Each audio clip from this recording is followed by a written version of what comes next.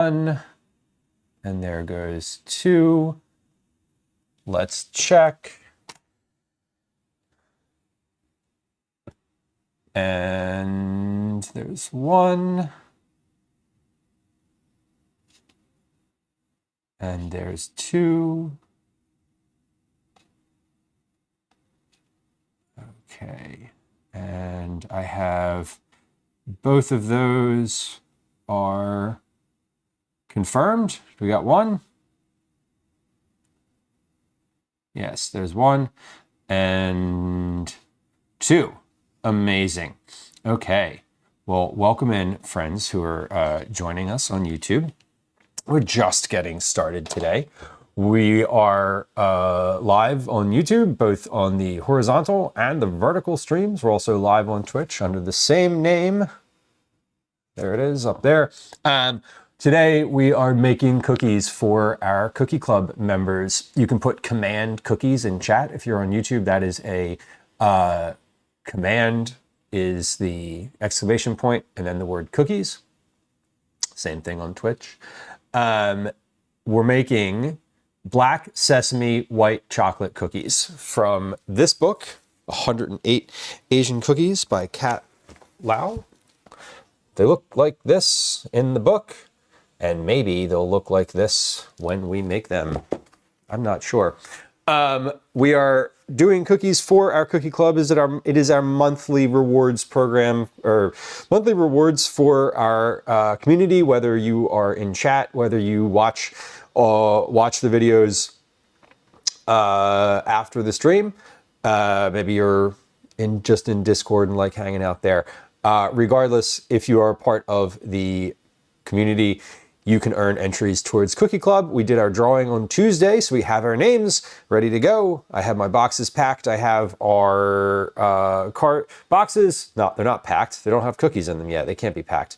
The boxes have addresses on them. I've written the cards out. We're ready to go.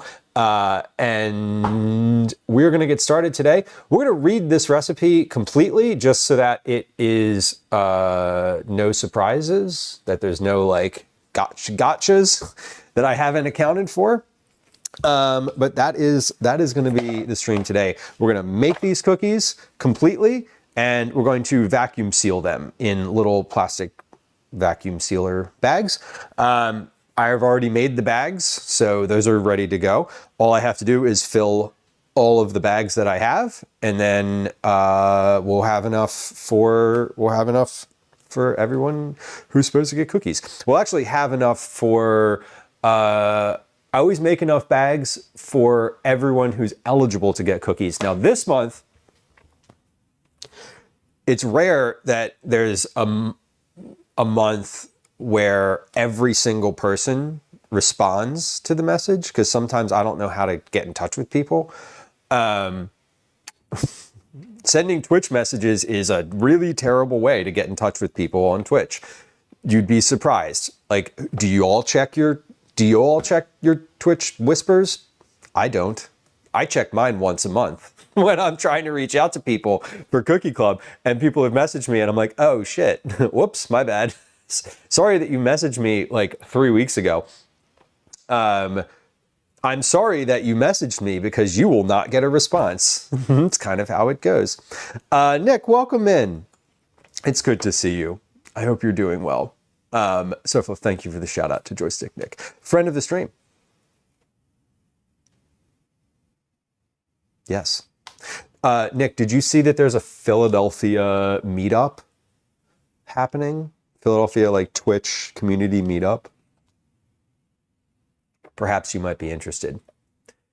I can send you a thing to like the link or whatever if you're interested. It's in Philadelphia. Darlene on YouTube, welcome in. It's good to see you.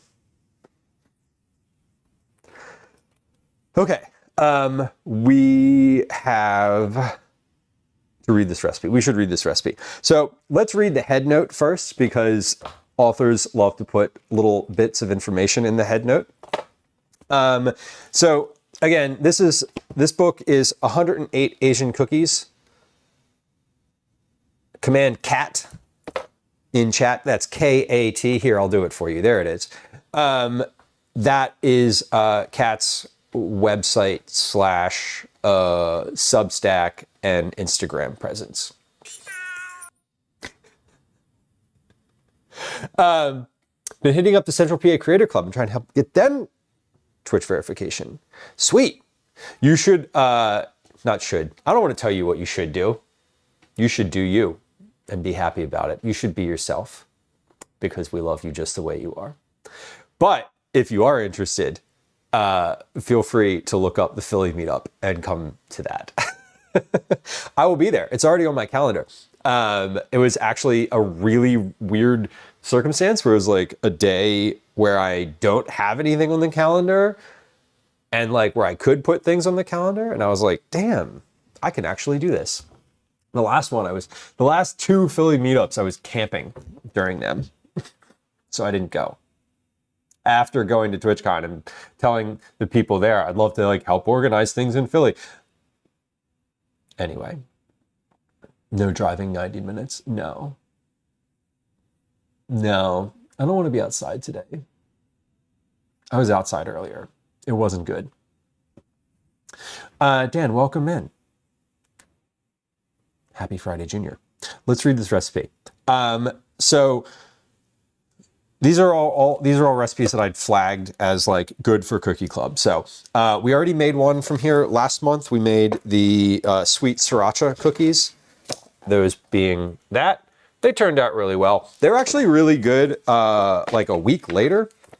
So when folks got them in the mail, it was probably the best they were. They were not, I liked them a little drier. Yeah.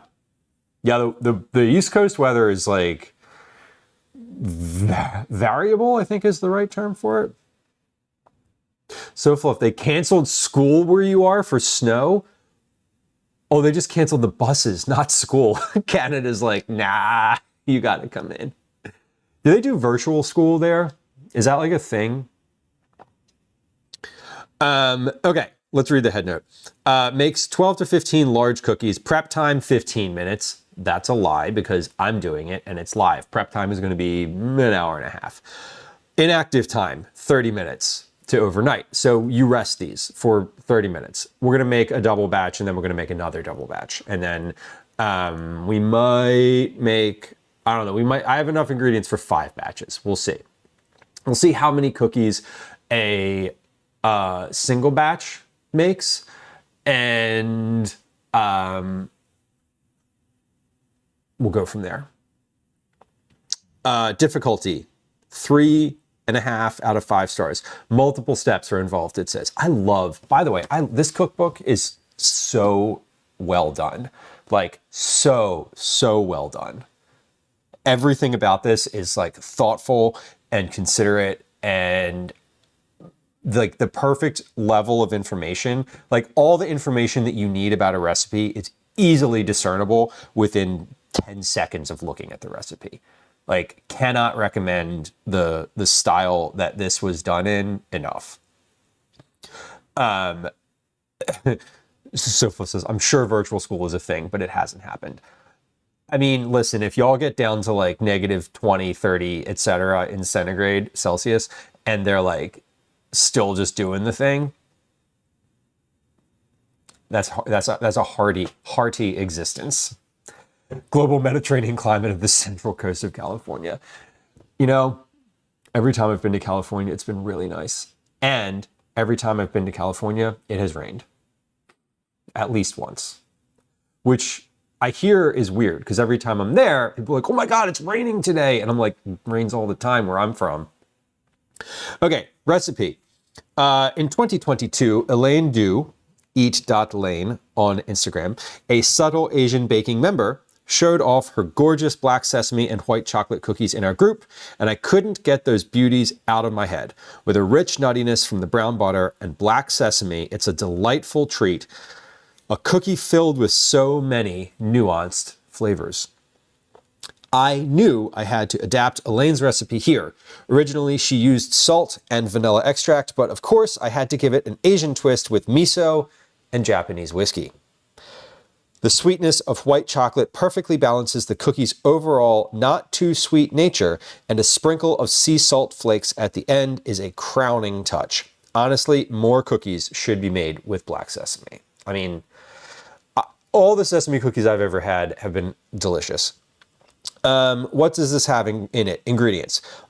Unsalted butter, dark brown sugar, granulated sugar, all-purpose flour, toasted black sesame seeds, baking soda, baking powder, black sesame paste, egg, Japanese whiskey or maple syrup. We don't have Japanese whiskey, although now that I'm like cooking from this cookbook regularly, I should probably just buy some.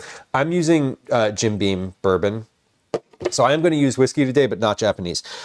Teaspoon of red miso, 6 ounces of high quality white chocolate, and sea salt. So super straightforward ingredients from a cookie perspective. Mostly black sesame paste is unique, so we have to make that. And red miso instead of salt, which I love. Sophia says, we only close school if the wind chill is below -45. That's Celsius, y'all. Which is cold. Very cold. It is a rarity that it rains. It's, as I've been told, every time I go there when it's raining, people are like, what's happening? And I'm like, it's raining. What do you mean? It was raining where I came from when I left. Twindrella, welcome in. Hello. Okay. So we have to read the recipe now. To make the brown butter, cook the butter in a heavy saucepan or pot over medium heat while whisking continuously until the butter foams. The foam subsides. The butter is golden and brown, not black. And butter is golden and brown, not black, bits form on the bottom, at least 5 minutes. You're looking for a nutty aroma and not a burnt smell. Transfer the butter to a heat-proof mixing bowl, add the sugars, and mix until dissolved. Set aside to cool. A few minutes in the freezer will hasten cooling. Whisk the flour, black sesame seeds, baking soda, and baking powder together in a medium bowl. Set aside. Add the black sesame paste, egg, whiskey, and miso to the cooled brown butter and mix with a whisk or hand mixer until fully incorporated, paler in color, and thickened. Add the flour mixture and mix until homogeneous. Fold in the white chocolate. Cover the dough and refrigerate for 30 minutes to overnight. Okay, so 30 minutes is like where we're going with this one. Adjust 2 racks in the upper and lower. Preheat the oven to 350. 2 tablespoons of dough. Bake the cookies. Okay, so this is all baking instructions. So basically, I need to get all the batches to the part where they're cooling down. So we are going to make I have to make sesame paste first. So like, let's do that because I don't want to start doing other things until I know whether or not I'm able to use till the sesame paste works, or if I need to use tahini. If I need to use tahini, these cookies are not going to be the color that they're supposed to be, but they will still taste like sesame. So, fine. Okay, so I need at least a cup of black sesame paste. So it says 60 grams of paste, meaning I should probably put at least 60 grams worth of sesame seeds into the food processor to make sesame paste. So we're going to do that first. Let's figure out what the sesame paste process is. Okay, so this person who I'm making sesame paste, or whose recipe I'm using, has the recipe for 60 grams. So I can just use this recipe and scale it up. Mountains, welcome in. Good to see you. Carnelish, hello. Persephone, welcome in. Hello. Alistair, welcome. Happy to see y'all. It's nice to have you. We are just getting started today, so y'all are right on time. I hope things were well over in your corner of the world. We're making cookies. These are for Cookie Club. Cookie Club is our monthly reward program for folks who are part of the community. You can earn Cookie Club entries. We do a little drawing usually the first week of the month. This month it's a little late. Because I was traveling. Anyway, welcome in, y'all. Mom Noms, for folks who are hanging out here, Mom Noms is a fellow food and drink streamer. They were doing something today. I know they're streaming food and drink, but I'm not sure what. We are pals on the internet, and I would love it if you would go follow them on their channel. There's a link to that in chat. So, thank you for the shout out. Friends who joined us from Mom Noms channel, it's really lovely to have you. My name is Lieu. I'm a recipe developer, a recipe tester. I'm a parent. I live in Philadelphia, and my pronouns are he, they. It's nice to have you. Welcome. The channel's all about cooking, lots of conversations. We started streaming here so that I have someone to talk to while I was making dinner, and it sort of evolved from there. Mostly vegetable-forward family meals. I do a lot of recipe development and baking, meal prep, and family meals. We do some snacks sometimes. We do cookies at least once a month, and every once in a while we get out for an IRL stream out in the world. Pretty conversational community. Follows are silent, so if you're the type of person who enjoys chatting, please do. If you're the type of person who likes to lurk, please know that if you hit the follow button, your follow is not going to cause an alert or a sound or a chat message. And if you follow, I'm not going to be like, hey, welcome in. It's good to have you. What's your name? Where did you come from? How did you find the stream? What's your favorite food? I'm not going to ask you a bunch of questions. So there's that. Welcome in, y'all. Darlene on YouTube says, I like your tent sticker on your computer. Thank you. This tent sticker. Yes. Right above the mushroom sticker, which is, if you win cookies from Cookie Club, you get a mushroom sticker and a macaroni sticker and a hat sticker for that matter. We're making sesame paste, black sesame paste. Chocolate, Creme Delicious chocolate has pronouns also. Her, she. Okay, that was funny. That was a good one. I enjoy that one. Usually pronoun jokes I'm a little bit like defensive about. That one's funny. Persephone, I got a Nanaimo. I will never say it correctly. I will literally never say it correctly. But I did get one when I was in Toronto. It was last Friday. And it was really good. It was really good. I ate the whole thing. Just like whoop, straight in. It was amazing. We're making them today. This is what's happening today on stream. You made Nanaimo bars on stream 2 weeks ago. Nick, thank you. As I was reading the chat above, I read the chat below and I was like, got it. I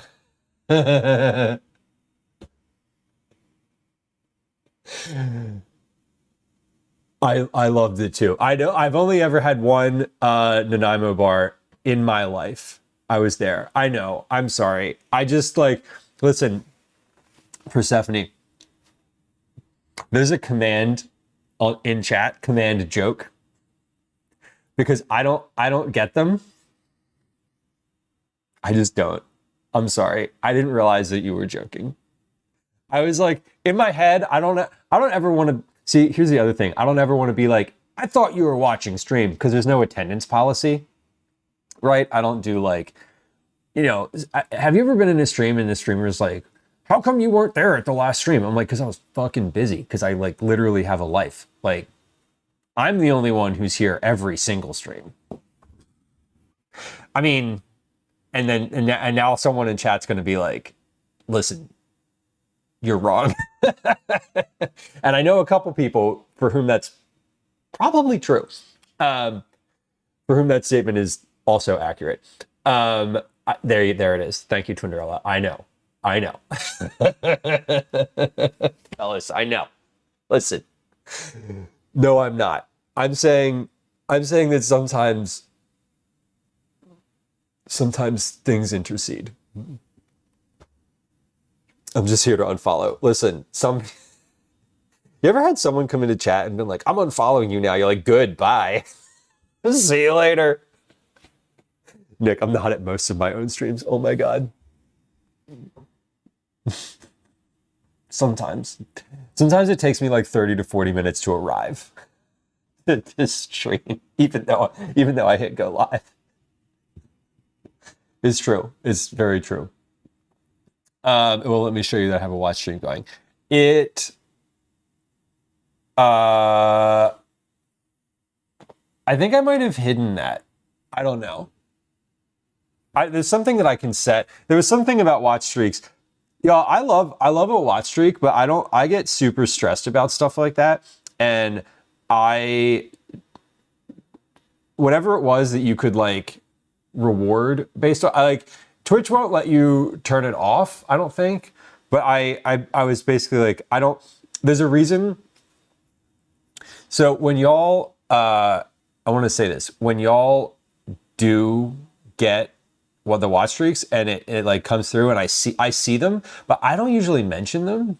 Actually, I don't think I've ever mentioned them because I don't want to give other people anxiety about like their own streaks or like losing their streaks or something like that. Whenever I get a long streak in like an app or something like that, I always intentionally stop. I stop the streak. I'll like, okay, we're getting to 50. And then on the 51st, I intentionally don't do the thing. I do love a streak though. They're addicting. Trinrella, you're a point hoarder. I know. I believe it. Oh, you get points when you share your watch streak. Oh, I didn't know that. Okay. I don't think I have a watch streak anywhere. Because I don't have notifications on. Okay, get to work. Got it. Okay, we're making black sesame paste. We're making black sesame white chocolate cookies from the 108 Asian Cookies cookbook by Kat Lieu. We are going to make sesame paste, black sesame paste first because I couldn't buy it because you literally can't purchase it. I looked. I'm sure you could. I'm sure I could have gone down to one of the many Asian markets all along Washington Avenue and picked a vat of it up there. But I didn't. I'm just going to make it myself. Oh, you do? So if you hit 1 million channel points for Astro Canucks channel, I remember you saying that you had like a quite the streak there. Jamie of 165. Damn. That's a lot. So yeah, I just like, I don't have Twitch alerts on my phone. That's why I don't have any streaks anywhere.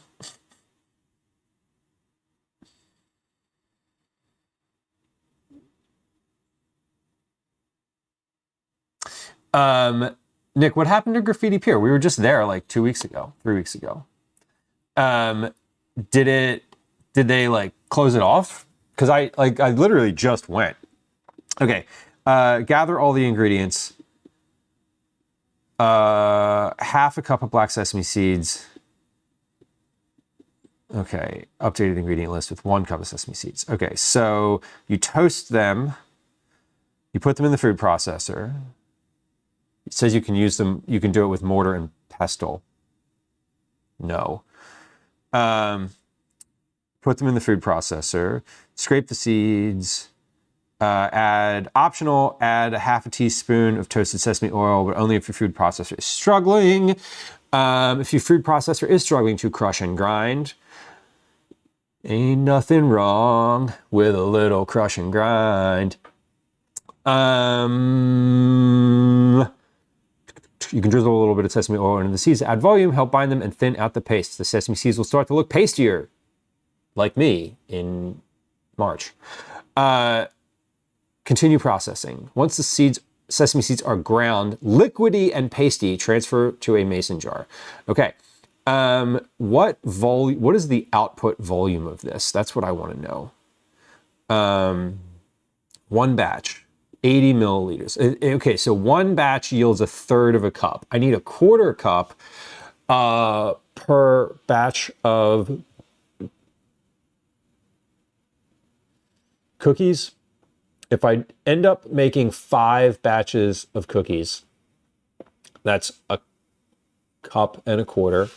So if this makes a third of a cup, I should do 4 batches of this. Now this also uses a much smaller food processor, so I should be able to just do all of that in one pan. Okay. So a cup of sesame seeds is 120 grams. That's what it says. So,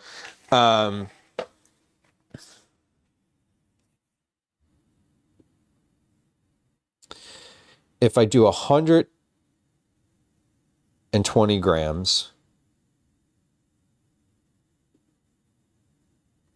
and that makes a third of a cup, I need 1, 2, 3, 4 cups of black sesame seeds, right? Yeah, 4 cups of black sesame seeds.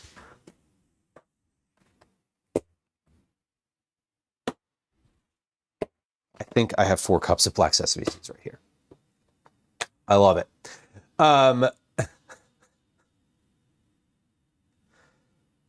Yes, Moms, these are, this is the second cookie club cookie I've made from this cookbook. We're doing these like a couple months in a row, so that because they're good, one, and because they sound good, 2, they're different and unique, and 3, I have just been really appreciative of Kat's like approach online to like the haters generally. And so I'm sort of like, all right, let's make some cookies out of this book that is not struggling to get press or anything. Maybe, I don't know. Kat might say something different, but I'm aware that people that like it got shunned from a bunch of like lists and sort of best of sort of situations, because people, as she says, get confused, or they're just like, what are these weird flavors? These aren't like traditional American chocolate chip cookies, whatever, you know? It's anyway, so I'm sort of like, all right, we don't need to make like chocolate chip, I don't know, like cookies. I want to make something a little more interesting to me. And so that's what I'm doing, just frankly. Yeah. Creme. Yeah, I'm just, the busyness to keep up with the streaks is real. I'm just like, I watch streams when I watch them, and I enjoy them when I do. That's how it is. Caretaker, you're almost at the century streak for Kanara. That's amazing. 200 of Mary's coats. Shayna, that's kind of great, honestly. You're down to 75 after someone had 200. I mean, I feel like it's, you know, if you don't get the notification on Twitch, you're like, you're sunk. Yeah, Nick, a part of the pier did collapse, but it's still like, you can still go out. It's not like a part of the railroad section collapsed, and I don't know, I'd never been there before 2 weeks ago, so I don't know what part was gone. It was just gone. I know it looked like a chunk of it wasn't there anymore. So, Caretaker says, I lost my streak twice in my own stream, and I also mod. That's kind of wild. Yeah, Moms, I tagged her in the YouTube stream. She actually commented on it, the last one. Yeah, she got death threats for some of the cookies. Like, what the heck? Exactly. I'm like, hey, I'm a white guy. Let's make some cookies from the 108 Asian Cookies cookbook, because that doesn't seem like a thing that lots of other people are doing. Like, I don't know. Yeah, she's been very vocal about like trying to get press and sort of like people being resistant to talking about the book. Like legit, all these recipes sound really amazing, and the book is well written, like easy to follow. That's important. Okay, we're gonna quadruple this recipe. So I need 480 grams of sesame seeds. Now this is just for the paste. So that's going to be almost this whole container.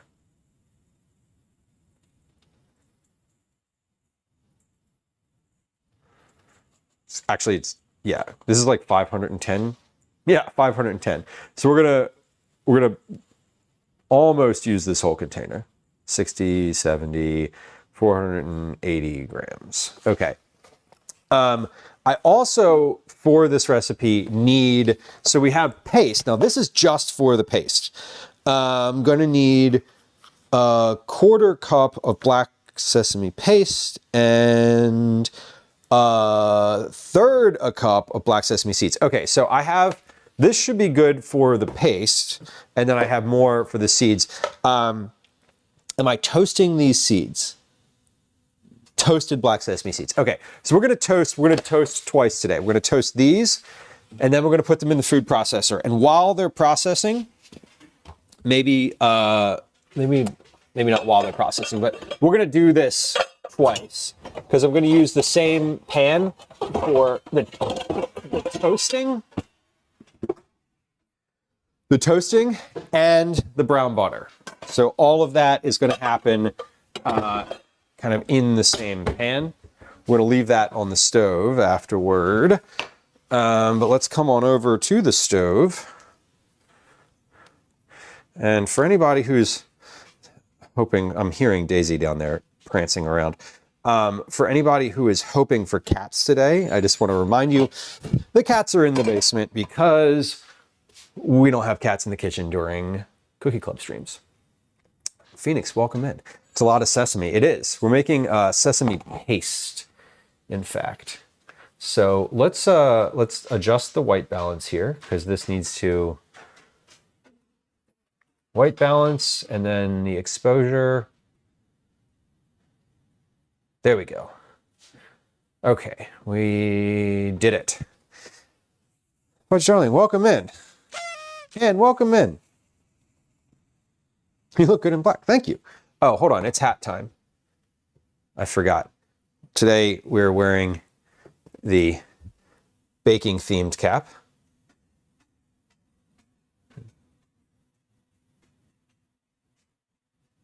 That being the one with all the baking ingredients on it. Because we are in the kitchen and we're cooking. All right, let's come on over to the stove here. We're going to toast these sesame seeds. So I just want these, I want to toast these just until they are fragrant. We're not going to, hold on. Let's do that. There we go.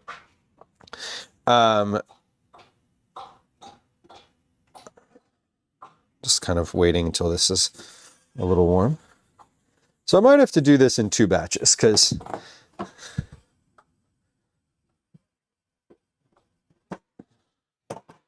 yeah. Might have to do this. I am going to do this in 2 batches. I'm actually going to do this in more than 2 batches because I need to get I want to get my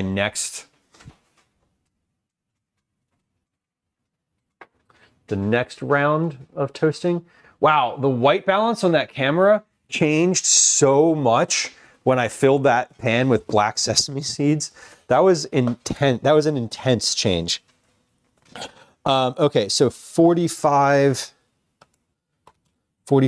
times 5 is 225.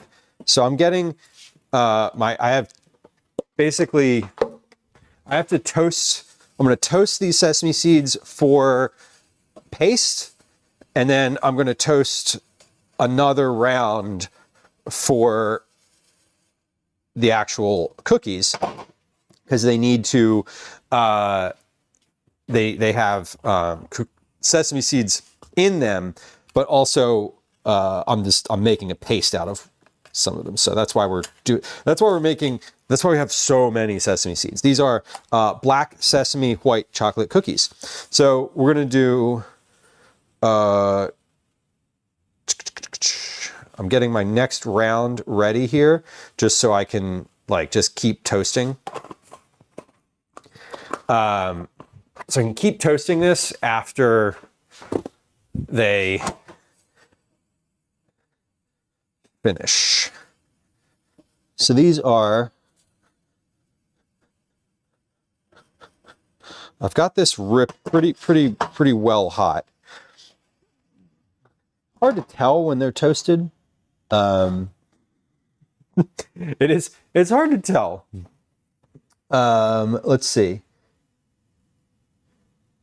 It doesn't say anything about the timing for toasting these, and it doesn't say anything about, it doesn't say anything about the timing for toasting these. Now, that's because usually they sell these already toasted. So I could have just purchased toasted sesame seeds for this recipe.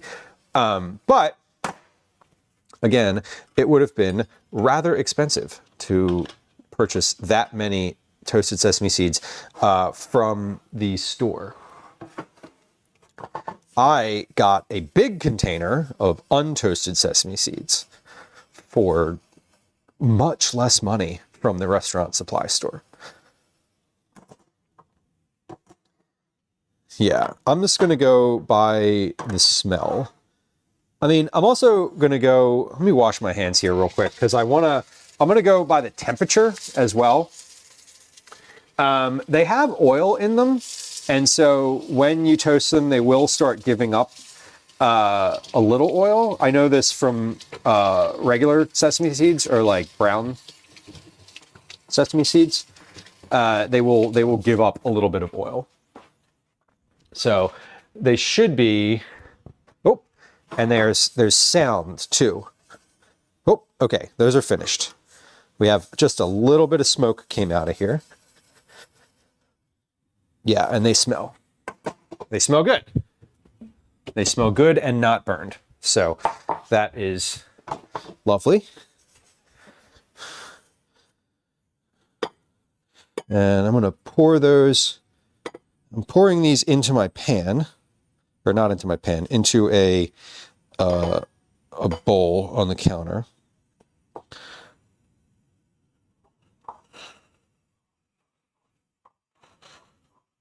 And we're going to come right back over to the pan. Now this pan is already hot, so I'm going to turn it, I'm going to not have it as hot, not have the burner as hot as it was. And this is our the second part of our seeds for paste. Again, we are doing a big 5 batches worth of sesame paste because I'm not sure if I'm going to make 5 batches worth of cookies. If I need that, I might only end up making 4 because it says it does 12 to 15 cookies per recipe. If it does 15, I only need 4 batches. If it does 12, I need more. So we're toasting enough to make a 5th batch, although I'm going to make 5 batches worth of the paste, but I don't know if I'm going to make 5 batches worth of the cookies. Does that make sense? Maybe that makes sense. I don't know. You tell me. We're talking about math today. Megan, welcome in. Nice to see you. Happy Friday, Junior. We're making sesame paste. Have you ever made sesame paste? This is we're toasting black sesame seeds first. And they're just about there. Almost. This is a fun pan. This is a good forearm workout. Oh my God. My like shaking this pan is like my arms are like, okay, what are we doing? We're going to switch hands here. Just trying to keep these jumping around a little bit. Fudge Darling, congrats on your insurance battle win.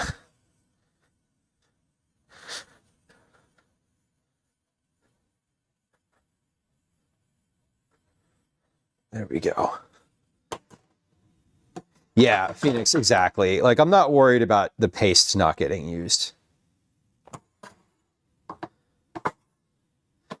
Oh my God. He says, I have made poppy seed paste, which feels about the same. One of the bakeries I worked at had a pastry with poppy seed paste and a special grinder. Oh my God, a special grinder.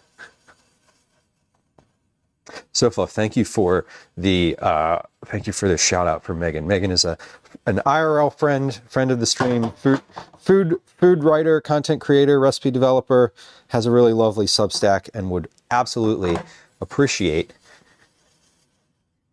you to subscribe. Some of it's free, some of it you pay for. But there's links to all of Megan's stuff in chat, and you should click on those and then do the thing when you click on it. IRL indeed. Yeah, it was funny. I was talking to my friend James, who I just went to visit in Toronto, who I go to visit like once a year.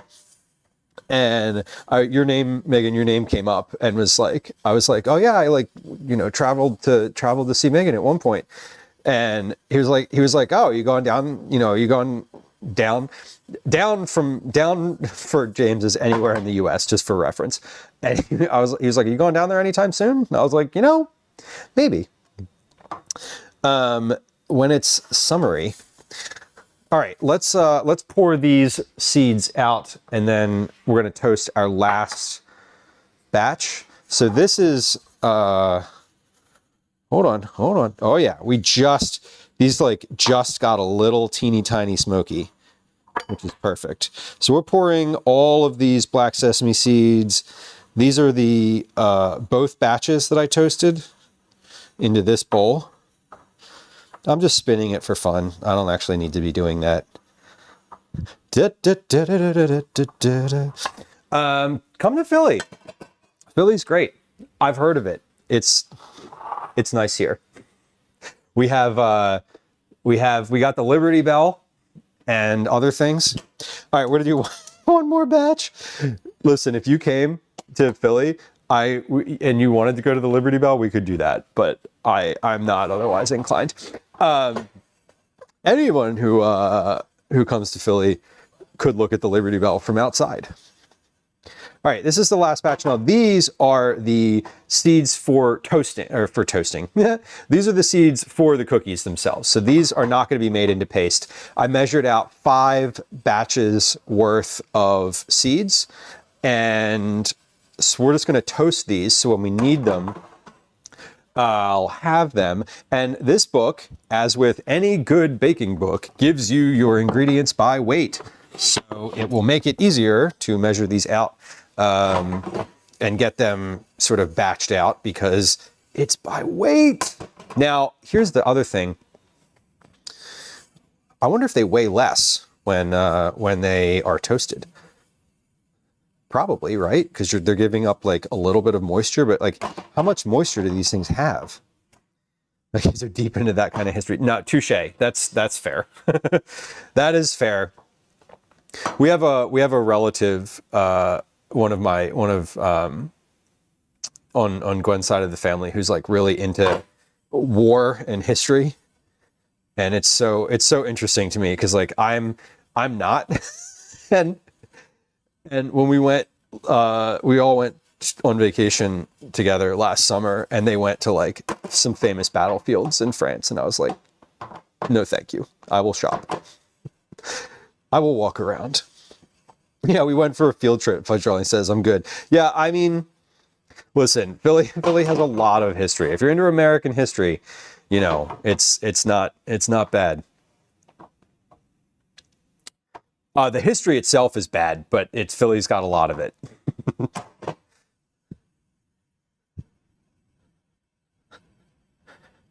Phoenix, the banana whip turned out really well. I'm gonna try it. I'm gonna make it again with the like counter ripened bananas, and I will report back. But it turned out well. Tornarella says the Liberty Bell and cheesesteaks and mummers. No, that's for real.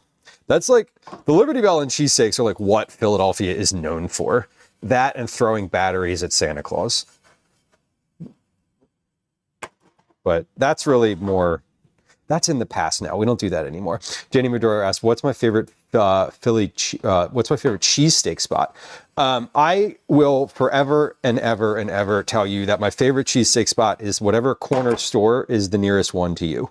Whatever little like corner store sells cheesesteaks is probably going to be better than any of the ones that you get at a touristy spot. I think, let me see. This is a question I should just have an answer to. And being poor losers. No, that's valid. Yes, and okay. These are pretty. Oh, yeah, those are hot. Okay. So we're gonna come back over to the counter here, and we will dump these out. So these are for the paste. These are for the recipe. And then we're gonna leave this pan, hold on, let's get that last seed out of there. We're gonna leave this pan on the stove, and in a little bit, we're gonna brown our butter in there. So these are toasted sesame seeds for the recipe later. We're just gonna put those off to the side with the rest of the ingredients. And put the sesame seeds in a food processor and start processing. You can also grind them by hand. We're not doing that. It will take some time for them to release their oil, so be patient. Yes. Scrape the seeds. You may need to take a break to avoid overheating the motor of the food processor. It also says you can add a half a teaspoon of sesame oil if you need to, which means that I could add, I'm making 4 batches of this. That means I could add up to 2 teaspoons of sesame oil. So we're just going to drop these in here and put the lid on and hit go and see if they, and see what happens, like quite literally.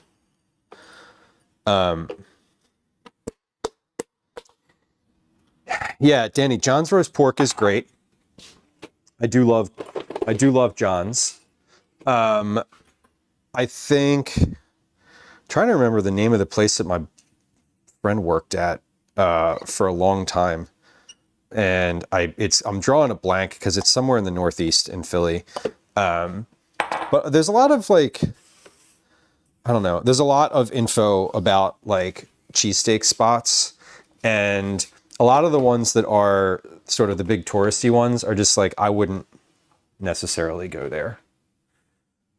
Like, just, they're like, no thank you for just one reason or another. Some of it because they're just like big commercial sort of crappy cheesesteak spots. Others because I don't like the people who own them. Okay, so let's just start this and let's set a timer and see how long this actually takes, because I am curious. It's for science after all. Okay, on.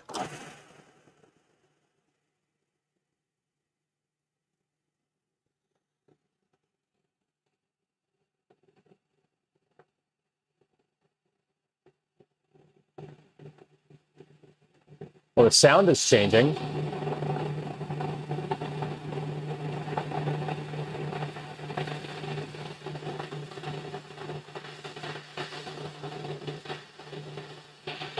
The color is changing too.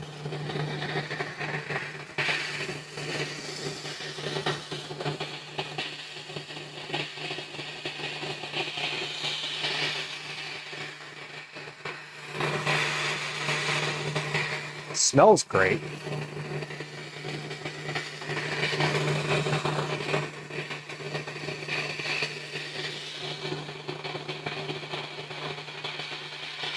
When it says it'll take a while for them to release their oil, I'm not sure what they mean by a while. It will take some time. Like, can we quantify that? Like, this is a recipe, y'all. If you're saying it'll take some time, like, why don't you tell me how much time? Why don't you get out a stopwatch or a timer and measure it while you're making it and then put that information in your recipe? That recipe that you posted on the internet for literally for free for me to look at and complain about. Awful. Okay, I'm going to scrape this down. We are warm in here. This is certainly they're getting ground up. Now, this is not oily yet. We're not we have to create a paste. We have to create a paste. Now this is like a sandy texture in here right now. Beth, welcome in. Hello. Yeah, this is a sandy-like texture. So we're going to give this another minute, maybe. And then we'll see what it looks like after that. And I may want to put... I think I am going to end up wanting to put some sesame oil into here because it is... if it doesn't grind, like if it, I don't know, if it's too powdery, like, I don't know if you saw what happened here, but it just started to rise up the sides. And now it's sort of like just up on the sides. And I think it needs a little bit of liquid to kind of coax it along to get into its sort of final liquid form. And again, I don't know what some time means, but like, watch what happens on the side here as I turn this on, you'll see it. This little thing will disappear. There it goes. That's the dry stuff that's kind of rising up the edge. Yeah, Caretaker says some time is equivalent to cook until fragrant. Yeah, that feels accurate here. But what's going to happen is, if I let it go like this, eventually the stuff at the bottom is going to start to liquefy, and then it'll pull down more of it. Okay, now I don't hear anything happening in here now. Like, the blade isn't even hitting anything. So I think at this point, I do want to put a little bit of oil in here. Let's start with a teaspoon, which is half as much as it says can be added. Now, I got sesame oil to use as opposed to like a neutral vegetable oil, so that it will kind of maintain the flavor. That's the goal. So let's get a teaspoon. We'll add a teaspoon of sesame oil to this. Let's just take the lid off. I'll add that directly. So this is half as much oil as it says I can add. I feel like I'm going to end up adding a little bit more than this. Because it seems kind of dry. So I don't know. We'll see how it goes. Let's see if the oil changes any of the...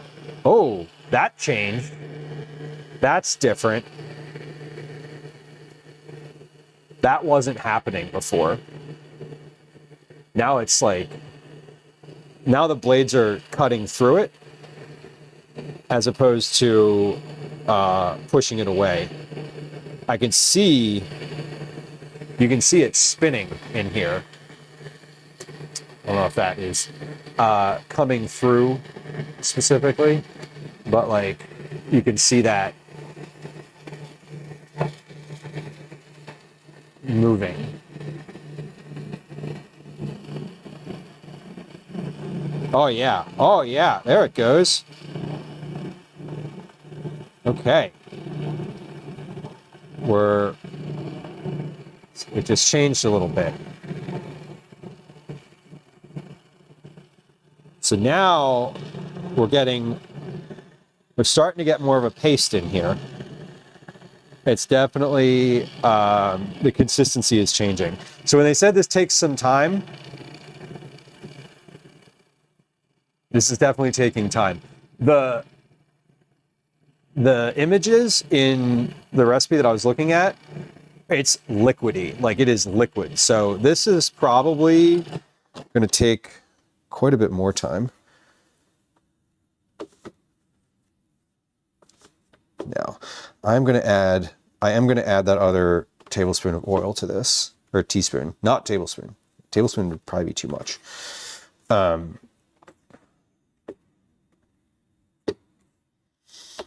Yeah, this is getting a little pastier.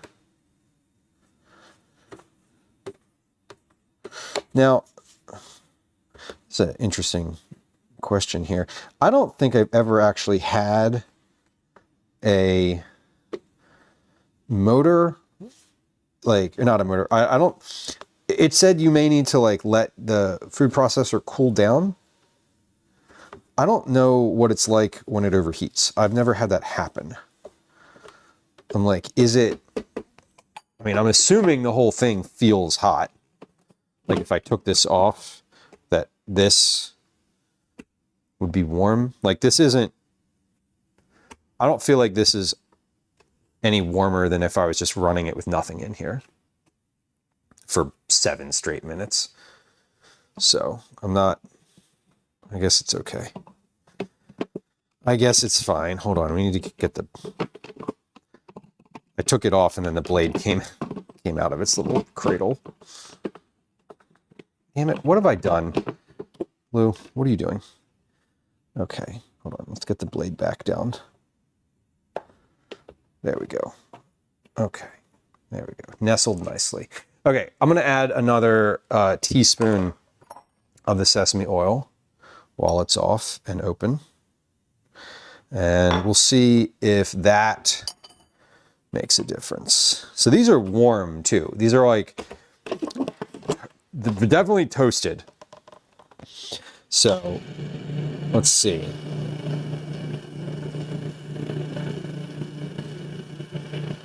Yeah, this is, we're spinning now as opposed to sticking up the side.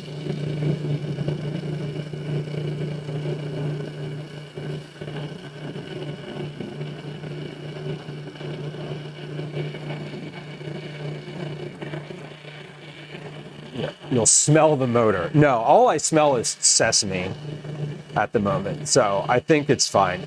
I was a little concerned, Megan, thank you. I was a little concerned when I opened it, there's like smoke that comes out, but these are also hot and it's sealed. Funky noises, burning plastic smell, struggling to go. Okay, yeah, we're not, this is looking fine. I've heard, now that you mention it, Phoenix, I've definitely heard some,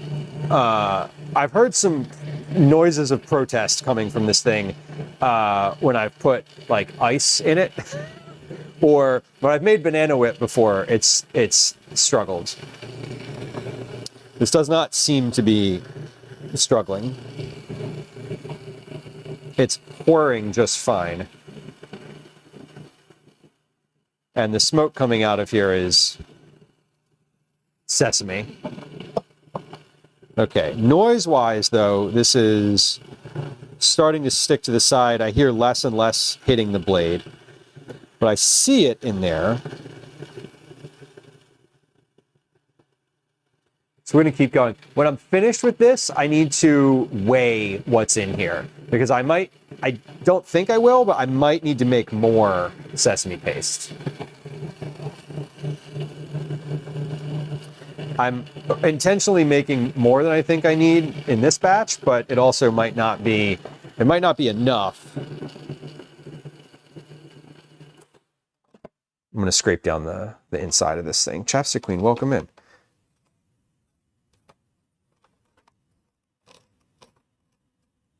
Hello. This is starting to see, it's starting to look more oily. And it's starting to look a little bit more, or a little less rather, like sand and more like a paste. So we're certainly on the right track. Now I know it says it takes a little while to release the oils. So I'm going to be patient here and not add more sesame oil to this, although I kind of want to. If this goes another like couple minutes here and hasn't, if this consistency that I have right now is the same after like 2 or 3 more minutes in here, I'm going to add another like half teaspoon of oil just to kind of keep things moving. Now this is very, this is heavier now, heavier in so what do I mean by heavier? I mean that it is more of a paste. It's like turning into a much thicker sort of viscous paste. What I want this to be is something that can be poured out. That's like a little bit liquidy. So we're going to keep going and see what another like 2 minutes gets us.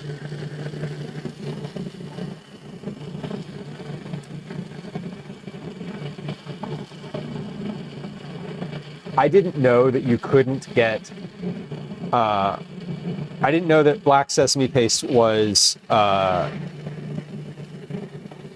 very specific ingredient before committing to making these cookies. But the internet makes it seem like it's pretty easy to make, so why not?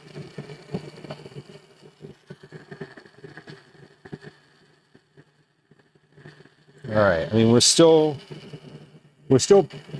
rotating. Okay, things have started to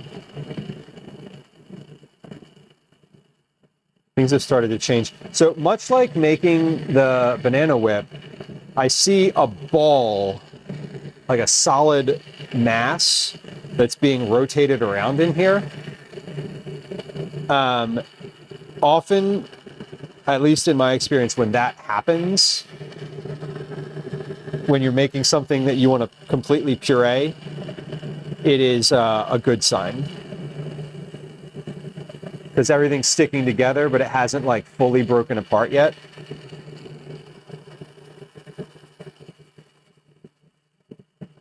So I'm going to give this about another minute.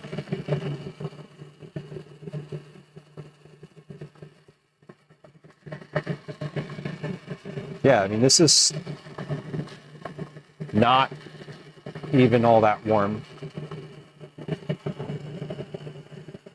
So I said another minute, but it was actually like 30 seconds left. Okay. So we're at 14 and a half minutes total. That's not blending time, that's total time. But let's take this, open this up, and let's see. Oh yeah, we're starting to look. So let me show y'all what this looks like right now. This is now a paste. We're almost there. This looks far oilier than it did 2 minutes ago. And it's kind of hard to tell, but it has like liquidy, like you can see how it's like glistening a little bit.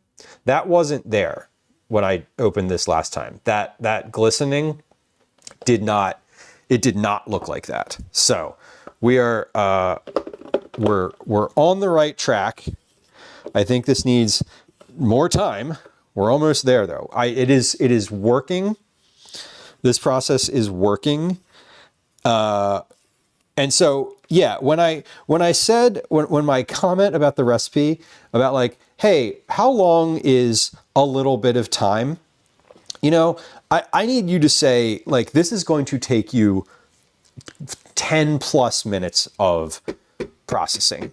Like, because to me, a little bit of time could be anything from 3 minutes to like 20.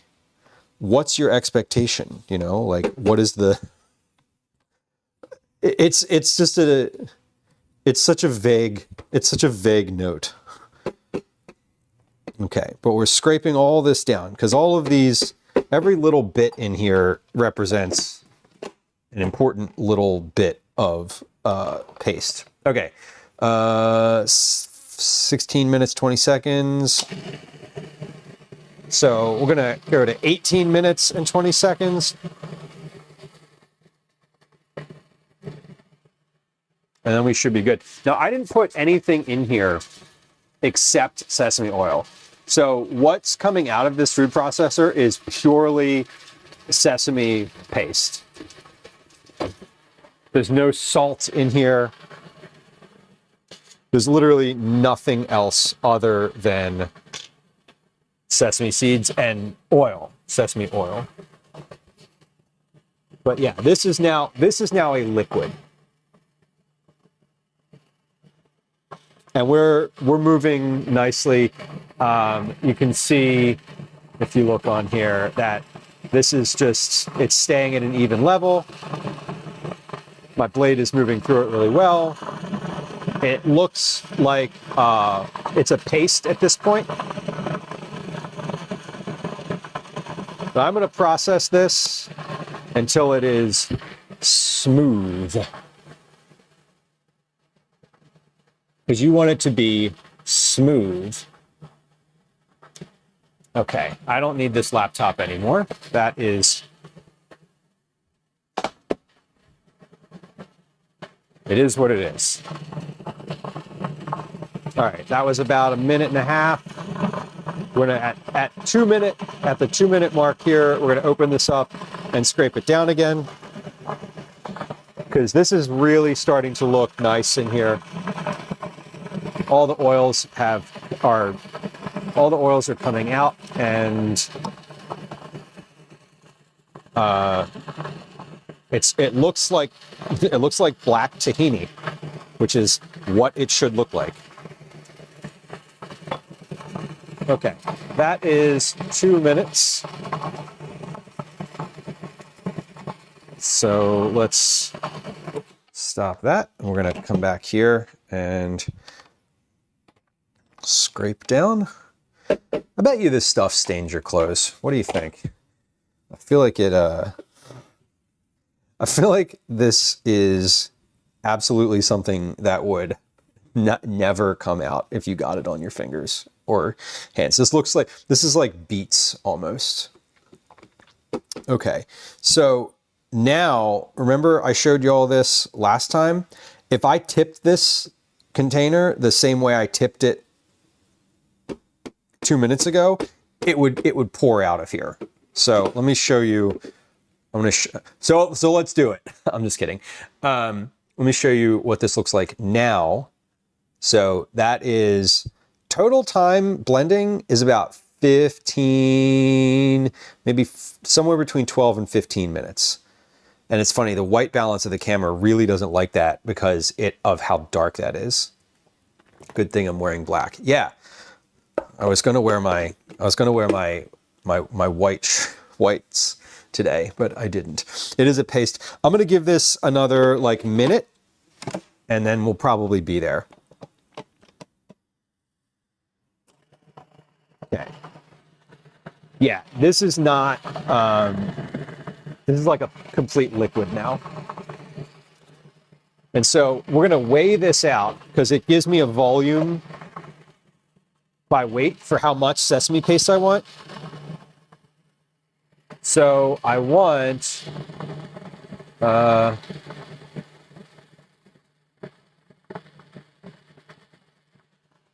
I'm hoping that there's more than 300 grams in here. That's the goal. So it should all fit in one of these containers because I need a 1/4 cup per recipe. I made about 5 batches of this. So I should be able to get all of that in here. And looking at it in here, I think it will work.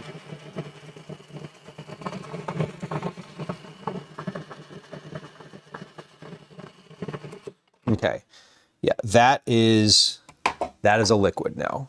That is a thick consistently, the consistency is good throughout here. And I think we're good. We did it. Y'all, it worked. It worked. And you know what? It smells like sesame. So that's good. Yeah, this is like this is hot now. Yeah, that's hot. That's much hotter than it was before. Ooh, this thing is very hot. Okay, good thing we're finished. All right, what did I say? I wanted about 300, I'm hoping for about 300 grams worth. Let's take this out. And we're gonna scrape the blade off carefully. Scraping the blade off and making sure you don't drop it through the center hole in the container. Very important.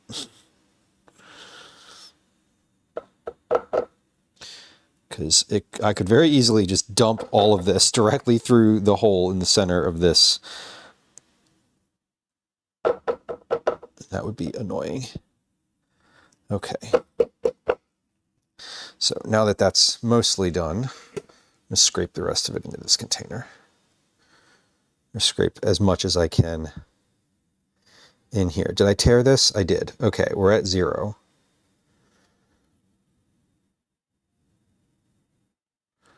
So it's not dropping into the container, but it is scraping off.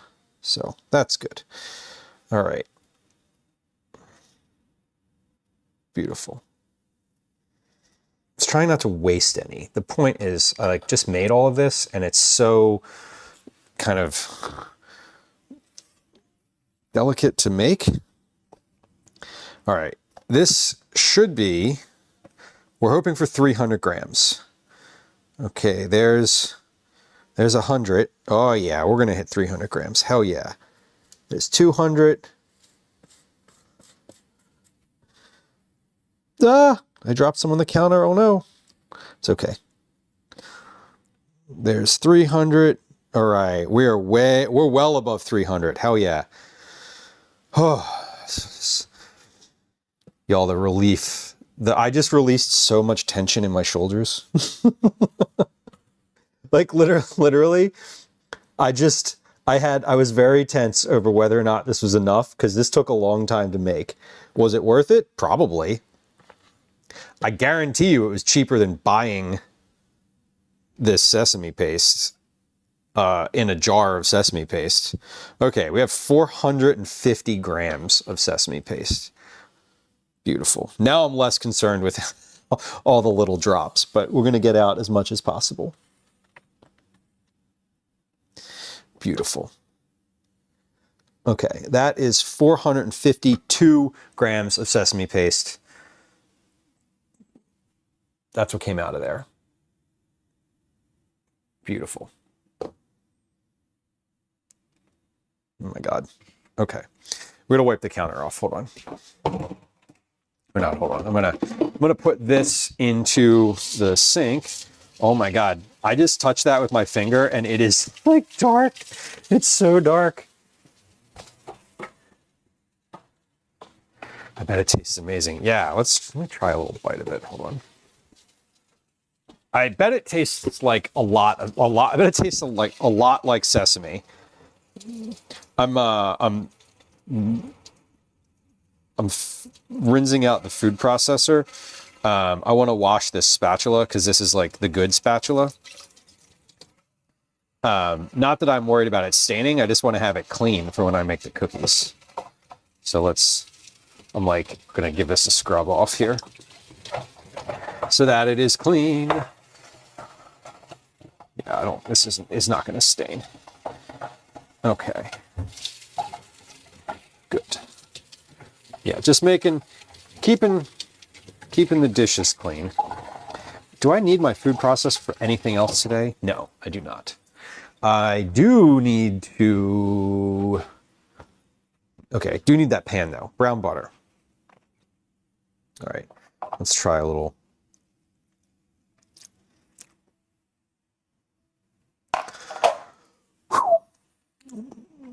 Surprisingly, that tastes a lot like sesame. That's like, it's fascinating because there's no, I didn't put any salt in there. There's no salt or any like seasoning in there. Now I'm wondering, and I'm actually sort of like, oh, maybe I should have, because I'm feeling like commercial sesame paste, if you bought it in a container, like pre-made, I'm wondering how much salt is in that. Because I didn't put any in here, but I know that when I make like tahini, when I make tahini out of regular sesame seeds, it calls for salt. There's like a little bit of salt in there. So I'm like, did I just make a blander version of a thing that I will... Okay. Ultimately, it doesn't matter whether or not I put salt in it. I'm wondering if the version that the recipe was written for has salt. Like, if Kat, when writing this recipe, purchased sesame paste and it was like commercial sesame paste and had salt in it, is that going to change things fundamentally when I make this recipe? I'm assuming not. I mean, I'm assuming that it's a marginal amount, if any.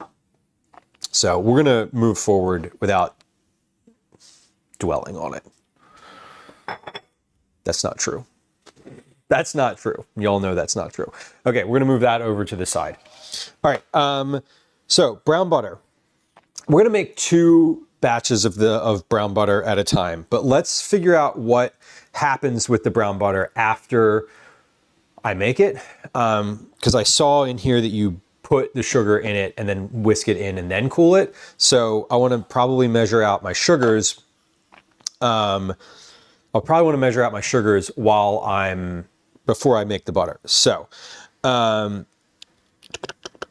transfer the butter to a heat-proof mixing bowl. Add the sugars and mix until dissolved. Set aside to cool. Whisk the flour, sesame seeds, baking soda, and baking powder together in a medium bowl. Set aside. Add the black sesame paste, egg, Japanese whiskey, or maple syrup, and miso to the cooled brown butter. So we're adding, the butter, get the bowl with the butter and the sugars gets other things in it. Then it gets the flour mixture in it. Then it gets the chocolate in it. Okay, so we need the largest heat-proof bowl that I can use for the butter to go into, because everything else goes into the bowl with the butter. So we're gonna do a batch of this. Here's what we're gonna do, a double batch of this. It's all gonna go into this bowl. From there, I'm going to know whether or not I can do a triple batch. There's no mixing in...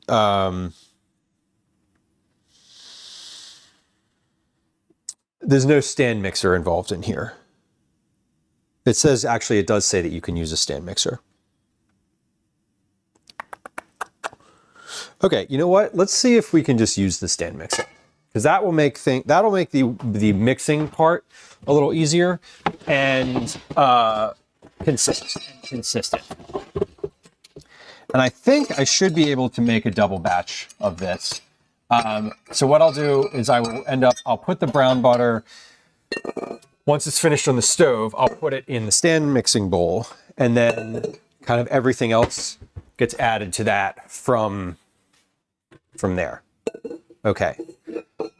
Phoenix says, looking at black sesame paste on Amazon, most had no sodium. Only 1 of 6 I looked at had any, and that was 10 milligrams in a 450 gram bottle. Okay, so basically 10 milligrams in, this is 450 grams. So in this much, 10 milligrams is very little, although it would make a difference. But thank you for looking at that. That actually, when I say I released some tension in my chest earlier from the from whether or not this would get the right consistency, I have just released some from whether or not I messed up not putting salt in it. I don't think I did. Okay, so we're cooking the brown butter. Then we are adding the sugars and mixing until dissolved. So we want to add the sugar into this bowl first before browning the butter, because once the butter is browned, we're going to pop it in here. Then we whisk together the dry ingredients while we let that cool in the few minutes in the freezer. Then we add the sesame paste, egg, whiskey, and miso to this, mix with the mixer.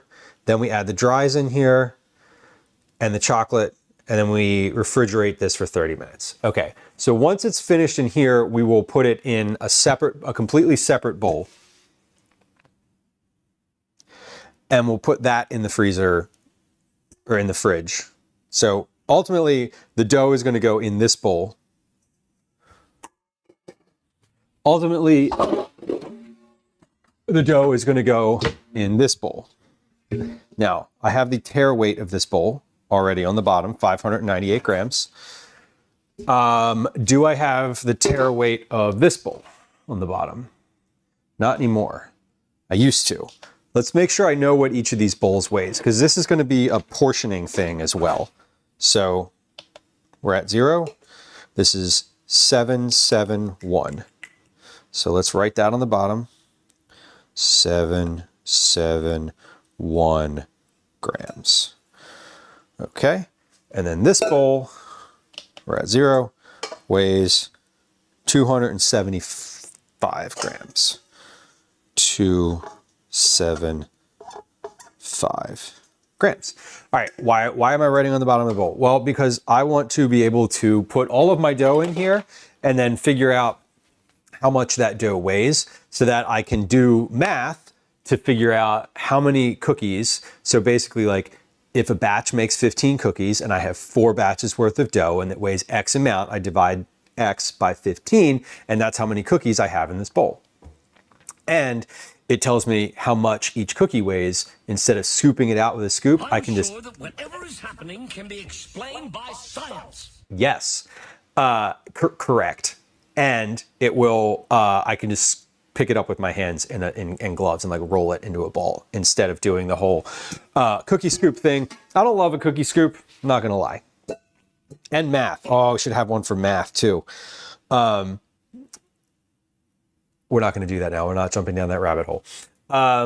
Let's do a double batch of this. So I want 120 grams of dark brown sugar and 50 grams of granulated sugar. Okay, so that's doubling. Right? Again, we are, this is an Irish recipe, we're doubling it. And we're opening a fresh pouch of dark brown sugar. So 120 times 2 is 240. 240 grams of dark brown sugar.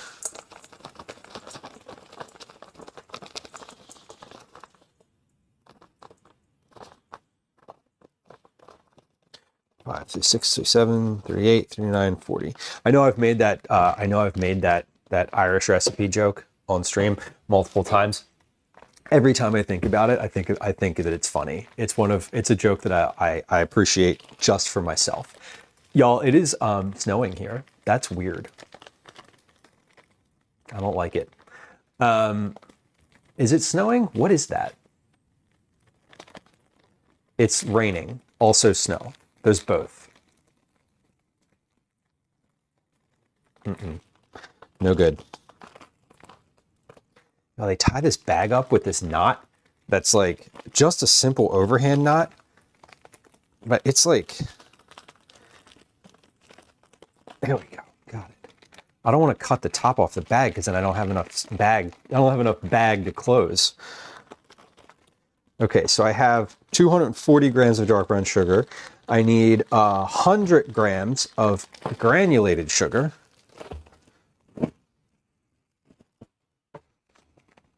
100 grams. Tear. So let's do that. 20, 30, 40, 50, 60, 70, 80, 90, 90.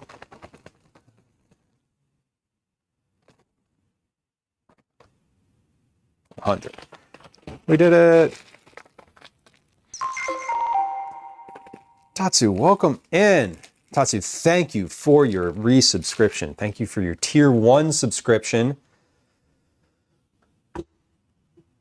Was that a 6-month sub? Thank you. I appreciate you. Welcome in. DJ Harley, welcome in. Good to see you. Sifla says, I wasn't going to do any more orders today because I'm tired of the snow, but my favorite elderly lady placed an order. Oh, so I went back out. She's sweet. That's nice. I'm assuming that you get recognized and perhaps have like a nice conversation. More sesame cookies. You're damn right. Sesame cookies until sesame cookies until we can't anymore. Yes, we're doing black sesame white cookies. They're also from the 108 Asian Cookies cookbook. So the ones that we did last month were from that same cookbook. Okay. Cooking the butter in a heavy saucepan while whisking continuously until the butter foams and the foam subsides. The butter is golden and brown, not black. At least 5 minutes. Transfer the butter to a heat-proof mixing bowl. Add the sugars and mix until dissolved. Set aside to cool. Okay, so sugars are in the mixing bowl. Let's go over to the stove. I've got my pan here. I need to put the butter in it. Lou, what are you doing? Also, hold on. It's one stick plus 1 tablespoon of butter. So I need 2 tablespoons out of here. And since I am doubling this recipe, we're going to do 1 with 2, and then we're going to make another double batch with 2. And then I might make the second batch with a third. So we're going to pull butter for all of these, just in case. 1, 2, 3, 4, and then if I do make a fifth, all right. Sorry, I'm in my head, and we're here, and it's good. Okay, let's go over to the stove. We're gonna turn the pan on. Is it on? Yay, it works. Okay. Tatsu, I'm glad you're here. Thank you for being here. I appreciate all the folks who hang out on stream. Whether you are chatting or not, I appreciate you.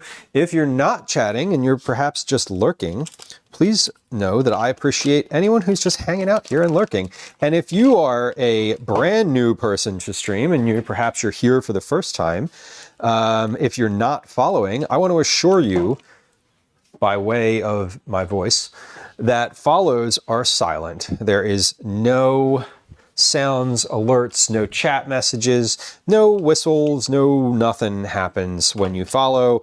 I won't even say hi to you or acknowledge that you followed in any capacity. Followers are completely anonymous and silent. So if you are hanging out here and lurking and enjoying the channel for whatever reason is keeping you here, please hit the follow button.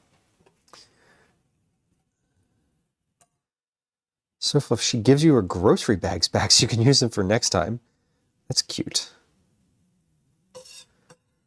And you get a cup of tea? Hell yeah. Okay. I mean, this sounds great. That's pretty nice. Come enjoy the rest of your afternoon. Happy Friday Junior to you. I hope you have a good rest of your day. Tatsu says, no announcement, playing the tambourine? No. Y'all, I get super anxious whenever I go into a new channel and I'm enjoying their content. But I don't want to hit the follow button until I know what happens when you follow. You ever go into a channel? I'm sure that y'all have. And like you follow and the streamer like immediately says something about it.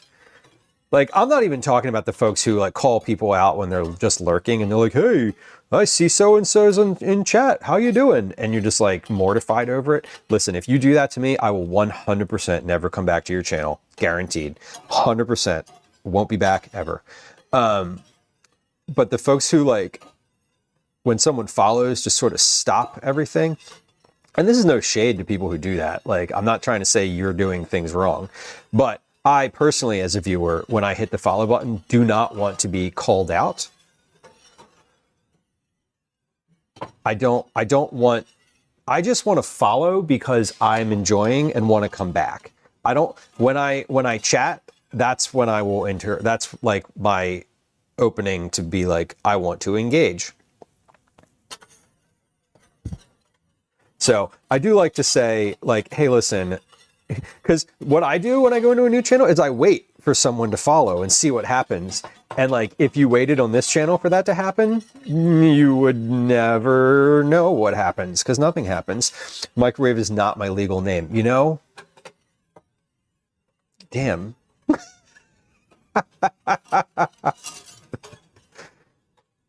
I always love when I always love addressing cookie boxes to people's Twitch names. Sometimes it's funny and innocuous, and sometimes you have to get creative to like, you just have to get creative. And sometimes I've sent people cookies and they've been like, yeah, can you use my actual name next time? Like, here it is. Because for whatever reason or another, someone at their house was like, who is this package for? And then they had to like explain. Yeah, Tatsu, I enjoy your lunch. I lurk and follow when I want to watch and see future streams too. Yeah, it's very much, what I do is I have in my email, I have a draft that just doesn't get sent ever. That is, it's just, the subject line is offline follows. And so if I'm enjoying someone's content, but I'm not sure what happens when you follow, I will put their name in there. And then every like week or two, I go through and like follow the people who I wanted to follow, which maybe that makes me a little bit weird, but that's okay. We knew that.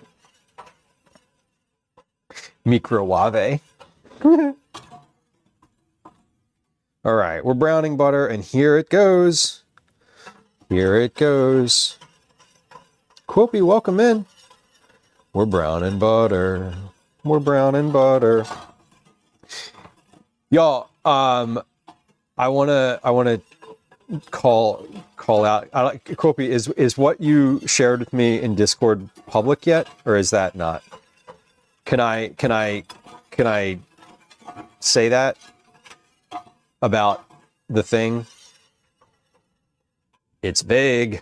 I'm assuming it is, but I also was like, oh wait, that might not be that might not be out in the world yet. 9, welcome in. Welcome in. If you don't answer, I'm gonna ask again later. We are brown and butter. We're getting some good bubbles going on here. What thing? You sent me a message in Discord. We were conversing, and you had let me know about something, and that is happening for you. And I was wondering if that is public, if that had been like scheduled. Okay, Quilpy's doing a cooking stream on Saturday, this coming Saturday at 11 a.m. Central Standard Time. That's noon Eastern. I enjoy Quilpy streams a lot. Speaking of lurking, I don't chat very often, but I do enjoy them, and I think it's going to be a really fun, interesting time to see you out of the vault, as it were. Is this the first cooking? This is not your first cooking stream. I think you said you've done at least one or two before. I barely cooked dinner. Listen, you are still alive, so that means you have provided food for yourself. So that's awesome. So Fluff, thank you for the shout out to 9 of 12 fellow food and drink streamer. We love a food stream. I get excited about people who I haven't seen do cooking before. I spatchcocked a chicken on stream. Hey now. I'm just kidding. I have done that too. It's not what it sounds like. It's way less exciting.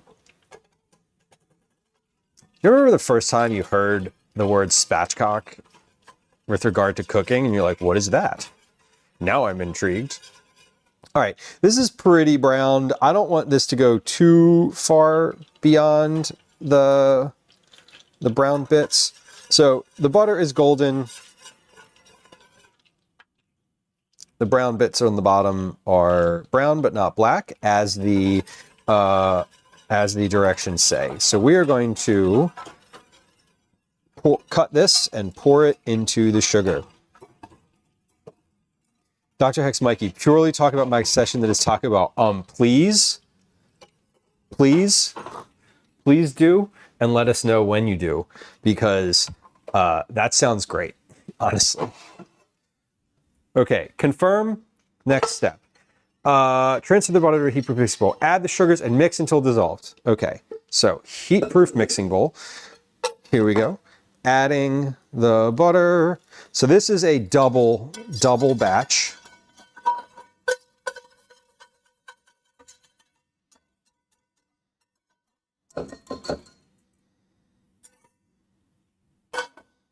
I'm gonna mix until dissolved. Okay, so this looks good.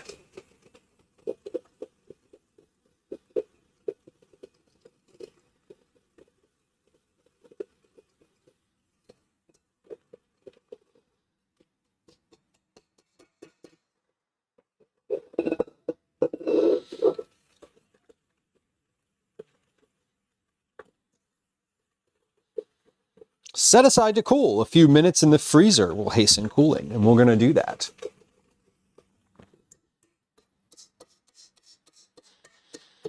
Okay, until dissolved. So this is not going to turn into a liquid, but the sugar is all coated.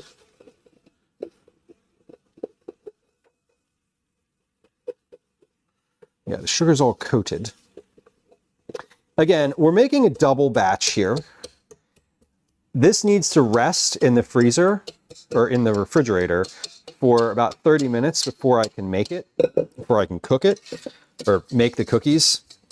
And so I am going to make a double, and then we're going to come back and just do all of what I'm doing right now again. So that's a little like heads up on the sort of process here. So, okay, this is just going to pop into the freezer for a few, is it? Is it going to pop in here, or am I going to need to move things? I'm going to need to move things. Pause. You know, I put all of these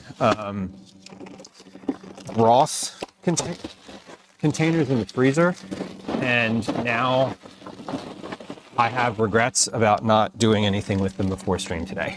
Because they're very much in the way. Oh, wait, I can put some of them up top here. There we go. Wait, hold on. Calvin S. Okay, never mind. Sorry, my brain just went on a complete side quest. Calvin asked for white bread today. And I'm realizing that we don't actually need white bread. He just doesn't like the bread that's in there, which is different than needing white bread. Okay, so that's in the freezer. Close that up. When I open this, is it going to fall? No. Okay, cool. All right, so we're gonna wash this pan out because I'm going to use it in a few moments here. So just give me a moment. Give me a moment as I wash a pan.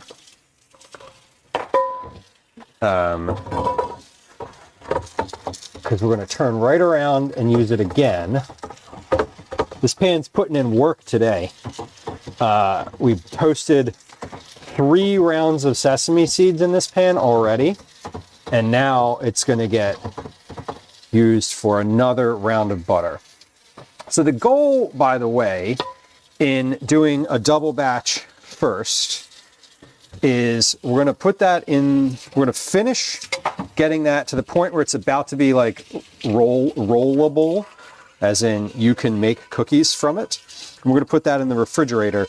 And I'm going to know at that point if I can make a triple batch all at once, or if I need to, if it like can only fit a double batch in my mixing bowl. Because ideally I can make a triple batch, and that will allay all of my concerns about having, maybe not having enough cookies. Now, I did that last month and I was like, oh shoot, that's way more cookies than I actually needed. But that's how it goes sometimes, you know what I mean? It is, that's just how it goes sometimes. I'm gonna move this butter off to the side because that is not needed yet. That's for the next batch. So we need to get our dries together while we're waiting for that to cool off just a few minutes in the freezer. Dr. X Mikey, I would love to see a Taco Bell stream that has all like just the various menu items, just like trying them.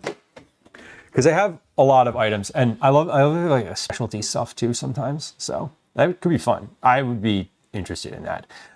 So Flip said I made 5 kilograms of onions into caramelized onions yesterday. 5 kilograms of onions turned into a thimble full of caramelized onions.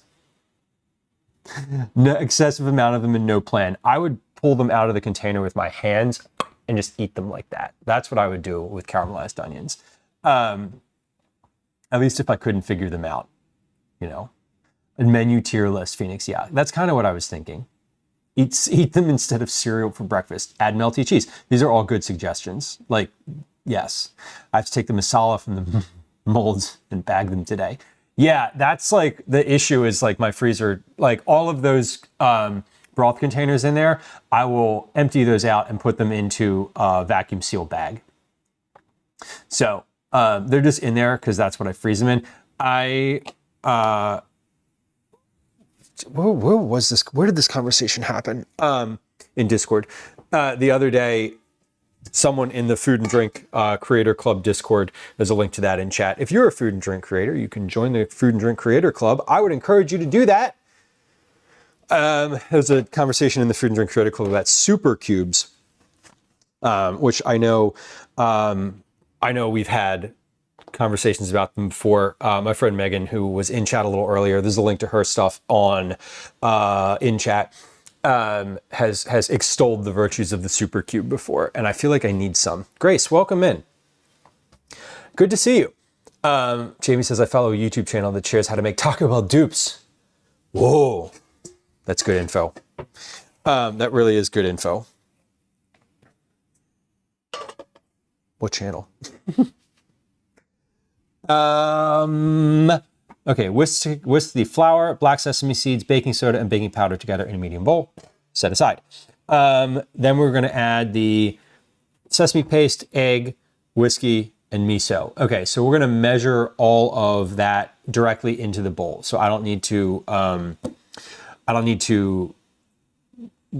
put that in separately. I do want to put the eggs into a glass container though, so that I don't crack eggshells into the thing. So we're going to put flour, 320 grams of flour, 320 grams of flour into this bowl. So 320 grams of flour, 173, 260,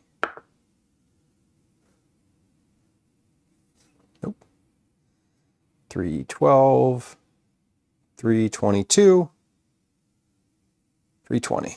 Okay, 320 grams of flour,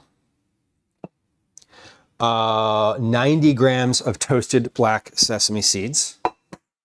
So 90 grams of seeds. Flour, sesame seeds, baking soda, and baking powder. 90 grams of black sesame seeds.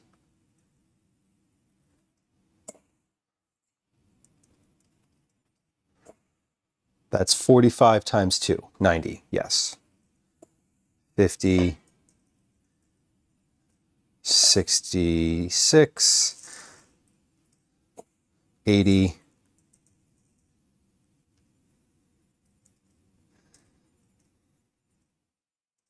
88, 89, 90. Perfect. And then baking soda and baking powder. Again, I'm doubling this. So 1 teaspoon of baking soda. Confirm 1/2 times 2 is 1. This is baking soda. So we have 1. And I have a 1/2 teaspoon mix here. So I have 1 and 2. And then 1/4 teaspoon of baking powder. 1/4 teaspoon times 2 is 1/2, which is what I have. So 1 scoop of baking powder. Yes. Okay. Okay. We're measuring. There's like timing and amounts. Sit my measuring spoon in there. Okay, so we're going to whisk all of that together. Combine. Add the black sesame paste, egg, whiskey, and miso to the brown butter. Okay, Marianne, welcome in. Hello. Grace says, for once I've just eaten, so I won't be miserable while I'm watching. That's funny. Also true. It's like when you go grocery shopping when you have not eaten and it's like a disaster. Mexican pizza, hell yeah. From Taco Bell, even better. The channel is Dollar Tree Dinners. Variety of content and focuses on food accessibility and eliminating food waste. We love eliminating food waste. Makes content on multiple platforms. She's given me so many ideas for using up things in meal planning. That's awesome. That's great. Sorry, I just had a moment of panic as I like opened the fridge and thought this was going to fall out.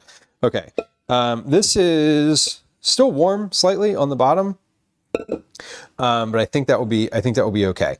We're going to add the other ingredients in here. The bowl itself is pretty cold.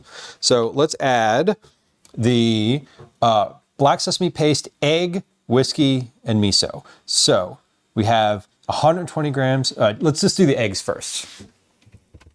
I'm gonna do the eggs first. As I mentioned, we're gonna crack those into a bowl so that I've got, in case we get shells, which happens.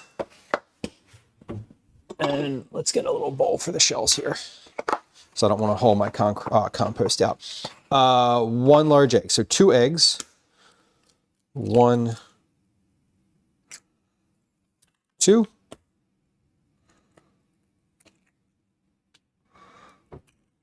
2 large eggs. We'll leave these out over here because we're going to use those in a moment. So egg, whiskey. How much whiskey? A tablespoon of Japanese whiskey. So 2 tablespoons of whiskey. Now I don't have Japanese whiskey. I'm just using Jim Beam bourbon, which is usually okay for substituting.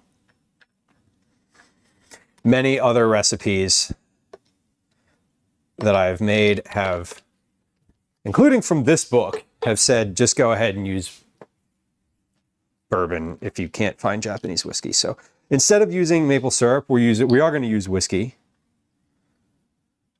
And 2 tablespoons of it. That can go over there. So we have the egg, the whiskey, a teaspoon of red miso. That lives in the refrigerator.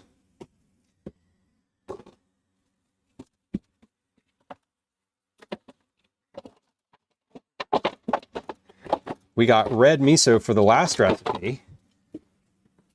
We have it. A teaspoon of this. Does this say what a teaspoon weighs? I hope it does. Oh, 2 teaspoons, 10 grams. Look at that. Imagine. Okay, so we're going to do 10 grams worth of red miso. So let's see how much this is. That's 8.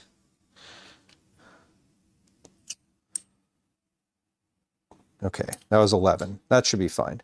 And we'll leave these spoons right here for the next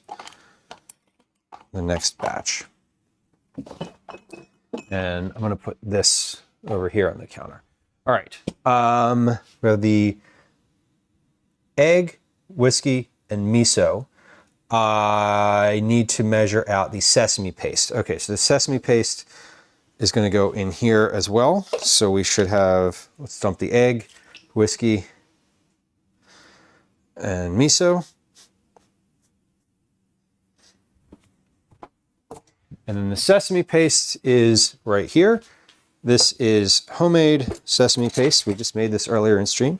And I need 120 grams of that. So let's put that in here. I'm going to catch up on chat in just a moment. I am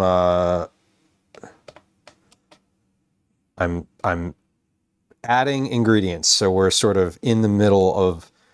I need my focus right now, so just a little like heads up. That's what's happening. I'm not ignoring. I mean, I'm ignoring you, but I'm not like trying to be malicious about it. I am measuring and making sure that I add the right amount of things. Okay, hold on. 120. 14, 15, 16, 17, 18, 19, 120 grams of sesame paste. There we go. Okay. Before we mix, I've finished with the measuring. Let's mix here. Marianne, hello. Anne says, I'm working on a grocery list from a clean eating cookbook, and I'm going to try to eliminate processed foods. That's amazing. Or process them yourself, which is always great too. That's why I watch cooking shows. I totally agree. Carol on YouTube, welcome in. We are making, you know what, Carol? I'm going to tell you in just a second. Stick with us, because we just got a raid on Twitch. So give me a moment, and I'm going to tell you what we're doing. I'm going to introduce myself as well. It says it's expensive to start cooking for yourself, but everything being more, it's not cheaper to eat convenience foods. No, totally not. Debbie, welcome in. Pero Rep, hello. I'm probably saying your name wrong. Excuse me if I am. Kevin from Heaven, welcome in.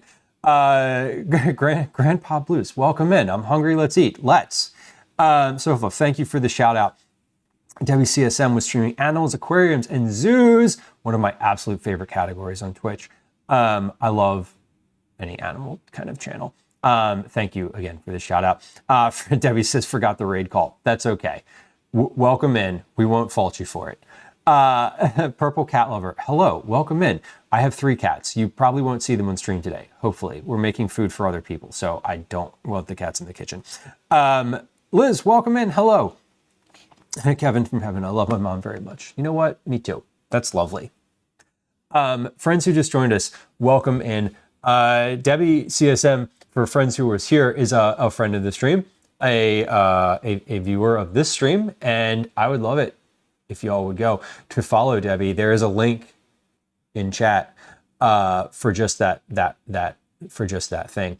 I'm a new follower of yours, and I'm a fan of your IRL. It's my first cooking stream. Amazing. The IRLs are funny. They're not funny. They're not intended to be humorous, but sometimes they are. That's kind of how it goes. But the IRLs are enjoyable, and I appreciate that you love them. And this is a different, neat, an interesting cooking stream. Usually I'm making like vegetable dinners and things like that. But we're making cookies today. Cookies are for Cookie Club, which is a reward program for frequent friends of the stream. for folks in the community, both on Twitch and YouTube. We have, Debbie, by virtue of rating the stream, you have yourself an entry in Cookie Club this month. If you want to know other ways to enter, there's a link to that in chat that has all of that information. Gwen, what are you looking for?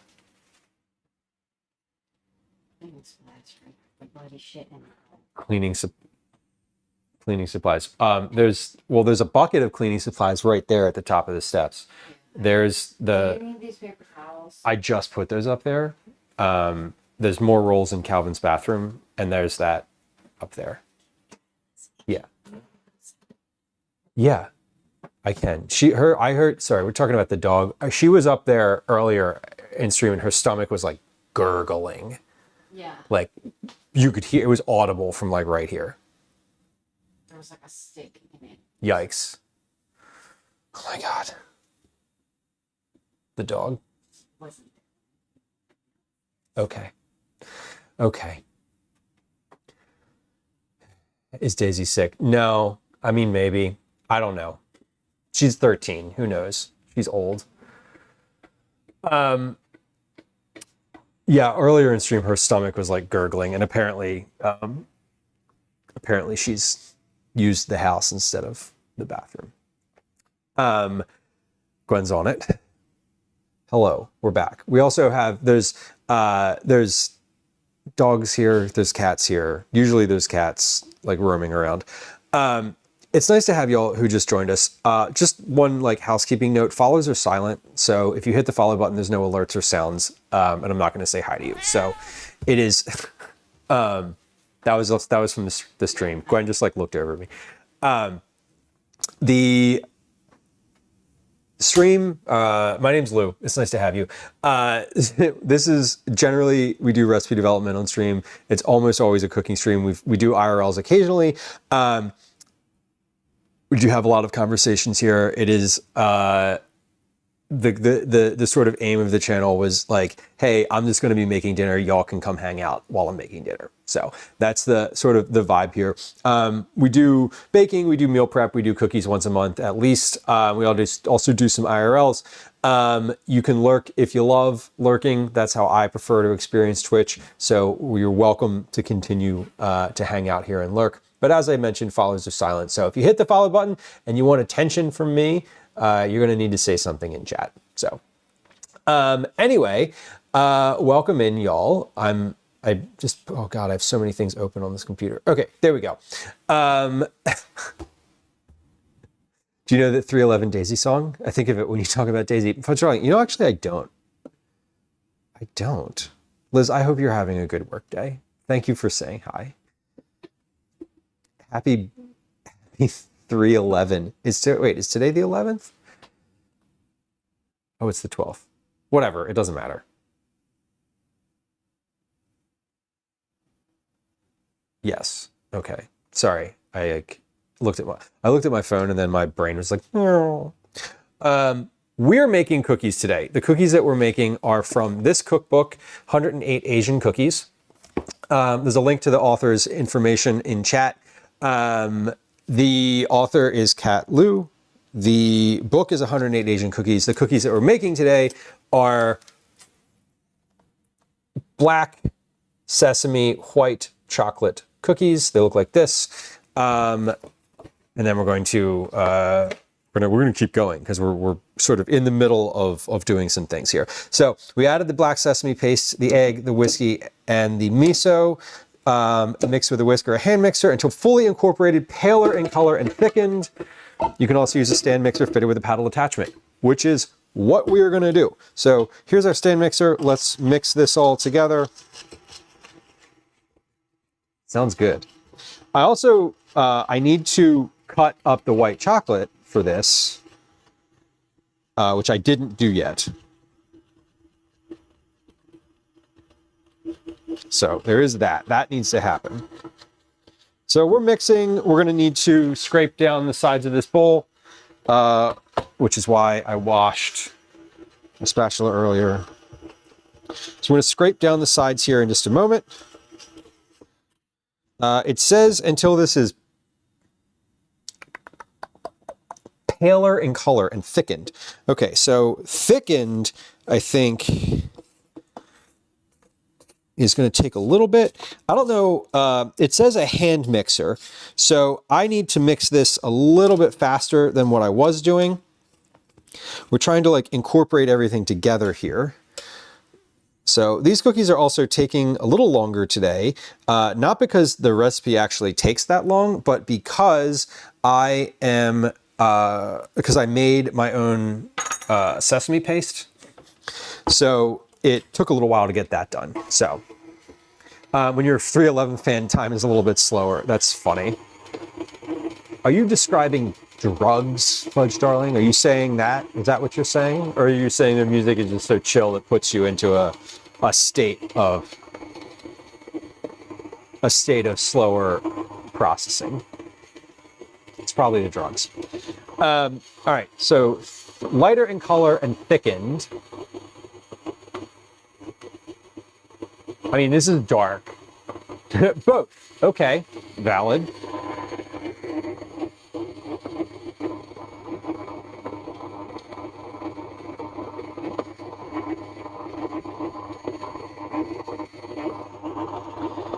I don't know how thickened this needs to be, but it does say use a whisk or hand mixer. So it can't be like 20 minutes, because if it was like that long, you'd probably say to use a hand mixer from the start. But this is thickened. It doesn't say slightly thickened, it says thickened and paler in color. Okay, I can see the color starting to change. So that's good. That's good. And we're waiting until the thickening happens. Then we're going to add the flour and mix until homogeneous, which is a note that I love.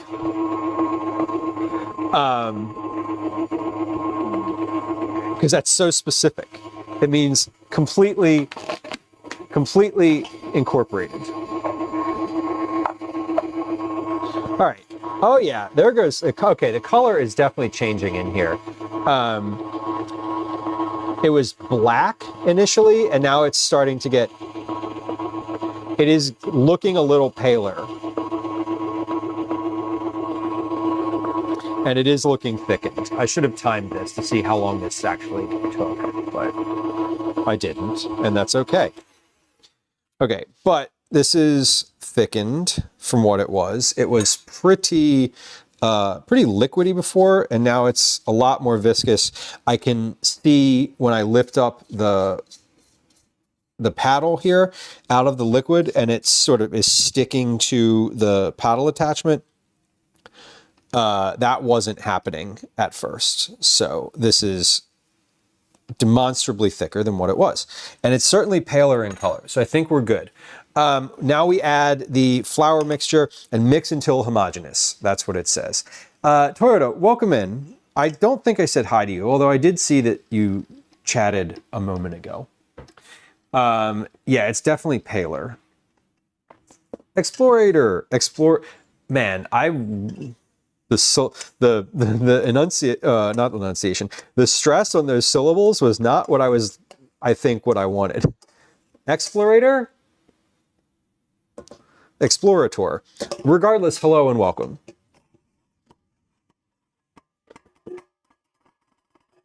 Okay. So it says add the flour mixture and mix until homogeneous, which means fully combined. So some recipes are like mix until just combined. Some recipes say, you know, fully combined, but homogeneous, super specific note. I love that. Okay, so we're gonna mix all this in. We're gonna scrape down the side of the bowl once, and then I'll chop the chocolate up, and then it says to fold in the chocolate. So we're gonna fold that in. After it's been chopped, we're going to fold it in. It hasn't been chopped yet, so we still need to get to that. Okay, but this is definitely looking like a cookie dough. This is unlike any color cookie dough I have seen before, which is awesome, and I love that. It looks the color of this in the bowl looks very much like the color of the cookies in the picture. So I'm pretty jazzed about that. Not that I'm surprised that it looks like that. Like it should. I've followed the directions. And the color in here comes from the sesame paste for sure, which is like jet black. And now this is a double batch of cookies. I'm just making sure I don't have any solid dry ingredients that have been pushed to the bottom here. Everything looks pretty good. So we're gonna do another like 10 seconds on the mixer just to get the rest of what I just pulled off the side in. Okay, I would say that that is homogeneous, good term. So we're going to take this off. Now this is, the other thing about this is a little oily. I can tell it's a little oily because it is our sliding off of the attachment, the paddle attachment here really nicely, which is nice because it is easier to clean off the paddle attachment. It's kind of a good thing. Okay, so we need to chop some chocolate now. That's what's next. We're gonna use this mixer again. Once I'm finished with this batch, we're gonna put it in this big bowl so that it can go in the refrigerator. Wait, does it say refrigerate or does it say cover the dough and refrigerate? It does say refrigerate. It specifically says the word refrigerate. Okay, so I need to, before we do that, I need to move some things in the refrigerator so I have a space to put this bowl. Tonight is leftover night because that's what's in here. Good, I have a good spot to sit this bowl. Will that fit there? Wonderful. That will fit. That will fit right here. Hold on. There we go. That will fit right. That mascarpone falling out of the fridge. Ridiculous. Okay, that will fit right there. Perfect. Just making sure. You got to put the bowl in the thing before you need to put it in the thing to make sure that it goes in the thing. Okay, this had flour in it. We're going to use that again. And chocolate. I need 12 ounces of chocolate. So I need 4, 8, 12. This is a double batch of chocolate. Let me wash my hands here. I'm gonna wash my hands and then I'm gonna wear gloves for this because I don't want the chocolate to melt all that much while I'm working with it. So a little glove here will be helpful. Okay. Beautiful. Clean towel. Clean towel. You always have such a way with words. Oh God, what did I just say? I don't even remember. Isn't that awful? I can absolutely make a triple batch of this, by the way. Like, I want to note that I am very confident that a triple batch will fit in there now. And so that's good, because that means that I can just make another batch of this and not worry about whether I have enough cookies. Because I was worried about everything. I was worried about life in general. You know how it goes. Okay, gloves.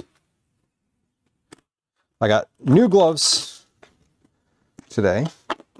I wasn't too fond of the old ones, and they didn't have white gloves, which honestly I'm a little annoyed about because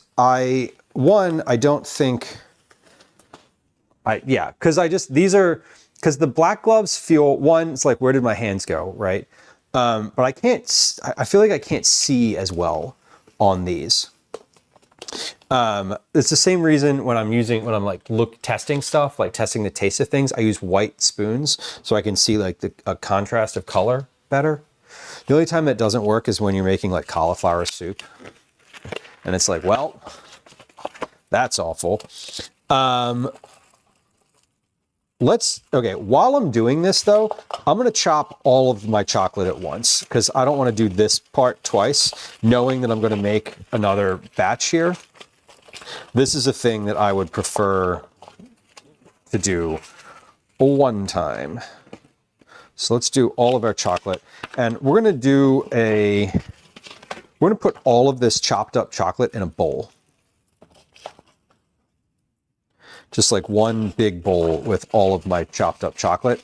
And then, because it tells you the weight of it, I can just do, I can spoon it out of that bowl and portion it by weight into the specific batches. I prefer to do everything, I prefer to measure everything all at once. Like if you've hung out on this stream before and you've seen me do,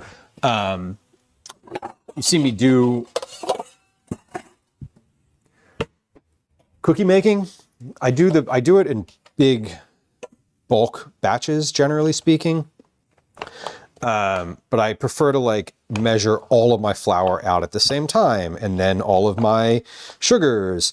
I didn't do that today because I wasn't sure if I was going to be able to like do 3 batches. I usually measure it out in like double batches, and often I'm just making I'm making like 4 batches. Today I'm making 5. So I just wasn't sure if I was going to be able to do that. Okay, chopped, it just says chopped. Plus more for topping the cookies. Okay, so I should end up having, I'm shooting for roughly 850 grams of chocolate. And again, I'm using gloves for this part because I don't want the chocolate to get too melty, which it does if you're using like your bare hands. Just like your skin sort of immediately, as soon as your skin touches it, it starts to melt, you know? Tatsu says, what's the capacity for your mixer? You know what? I actually don't know. I forget. And every time this question comes up, someone looks it up and tells me, and then I forget all over again because I don't write it down. I think, I don't know. It's I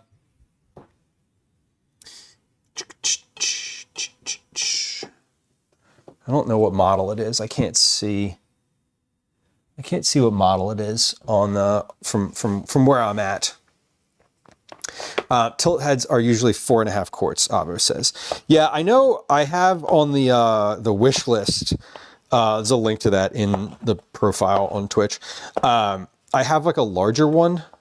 That's the one that you put the bowl on and sort of lift it up onto the thing.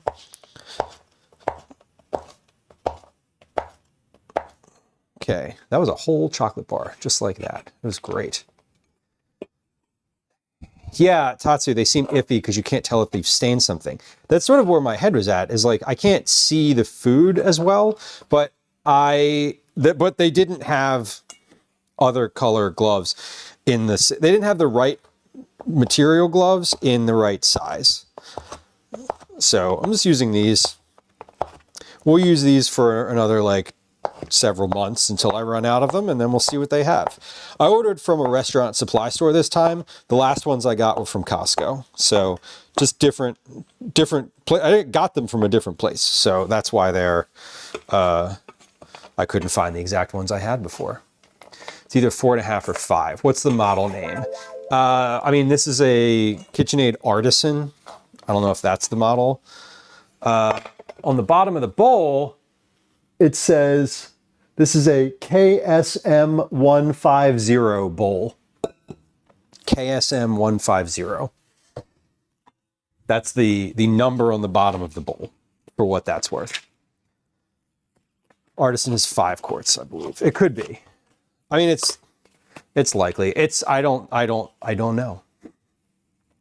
Tatsu says mine is the lower the bowl one. It sucks when you need to scrape the bottom of the bowl. Yeah, I kind of like this. I like the ability to just sort of like slide the bowl out. It's definitely a 5. Okay. 5 quart. Awesome. Well, good to know. That's a number I might remember. I might not, but you know, your mileage may vary. All right. We are chopping chocolate. We're just doing all of the chocolate at once. And you know what's interesting? Maybe not interesting, but white chocolate is so different to chop. It doesn't flake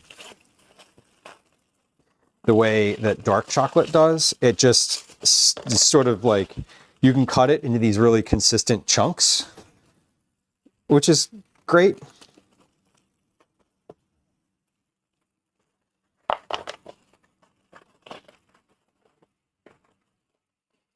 And I don't think I have enough chocolate to cover 5 batches, possibly because it's not chocolate. Yeah, I mean, it is not the same. It is not the same thing. So that is very accurate to say. It is indeed not chocolate. That's correct. So yeah, that probably has a little something to do with it. Cottage cheese is not cheese. What? That's blasphemy. I'm just kidding. It's not. It is also not cheese. You're correct. But yeah, it chops. Now, that said, I appreciate being able to chop this in these consistent size chunks, just because it makes it a little more, it makes it a little easier, I think. It's like more, I mean, just the consistency. I like the consistency. I don't love white chocolate. Like, I wouldn't just eat a white chocolate bar, but, you know, I'm using it and it is much easier to work with. So there's that.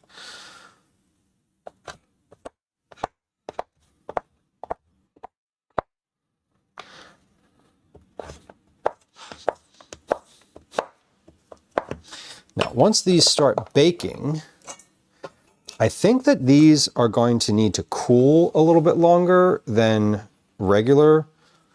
I say regular, than other cookies that we've made, because they have chocolate. My experience having done chocolate cookies for Cookie Club in the past is that the chocolate really needs to cool down a lot to re-solidify before vacuum packing it. Otherwise, when you vacuum pack it, it just gets pressed and then it's sort of like, it squeezes out and it's not as good. So I think I might need to make some room in the refrigerator eventually today. We're not there yet, so let's not worry about that. I think I might need to make some room in the refrigerator for a sheet pan, or not sheet pan, a cooling rack, or at least maybe a sheet pan. I'll probably like put them on a sheet pan in the fridge, but I think I do need to. Okay, I'm going to need to put them in there. All right, so we had 170 times 5 is 850. I'm at 795, so I'm 50 grams short of the total volume. So what I'm going to do for each batch, I'm going to take 10 grams off per batch. It also says more for topping. So hold on, let me take some of this out of here. So yeah, let's do this. 659. So let's say 659 divided by 5 is 131 grams per batch times 2. So into this bowl, we're going to put 263 grams. of chocolate. We're going to fold that in, and then we'll put the rest into the next batch. And that is how we're going to do this. Ty, welcome in. New hat. Wait, what number did I just say? 263. Okay, pause. Am I actually putting these in here now? We don't need this knife. We don't need this cutting board. Let's move those off to the side. Okay, we'll move this off to the side. Add the flour. Got it. Fold in the white chocolate. 263 grams of white chocolate. Okay, so 263. And that is going to give us enough for this batch, 60, 61, 63. Okay, good. So this is the remaining batch. This is for topping. Fold this in. Then we're going to put it in the big bowl.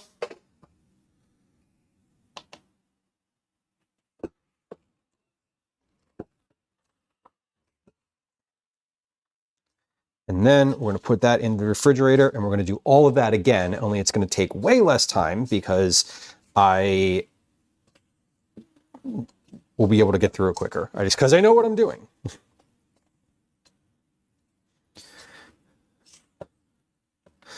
Actually, you know what? Yeah, I am going to put this in the bigger bowl. I was thinking when I'm finished with this bowl, I can just put it in the refrigerator in this bowl, the one I'm actually mixing in. Because usually I make a couple batches and add them all to the bigger bowl and then get that into the fridge. But I'm only doing this twice. Okay, so this is good. This is what the dough looks like. I think that looks great. The color of that looks wild. Usually reserve about 10% of what the recipe calls for toppings.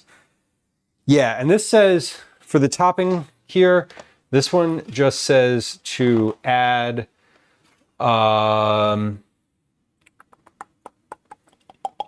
press a chunk or two of white chocolate onto the top of each dough ball. So a chunk or two. So it's not a lot. Like they're not specifying a large volume. It's just a little bit. So I think we should be good. I think we should be good with that. I mean, if I'm imagining making somewhere around 60 some cookies, right? I think that's like enough topping for about 60 some cookies. The color scares me. It is quite dark. It should lighten up a little bit while we're cooking, but they're black sesame white chocolate cookies, so you want them to be dark. Like that's absolutely the point. Okay, so we're gonna go over to the sink. We're gonna wash my mixing bowl, or I'm gonna wash the bowl that I was just using, as well as the paddle attachment.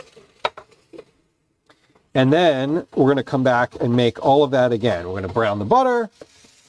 We're going to mix in the flour.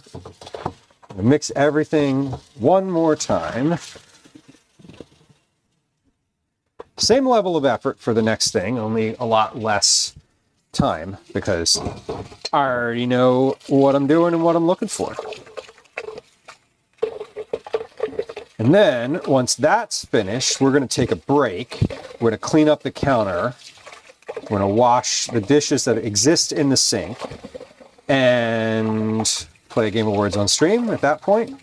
And then we'll be back.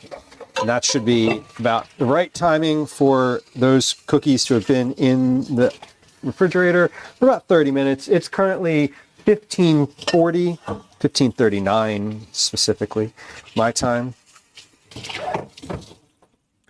So we're making good time here.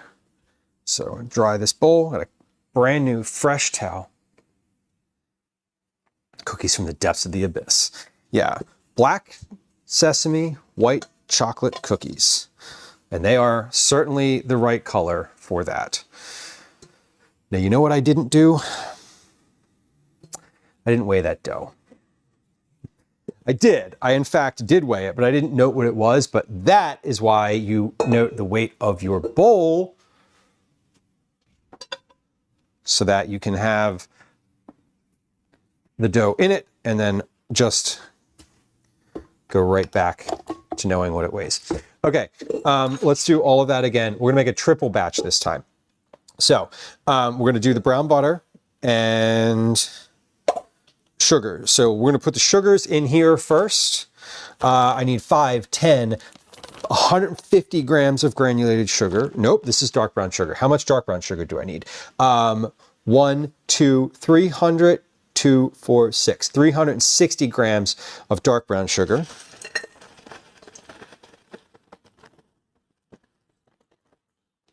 $3.20, 57, 58, $3.60. Very good. Okay, now I'm not going to put things away right this moment because I want to finish making my dough. But when we're finished with this, we're going to put all of our ingredients away. It's prepping them to be put away. All right, 150 grams of granulated sugar.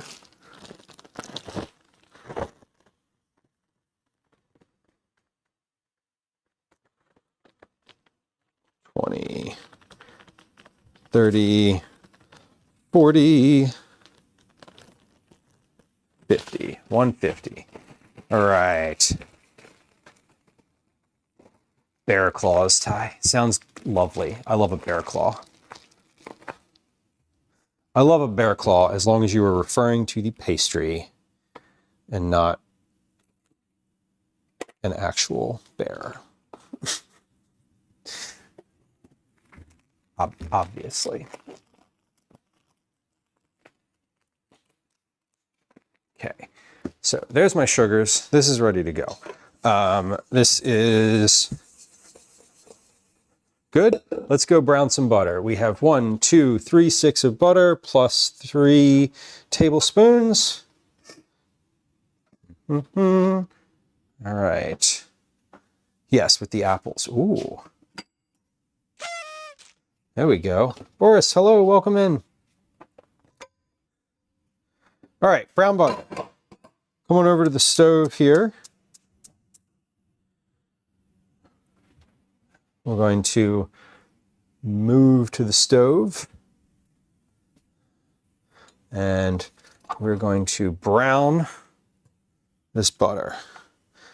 This should be a pretty easy process here because this butter has been sitting out on the counter. It's a little softer than the last time.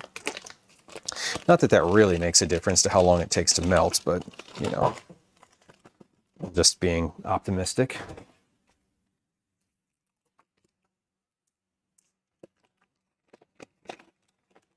And it has been exactly 1 hour since the last time I started browning butter. That's kind of fun. All right, where's that whisk? There it is. It was clean. It's at the sink. All right, so we're just, whoa, did we get splashed? No, okay. We're just melting first, and then melting, then simmering. It'll bubble for a few minutes, and then it'll be nice and brown. We're going to pour that into the mixing bowl. We're going to cool that off in the fridge. Or in the freezer, I guess. Yeah, we'll put that in the freezer. That's what it said last time. So we're just melting this. I have this at about a medium high right now. And you do want to continuously move things when you're browning butter, because it will get some hot spots in it.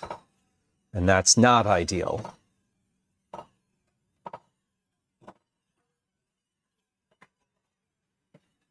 There we are. And thank you.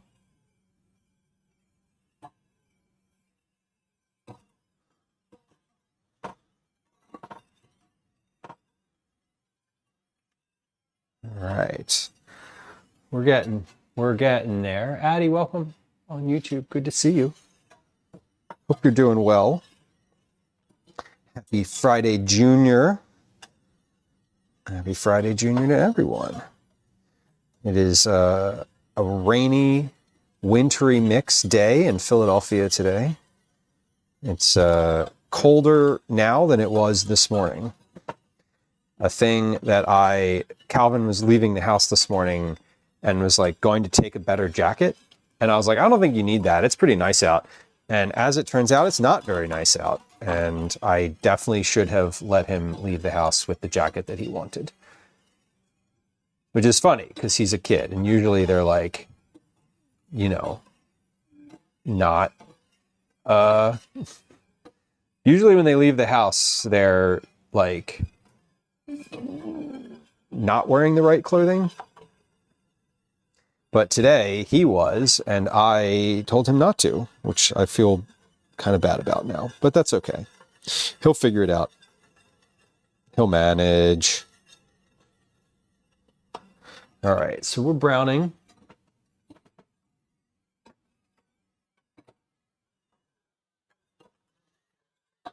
We are browning.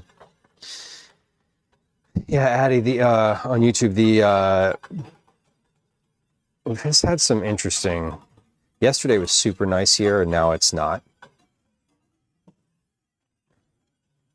Waiting for a snowstorm, Ty says. No, that is. I'm not waiting for a snowstorm, and if it did snow here, nothing would stick. All right, so pausing for a second, you can see we're starting to get some bubbles coming through. We got a little steam coming off of here.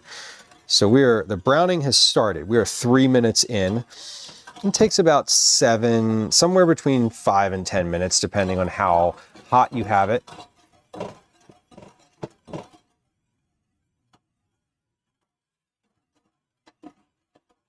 I should turn my oven on.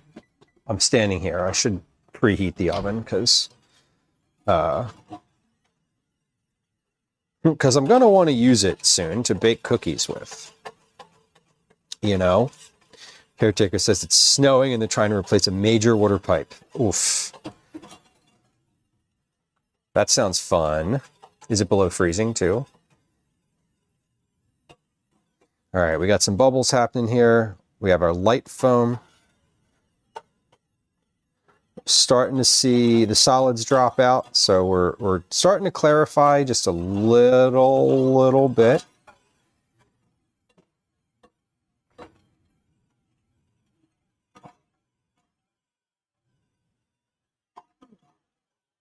About 4.5 minutes. Keep snowboard season alive. Yeah. Sounds fun. How often do you go? Do we all like snowboarding, skiing, or snow tubing? I am a snow tuber myself. All right, big bubbles. Here we are. We're getting there. Caretaker says -2 with a slight wind chill. Yikes. 2 Celsius, by the way. It's like 28 degrees Fahrenheit.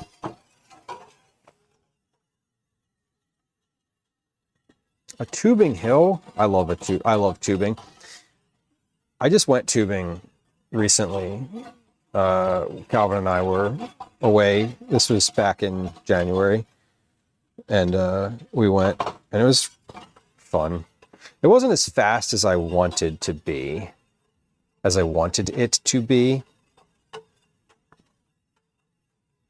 You know, like it just was, I want to go downhill fast enough that I feel like I'm in danger.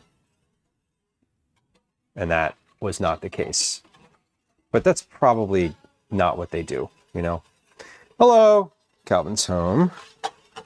Speaking of child, he has arrived.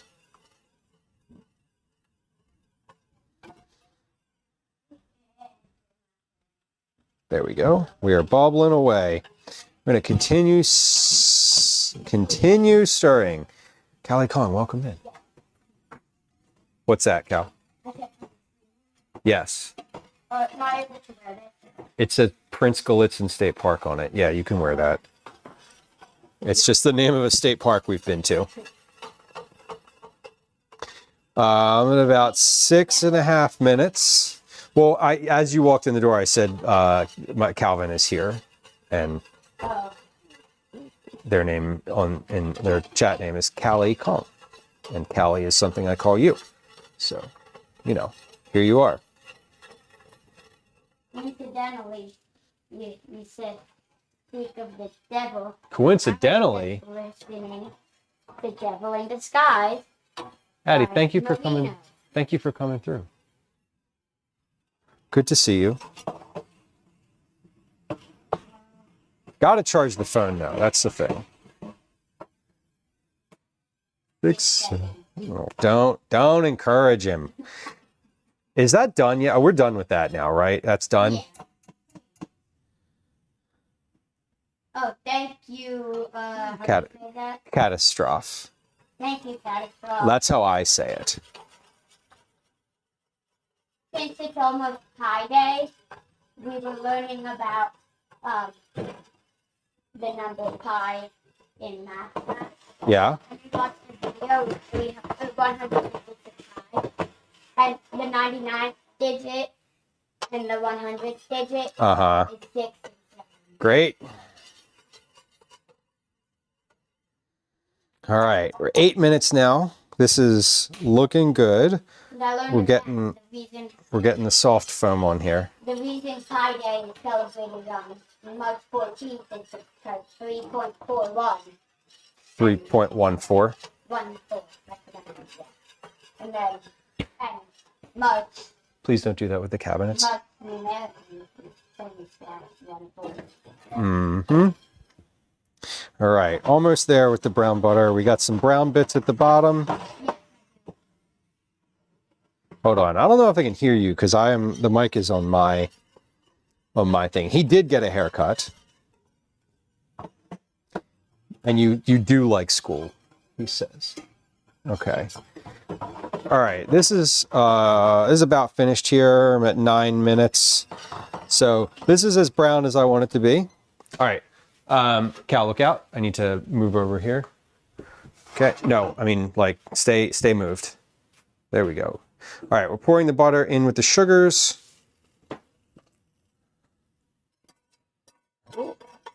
Smells good. Don't fling it on me. It does smell good. You're right. Oh, turn the burner off. All right, and Yeah, then this needs to transfer the butter to a mixing bowl, add the sugars, and mix until dissolved. Set aside to cool. My favorite thing about school is that now we have like periods and it's more independent now. Like walking to different classes. More independent, meaning By myself instead. Like when the bell rings, you just like get up and walk to your next period. The teacher doesn't get you in a line and walk over with you. so it's different than last year. Yeah. All right. So this is dissolved, roughly. My favorite class though is Yeah, that's pretty liquidy. Okay. out of the 4 main things: social studies, ELA, science, and math. I think my favorite is math. My favorite class in general though is probably music. Mm-hmm. Music. You call it music and not band? I know, I mean, Well, they're separate things. We have a class in the week for music. yeah. No. Well, my favorite thing about school is probably playing the trumpet, but class that everyone has. Okay. Part of the curriculum. Got it. Okay. Okay. Makes sense. Now we need to combine the flour, the baking powder, the baking soda, and the black sesame seeds. Okay. So I need to combine that. Calvin, what's here? You like math? What's 160 times 3? Hold on. I got it. Checking. Yep, I was right. Okay. 160 times. 160 times 3. 12 times 3 is 12, 24, 36, 360. Wait, no, pause. 120. Callie, yes. 120? Not quite.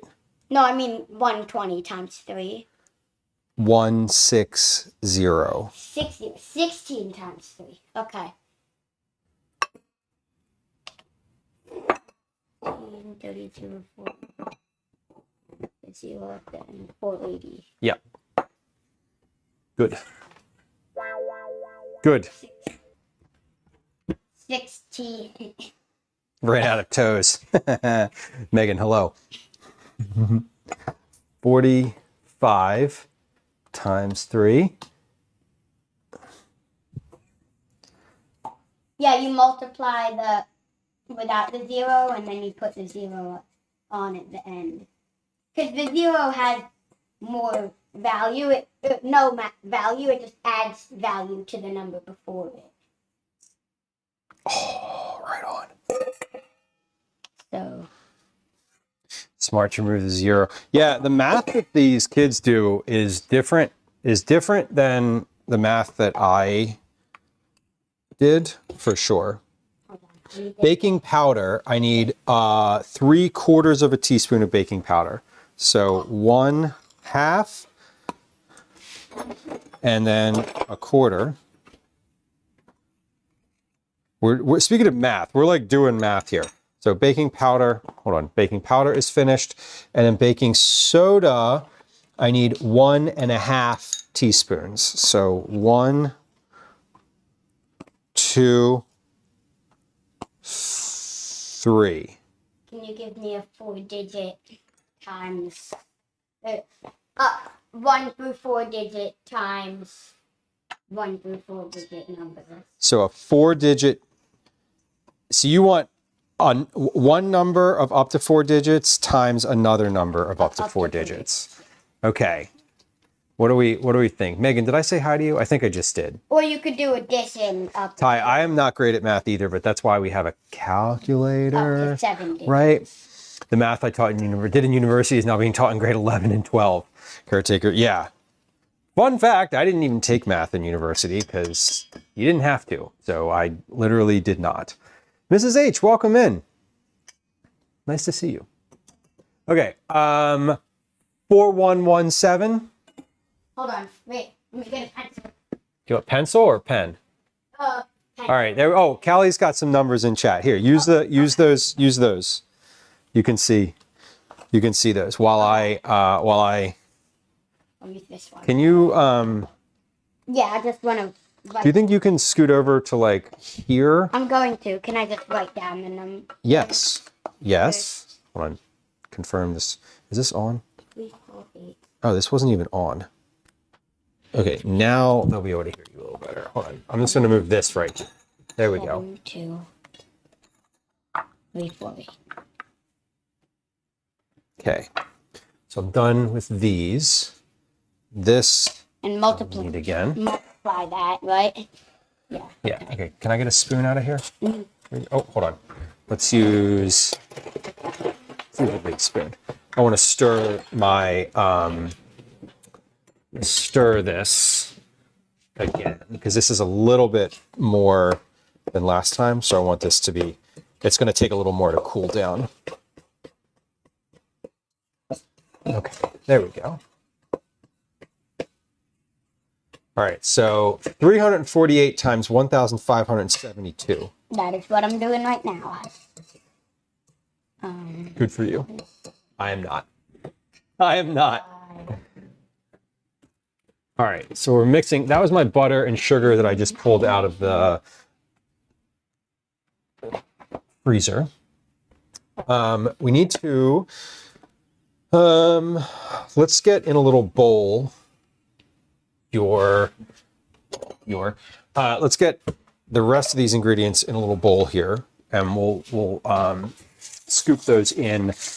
I'm letting that cool off in the freezer just a little bit more than the last time. Last time I got it out at this point and just put the stuff into it. I don't think it's not cool enough at this moment. So we need to just pause for a moment.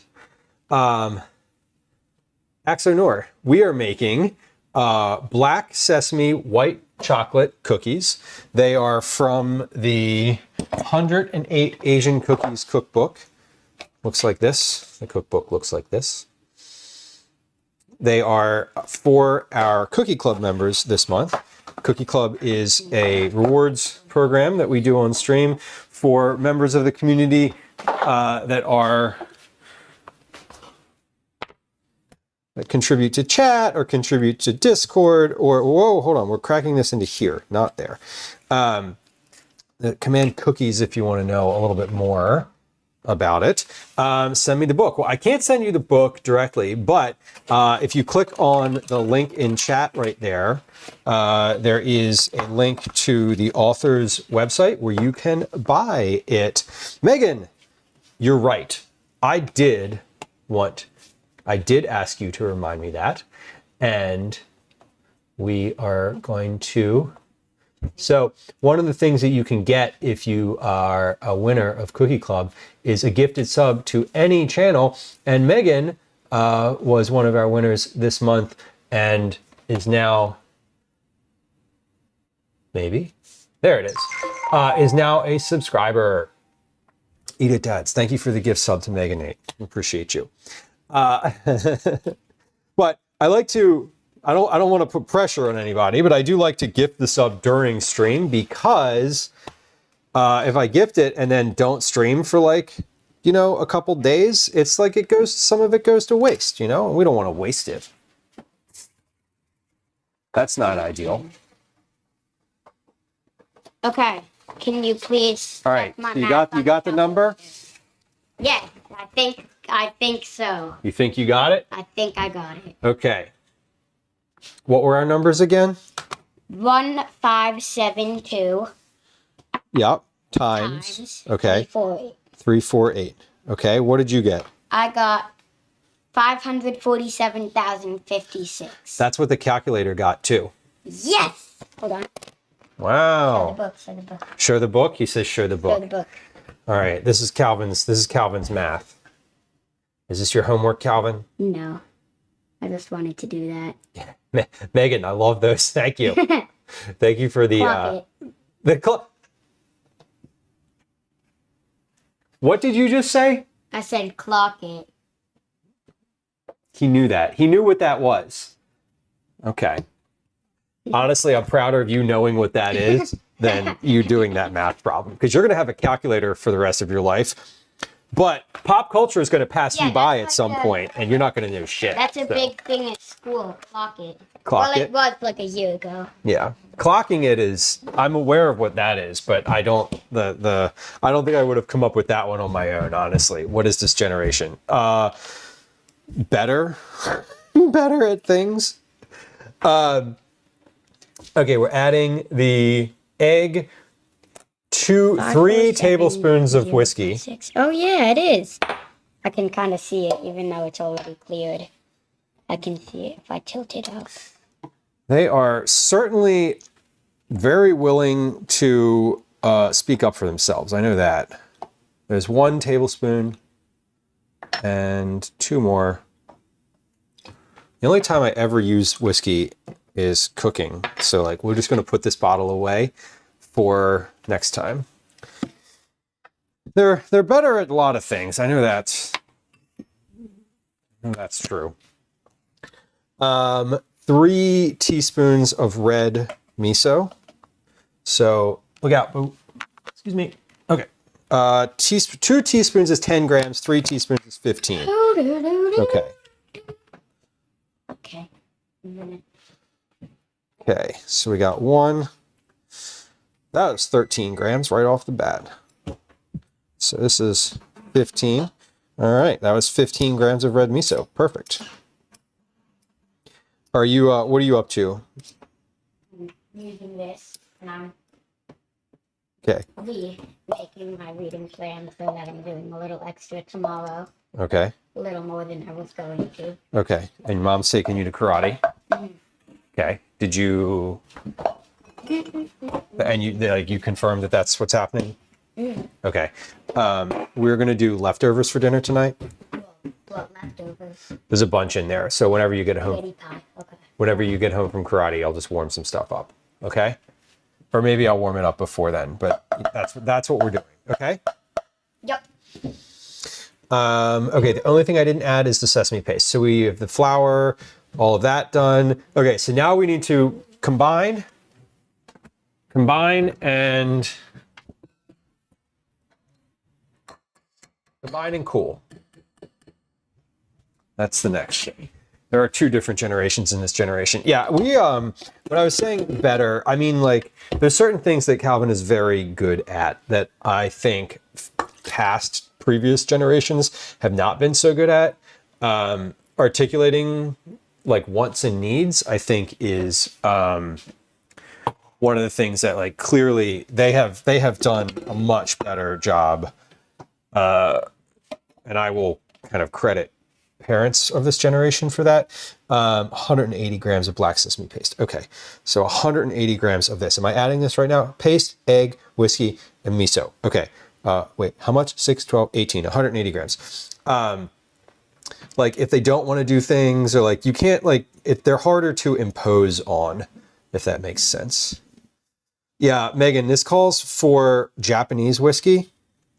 But I don't have that. And pretty much every recipe I've looked at in this book says like Japanese whiskey or like maple syrup.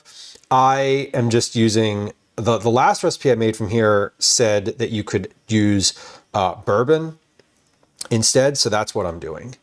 Now this is 6, 12, 180. Okay. So we're getting there. We're almost to 180. So I need to like take a look here. I need to like be cautious. There we go. 180 grams. Beautiful. The whiskey is in place of vanilla extract, basically. So the whiskey's in place of the vanilla. The miso is in place of salt. So there's no vanilla and no salt in either of these, or in either of these cookies. I say either. There's no vanilla or salt in the cookies that I made last month or this month. Okay. I can turn the mic he was using off. All right.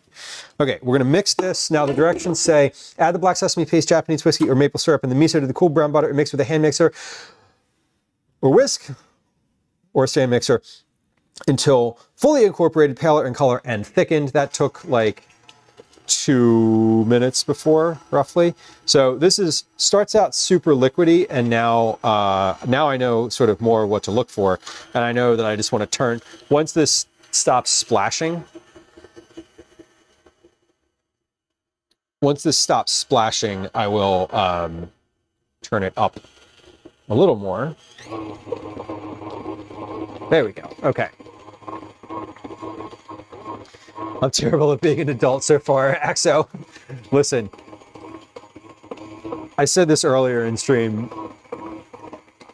If you're like feeding yourself and still alive, you're doing better than some folks. Rum balls. Megan, what are rum balls? Japanese whiskey equals rice whiskey? No, but I don't know what the distinction between... I think it's just whiskey that's made in Japan. I don't know if it has a distinction.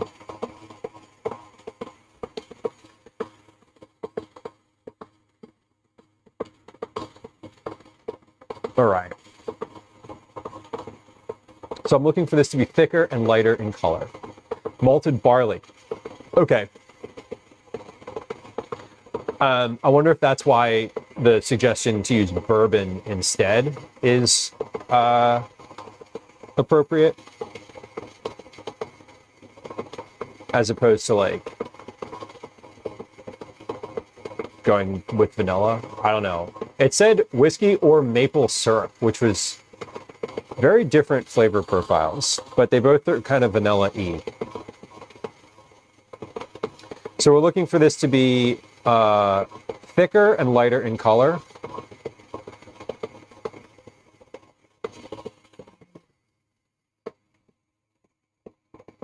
It's getting there.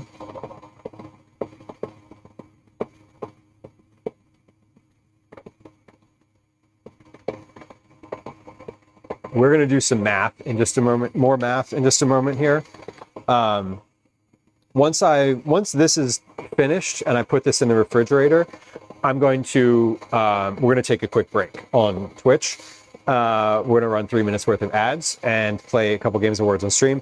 I'm going to do some dishes and put the ingredients away that are over on the counter and get set up for the baking process. So let's take a look at oven at 350, oven's at 350. Okay. So you roll the dough into a smooth ball, repeat, make 12 to 15 balls, 2 inches apart. Press white chocolate onto the top of each dough ball. Bake them for about 15 minutes. The cookies are meant to be set with gooey middles. Okay, that's good to know. All right, is this thickened yet? Yes. Let me give that another couple seconds here while I finish reading this. Sprinkle the cookies with sea salt. Allow the cookies to set on the baking sheet for a few minutes before transferring to a wire rack to cool completely. Okay, so here's what we are going to do before baking these cookies. Do the dishes, put the rest of the ingredients, away, and clear out some space in the refrigerator such that I can put a sheet pan of cookies in there. Not the sheet pan I'm baking it on, but like a wire rack set on top of a sheet pan, because I want these to cool quicker than leaving them on the counter is going to allow. I know from experience with chocolate cookies that when I leave them out on the counter, they take a long time to cool. And what happens is if I try to package them before they are completely cool, the chocolate sort of squeezes out of them. The chocolate's the last thing to come back to being solid. And it sort of squeezes out and then gets... it pushes the oil, some of the oil out of the chocolate, and it just is really not a good experience. So they really do need to be cooled completely. And from experience, I know that putting them in the refrigerator works really well to make that happen a lot quicker. So that's what we're going to do. I am sort of folding the flour in here just a little bit because it's kind of high up in the bowl and I don't want it to puff a whole bunch when I set this mixer back in. So we're just kind of folding this in a little bit, and then we're going to mix the whole thing together. Okay, and I am going to scrape down the sides of the bowl at least once, so I'm not too worried about there being a bunch of stuff on my spatula. All right. There's that, locked in, looking good. I'm looking for this to be fully not emulsified, homogeneous. That's the word they used. Okay, so this is looking great. We're gonna take this and wipe the paddle. And scrape the sides, and then we're going to mix this again a little bit. I'm going to actually I'm not going to put the chocolate in yet. I was just thinking I might just put the chocolate in with the mixer paddle instead of folding it in with the spatula, but we'll see. We'll see how viscous this feels when I go to stir it right now. All right, that's good. So we're just taking pressing down the sides. I'm making sure there's no flour stuck to the sides or the bottom.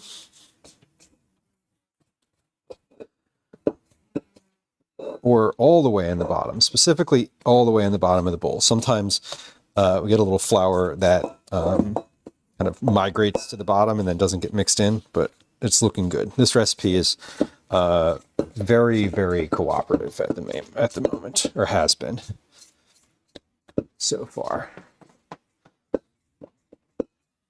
Okay, so I'm gonna go ahead and mix that. I think I am just gonna fold these chocolate pieces in. This is white chocolate with the paddle attachment. And we'll see if they mix in completely, or if I need to just fold them in with the spatula. Okay. So that's fine. That looks good. Okay. Oh my God. So much dough. All right. This is like just able to be doubled in this bowl, or tripled rather. Okay. These look good. The color of the dough looks amazing. Megan says rumbles are bite-sized homemade treats similar to truffles made with vanilla cookie crumbs, pecans, cocoa, confectioner sugar, and spiced rum. So they're no bake, so they have alcohol in them. Like they don't, the alcohol doesn't like cook out, obviously. Interesting. Sounds good. And they're a dessert, obviously then. Or breakfast, I guess, if you're into that kind of thing. All right, we have our dough all done.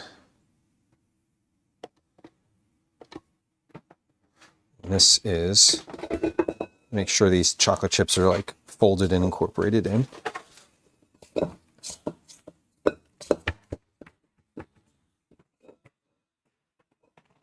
And there it is. Okay, so this dough is pretty thick. The color of this is intense. It's very dark. I've definitely not had cookies that were this color before. But this is all because of that black sesame that we made earlier. So the first thing we did in stream today was make black sesame paste, because I couldn't find any in the store. But this is it. Here's the dough. That is a very dark color. It's darker than what it looks like on stream. Okay, but this is going in the fridge. So we'll do this all the way in the back. And this one can continue to hang out in the front here for a few minutes.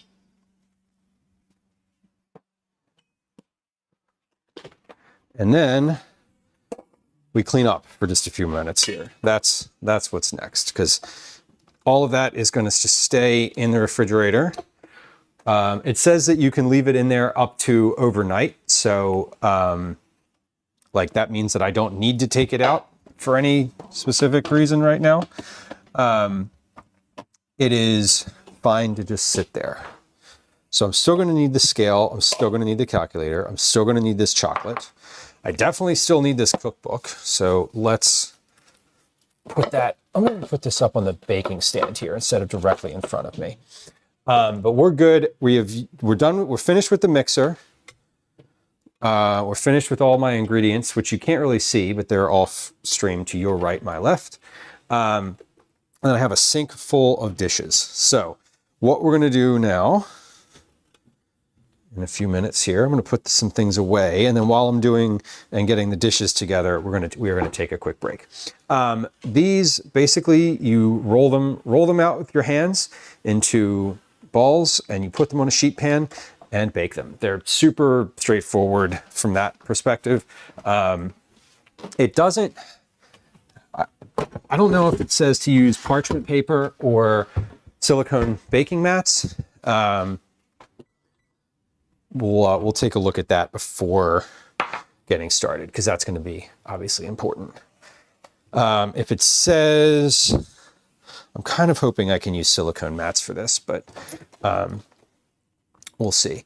I do know that I want to put my sheet pans, whatever I'm doing, I want to put my sheet pans in the oven for a few minutes before getting started, so that they kind of warm up. Because I've learned that the first batch of cookies that comes out is not quite as good, because the subsequent batches are like on warm sheet pans, so they start to melt a little bit. Line 2 baking sheets with parchment paper. Okay, so this does say parchment paper. I'm going to use parchment paper because I'm going to follow the directions. Okay, I'm going to finish putting the ingredients away here.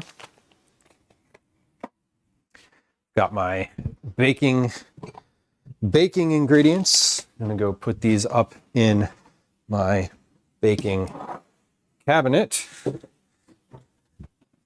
And then we'll get to the dishes. We'll get to the dishes in a moment here.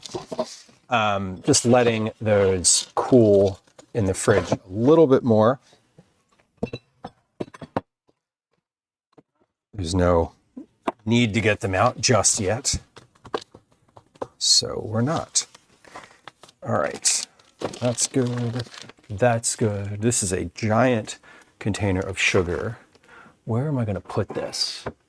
I'm going to put this right there. Okay. And just like that, we need to clean out the baking cabinet again, because it is, I'm like putting things in here and basically like stuffing them in with my hands. And it feels slightly disorganized in this moment. No. It's not disorganized, it's cluttered. There's somewhat of a difference. Not that much of a difference. Okay. Counter looks good. Let's wipe the counter as we reset for the next step. Shit, Gwen took all of my cleaning stuff that I had up here. Not all of it. Hold on. Move the chocolate to the back so that doesn't get sprayed. I'm just going to move some things off the counter so I can wipe this off, like actually wipe it off with cleaning supplies. What is this? All-purpose cleaner. This is the one. Okay. So let's clean this off. So we're going to clean the counter, and then we're going to take a quick break to do some dishes, triage the sink, play some words on stream on Twitch, and then when we are finished that, we'll be into the baking process. So the baking, kind of like the way that I do the prep work, I want to sort of systematize so that it just happens. I can, roll everything. Basically, these are cookie balls. Then you just roll them. So seems like they take about 15 minutes to bake per tray. So I think that I should be able to have some good time in between each batch to like continue rolling. So we should be able to finish rolling these well before they're all baked, which is kind of ideal. That's the goal, is always to have something in the oven. You never want to have an empty oven when you know that you're putting something else in it. So like the priority is to work such that the oven is never empty. Okay, we have our chocolate for the topping, scale for the cookies. We'll figure out how many go or how much goes in each one. Let me get out my cooling racks. Got a bunch of these. Bunch of cooling racks. So I want to be able to pop 2 sheet pans into the refrigerator. That's the goal. So before we do the dishes, let me make sure that I can do that. So it's not, it doesn't turn into a disaster later. So okay, this beverage has been in here for like more days than the beverage fairy allows. It's me. I am the beverage fairy. So we're doing leftovers for dinner tonight. So all the leftovers, I'm just going to transfer to this top shelf. We have several days worth of leftovers here. Different things. I was doing some recipe testing recently. I was doing some recipe testing, and look at these. Calvin made me buy these at the grocery store yesterday.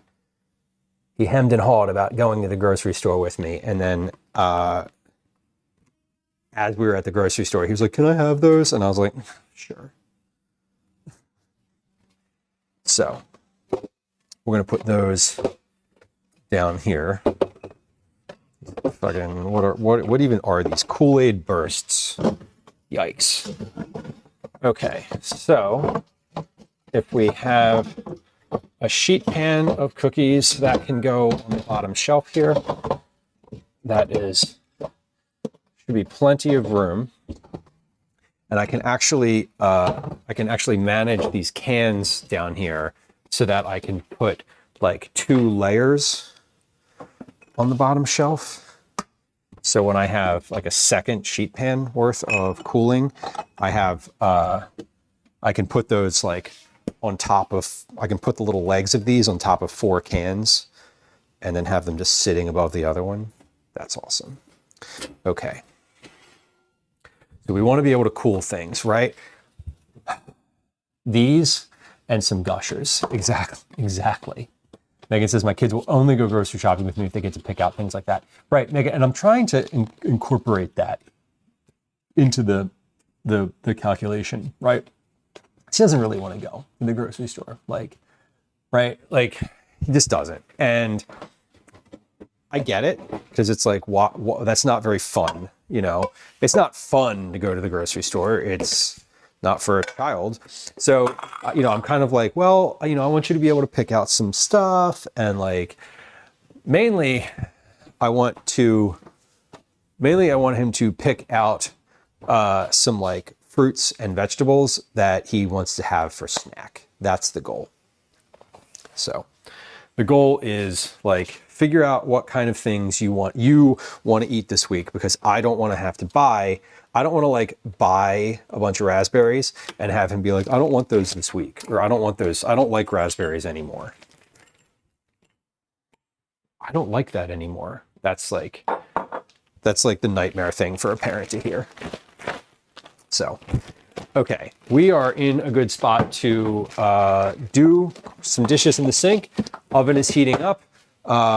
Cookie dough is in the fridge.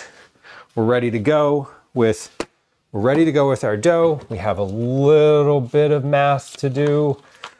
Once that dough is ready, and sheet pans for cookie balls. Okay, so let's see. We have sheet pans here, and then let's do our parchment lining. Basically, when I'm finished with the dishes, I want to be able to get started right away with the cookies. I think it says I never get the right fruit either.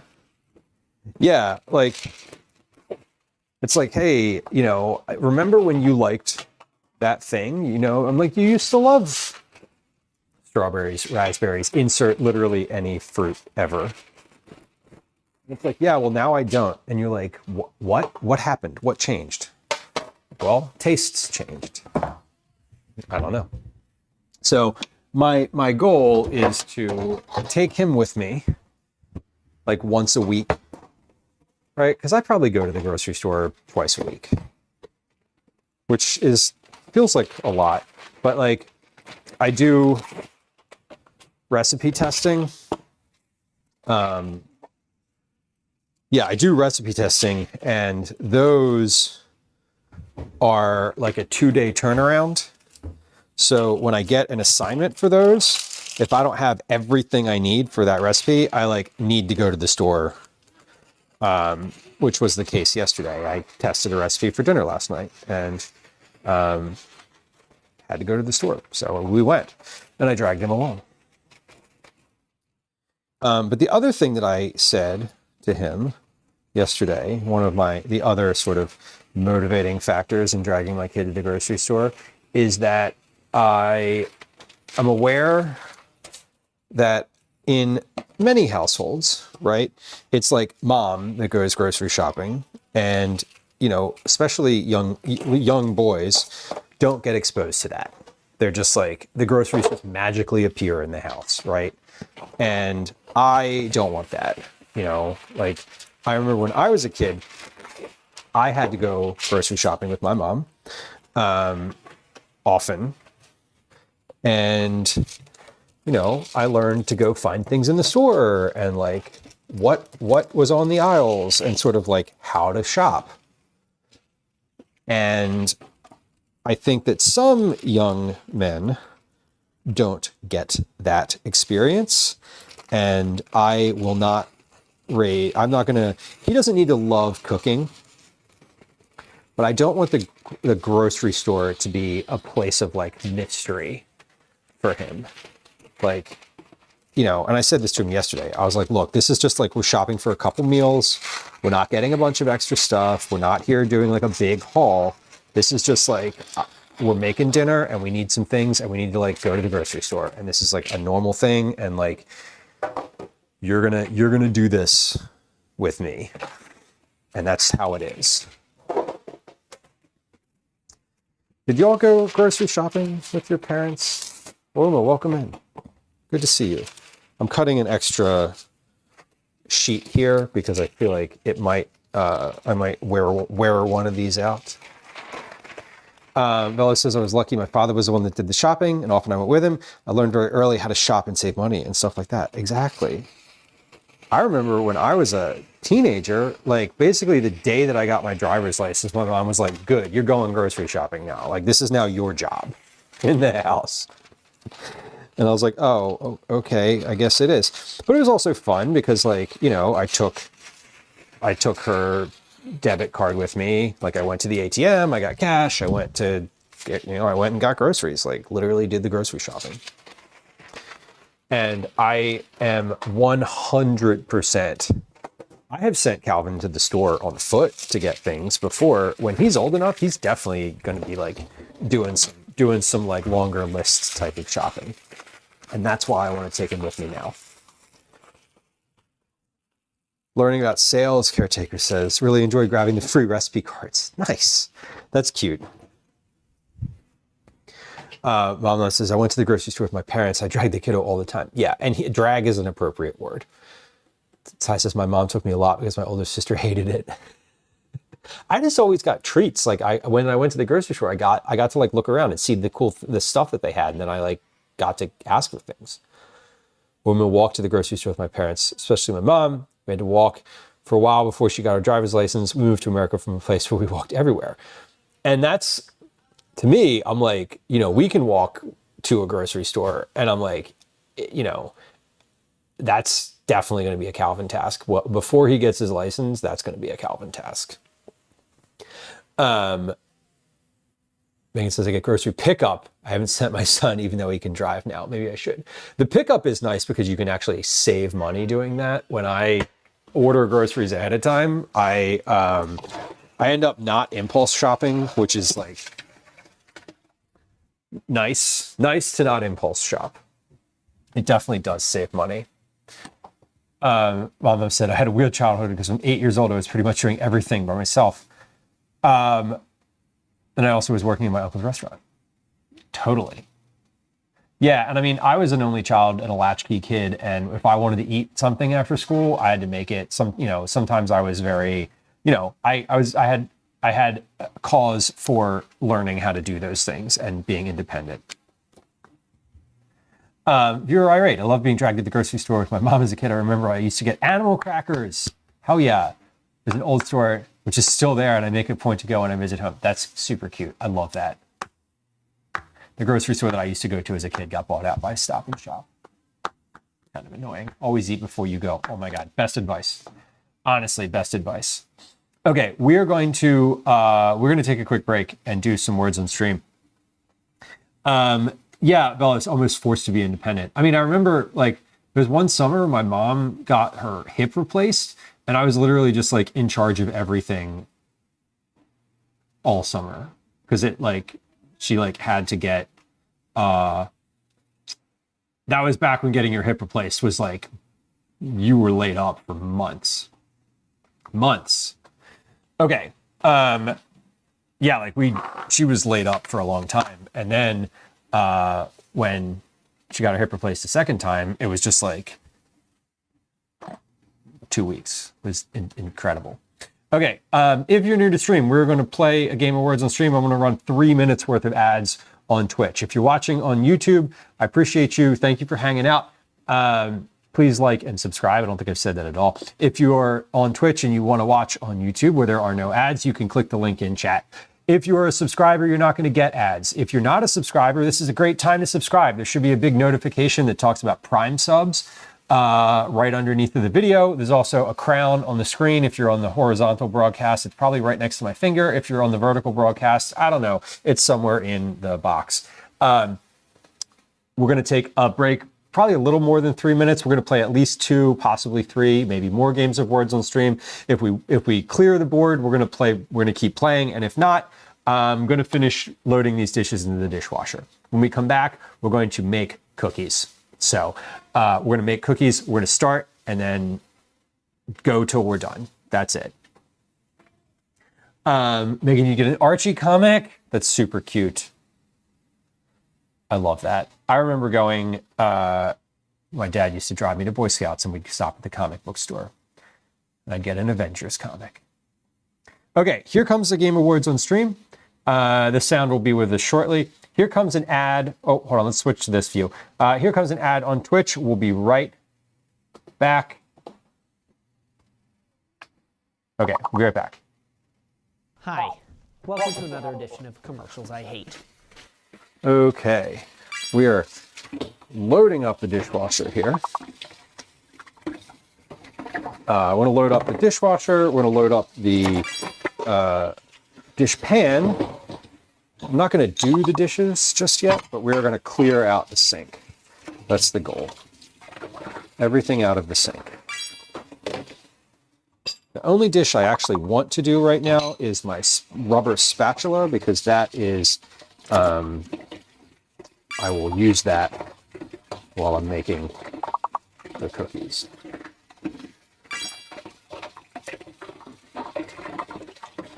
All right, if you are hanging out, thank you. I appreciate you. If you can hear the sound of my voice right now, that means that you are a subscriber. Whether you got a gifted sub or you bought one yourself or Twitch is just erroring right now and you're not getting a sub at all. You're not getting ads at all, but you should be. Cool. No worries. That's a good thing if that's what's happening, and I appreciate you regardless. So we are, as I said, just doing a bunch of dishes. Oh, my camera's gone sideways. Hold on. There we go. I've messed it up. Man, this black sesame is dark. Very dark.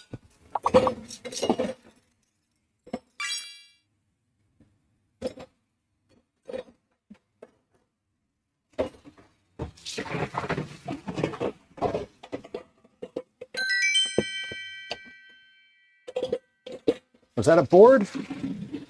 Sounded like it was. Could have been. All right, let's, here we go. There comes another.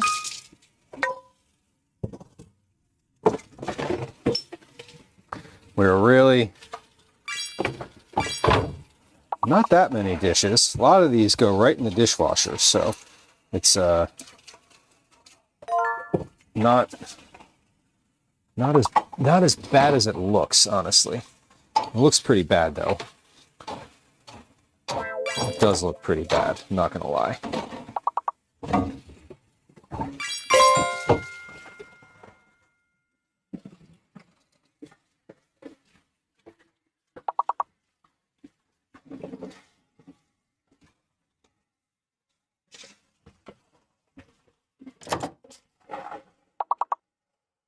Man, this sesame paste is some kind of sticky.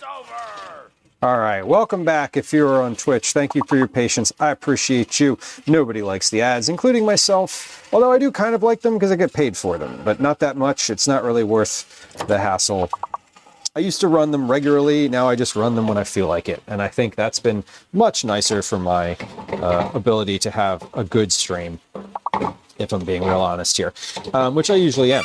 Sometimes I'm not, but that's to protect, you know, myself and my mental health. Anyway, if you are on Twitch, it is a great time to get your first time chat out of the way. If you do a first time chat during Words on Stream, I'm not going to say hi to you. I'm not going to like make a big deal out of it.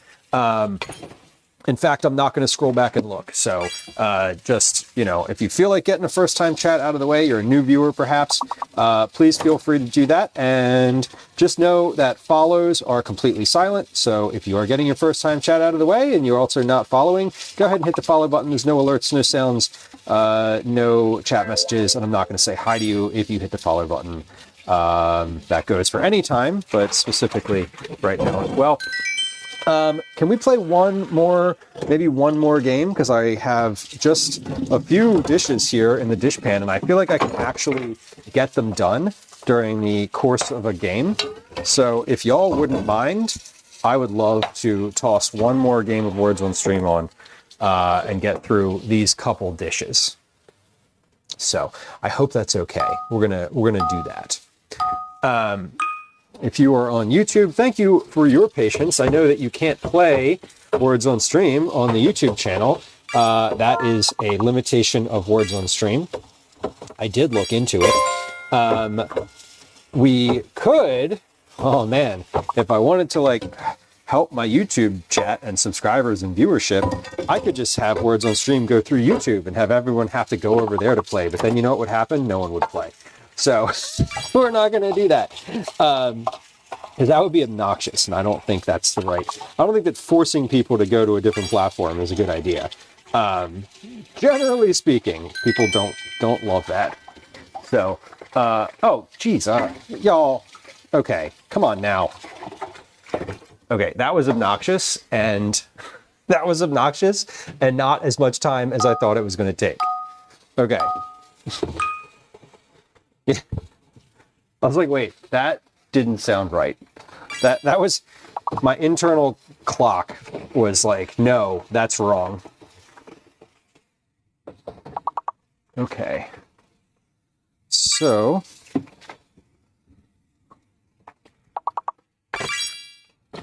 we're doing dishes, and we should be able to get these done. Now, again, the rule is kind of that if we, it's not a rule, it's not written down anywhere. The rule is that if we clear the board, we get to play another one. And this is usually about when we do like several boards in a row and I end up doing all the dishes. So, you know, good luck, y'all. But we do have not as many dishes as usual. So I do like being able to get through them. It is nice because then at the end of stream, I have like dishes I can put away, which is amazing.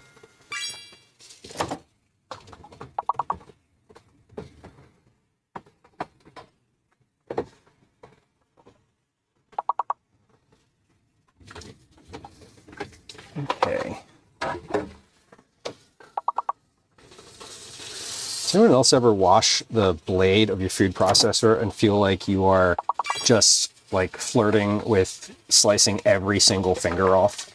I think about it constantly when I'm washing that thing. It's like, honestly, it's quite terrifying. Like washing the food processor, and I'm like, well, it's today the day I lose all of my fingers? It probably is. I feel like it might be. Okay. Last guesses, get them in chat. So close on that one, but I am finished the dishes. That's good. I'm gonna leave that dish pan there filled with water because I just ran the water and now it's full. Okay, and we're going to come back over to this view. This is the right one. Yes, here we are. Fellas, all the time, right? The food processor blade, terrible, terrible, terrible. Lil Mac, welcome in, welcome back. Thank you for the tier 3 subscription. That is 6 months. So that means that you would get cookies. Because every 6-month anniversary of being a tier 1 subscriber, you get cookies. But every month that you are a tier 3 subscriber, you get cookies sent to you. So if you like the cookies and you enjoy them, and you have an additional $20 laying around every month that you want to throw my way and be a tier 3 subscriber, just know that I will send you cookies every single month. That's how it works. It's the benefit of being a tier 3 subscriber, both on Twitch and on YouTube. They're the same price, to be fair. So if you're a tier 3 member on YouTube, you also get cookies every month. If you're a tier 1 subscriber, tier 1 and tier 2 subscribers on both YouTube and Twitch have the same cost and the same benefits. Lil Mac, thank you for being a subscriber. I appreciate you. I hope you enjoy these cookies. These are black sesame white chocolate cookies, and we are going to get started baking. We have made the cookies already. So this is batch number 1 and 2. This has been in the oven for quite some time now. Let's weigh this batch. So here's what we're going to do. We're going to do a little bit of math just to make sure. Okay, so this bowl weighs 598 grams. We have a total of 2,076 grams. So we have 2076 minus 598. That means that I have 1,478 grams in 2 batches. Now let's weigh the other batch before we get started. So this bowl weighs 771 grams. So we have 2,982 minus 771 equals 2,211. 2,211 in 3. So that's divided by 3. That's 737 per batch in here. And that is, let's do 1478 divided by 2. Should be roughly the same number, 739. Okay. So 1,478 plus 2,211 equals 3,689, 3,689 total grams for 5 batches. If we assume that there's 15 cookies per batch, 15 times 5 is 75. So we do 3,689 grams divided by 75 grams per cookie. That's 49 grams per cookie. Big cookies.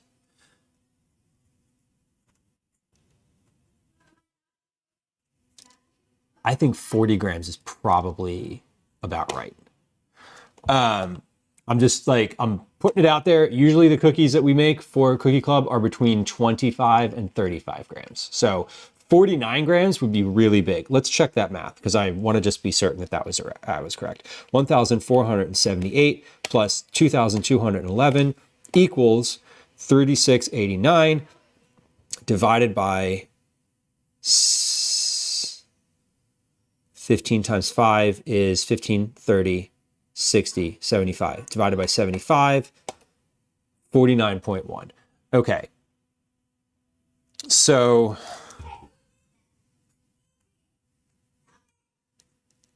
okay, we did math. So that's 49 grams. I think we're going to end up with less grams per cookie. which is fine. Which is totally fine. Like that's, because this says, makes 12 to 15 large cookies. Now I don't have, there's no indication of, there's nothing else in this picture of the cookies that would give me a clue as to the like physical size of how large these actual cookies are, right? There's like nothing else in this photo. Like, I don't know what size this plate is. It could be the size of a bathtub. Like, I don't really know. So I'm gonna roll a 49 gram cookie. It looks like they collapse a little bit, which is good. So I'm gonna roll a 49 gram cookie, and then we'll just see what that looks like, frankly.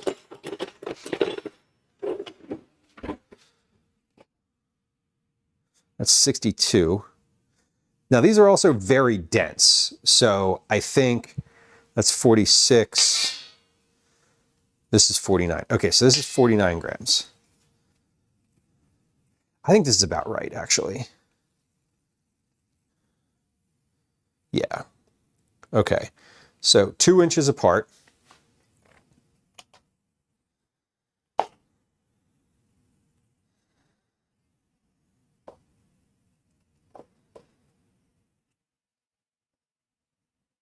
Nine.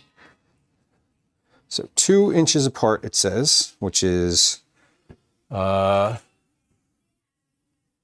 see, 6, 5, 4.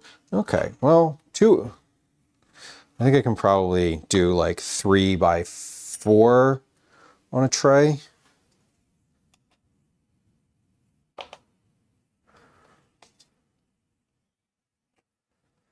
Something like that. Okay, so these are dense. They're heavy, like they literally feel heavy. So I think 49 is about right here for sizing. I'm gonna do a row of 40 gram cookies just to like for comparison purposes, because I also need to be able to fit these in a bag. Like, it's important that I be able to package them.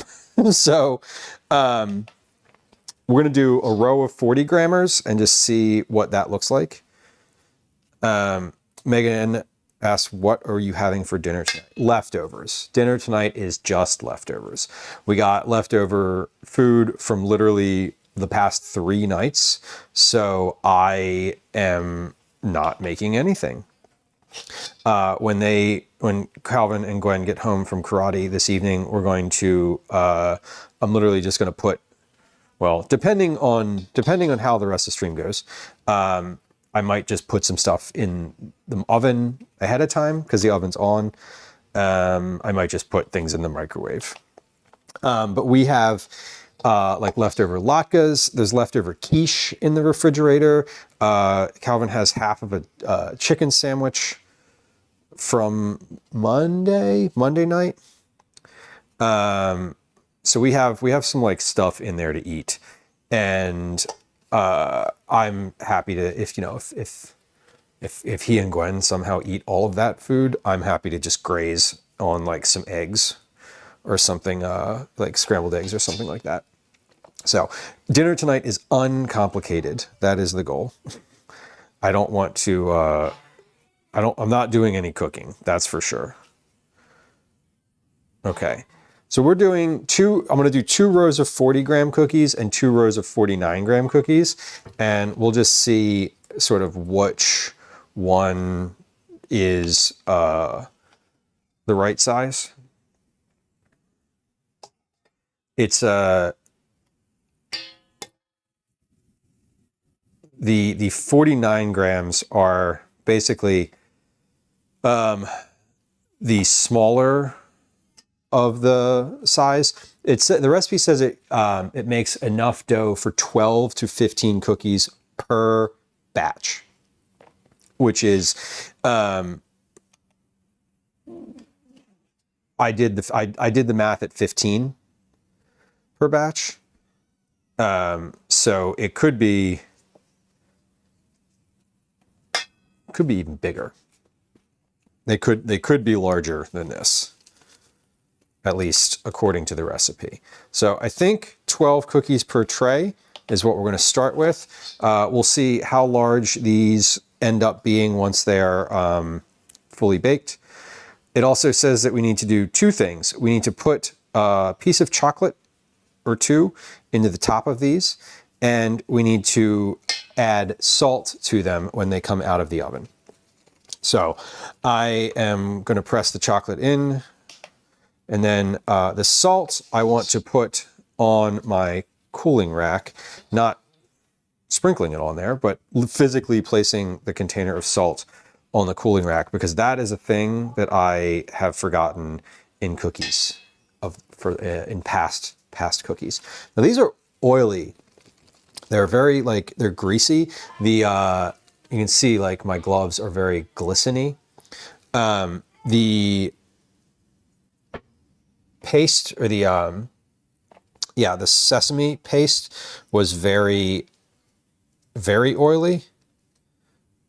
And we melted the butter before putting it in here too. So that was all kind of like contributing to the oil quotient in here.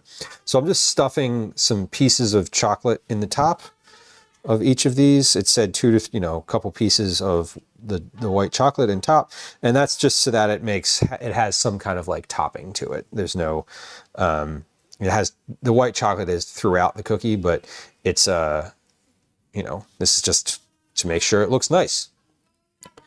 Okay, these are ready to go. We have cookies here. I'm going to pop these in the oven. How long does it say? It says 12 to 15 minutes. 15 minutes. So it says 15 minutes. Where's my timer? Here it is. Okay, let's do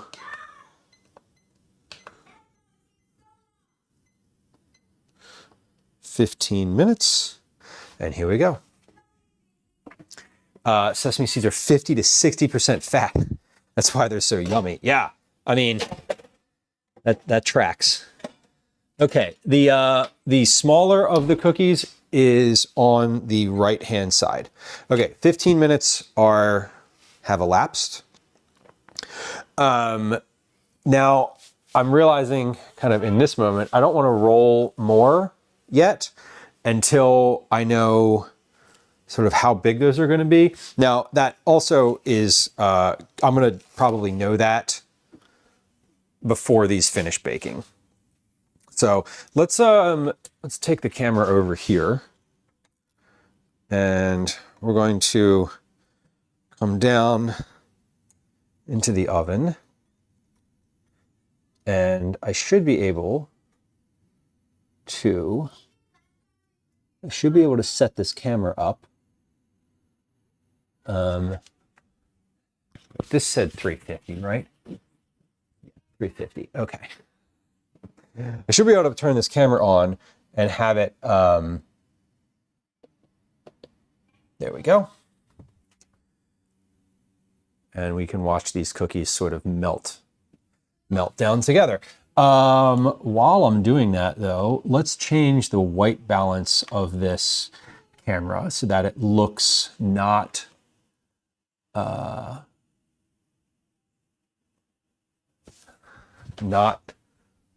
completely red. There we go. And then white balance, and then exposure compensation.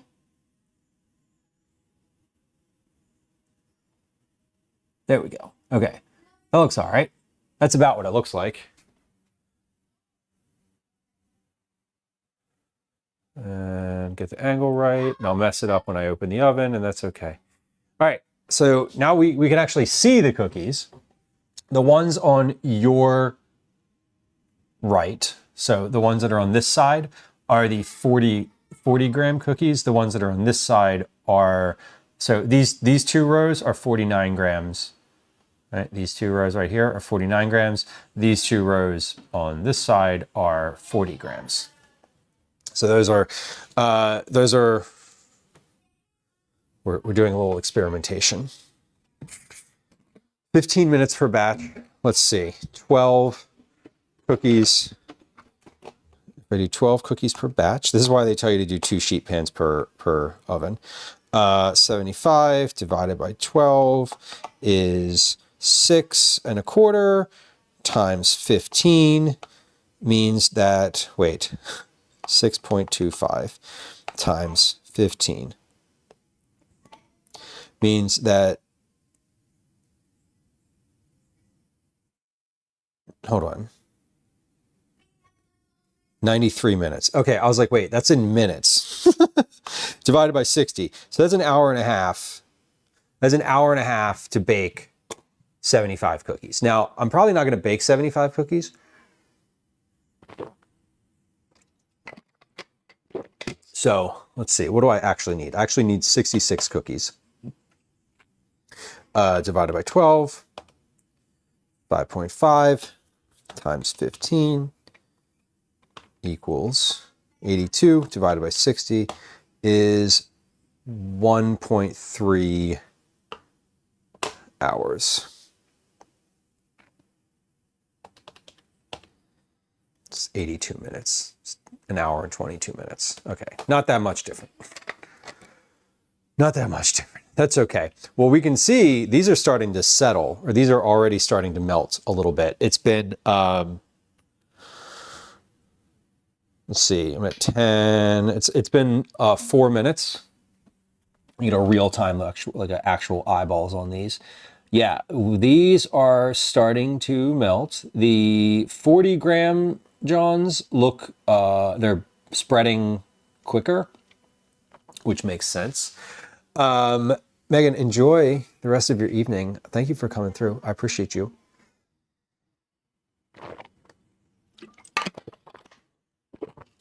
Y'all, I'm drinking water on stream. I want you to know I've consumed a beverage since I had coffee at 12:30 p.m. Just FYI. So he's been in here for 5 minutes now. So they're 1/3 of the way finished. We have a spread. The spread is starting on the larger of the two now, and it says the goal of these cookies. What is the what is the thing? Oh, fudge drawing. That's actually a good interpretation of that. I'm going to add that to the thing. Although the actual counting command, as much as it pains me to say it, is WOODER. I am going to add that one to it though, because that's funny. Okay, if you ever type that one again, it will work for that counter command.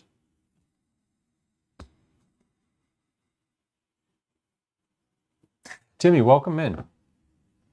I hope everyone's having a great Thursday. I hope you're having a great Thursday. I'm having a pretty good one. We're in the process of making cookies. We're waiting. So why are we waiting? Why am I, remember when I was like, we need to like never have an empty oven, right? And I was very like prescriptive and judgy about it. Well, I don't know which size cookie we're making, whether it's these or these. And I don't want to roll a bunch of cookies without knowing that. So once I kind of look in here and determine, okay, that's the size that we're going for, then we'll really get started.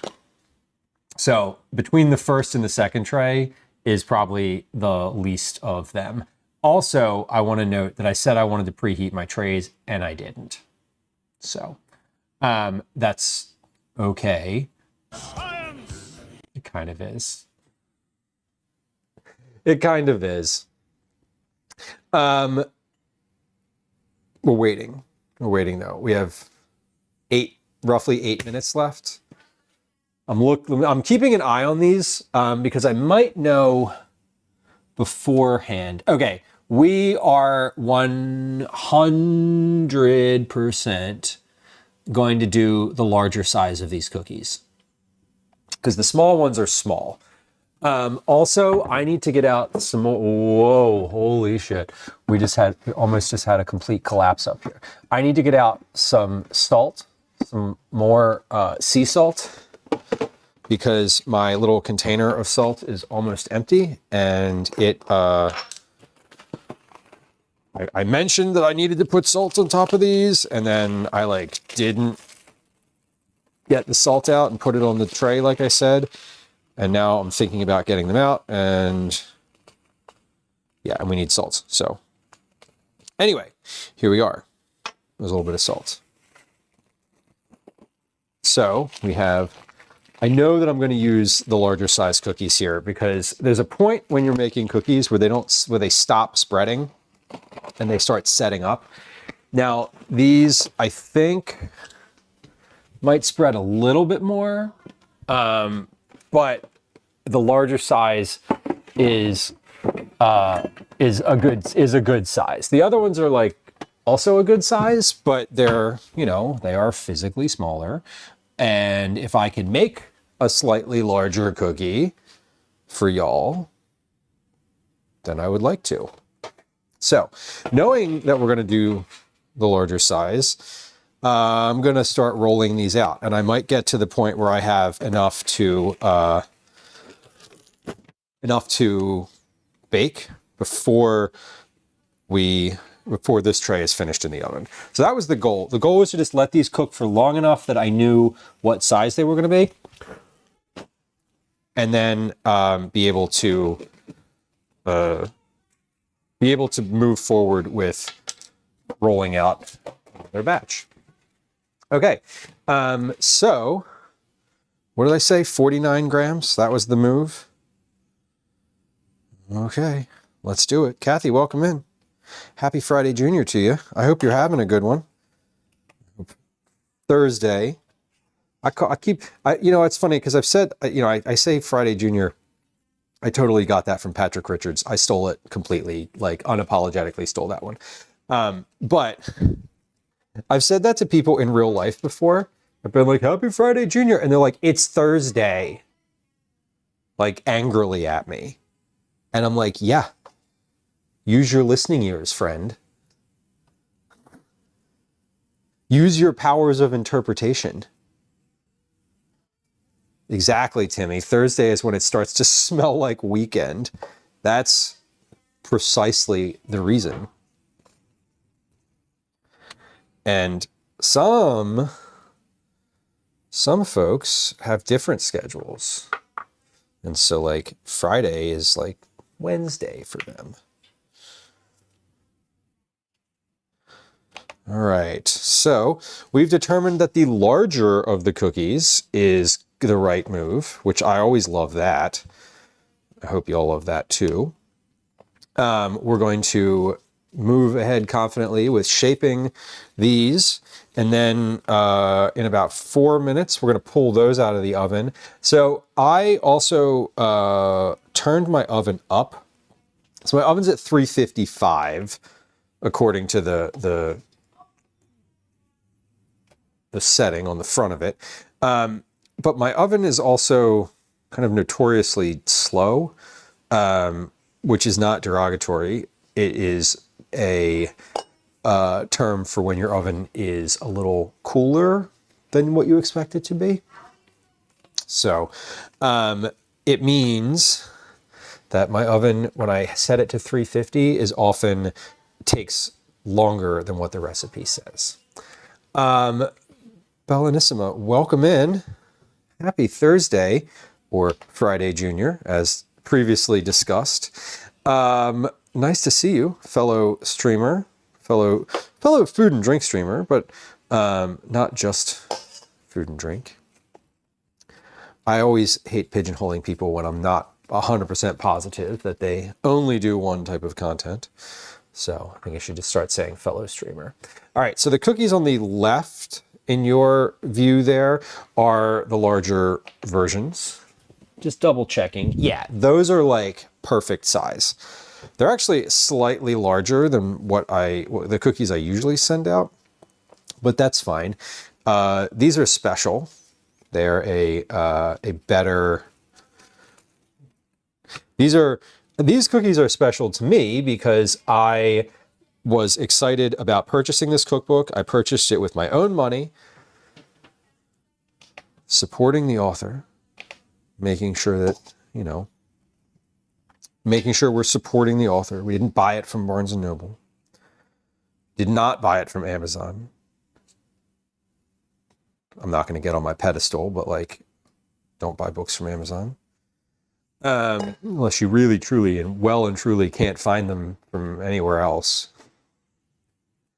Do you have a good tip on where to buy bakeware? I feel like restaurant supply store would be less expensive. It 100% is, Timmy. I would not, if you're buying bakeware, I would go to web restaurant shop or store, webrestaurantstore.com.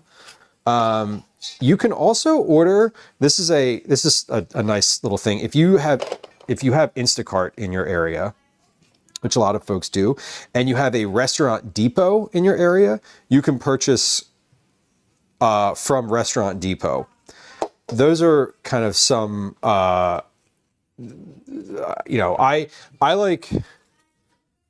think your instinct is correct to not buy bakeware. Like, don't go to Target and buy bakeware. Don't go to Target. Just, we can stop the sentence right there. But I'm like, I'm not going to get on my soapbox today. Like, here I am. Anyway, I think your instinct is good to go to a restaurant supply store because they, not only will they be cheaper and higher quality, but you'll have more options. Haymarket or Verso.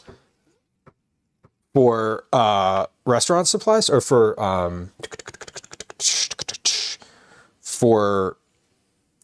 cookware stuff? Is that what you're referring to? I'm not going to get this tray done by the time that's finished in the oven. I am. I'm just going to leave it in the oven for another however many seconds it takes me to finish these cookies, because I want to open the oven and pop cookies in after I take cookies out. Well, totally agree. This cookbook I'm using today, and I'll show you, is I was very excited when it came out. I'm very excited about the recipes I've made from it so far, or the recipe I've made from it so far. And I am very excited to continue baking from it, moving forward. I think next month, I'm going to do a couple recipes in a row from this cookbook. That's my goal. Unless there's I might take a break from it next month to do some like spring thing, Haymarket or Verso for the book, to buy the book. Yeah. You can also, there's a link in chat. You can buy it from Kat's website, I think you can buy it from her website, which would probably be the best place to buy it if you are interested in it.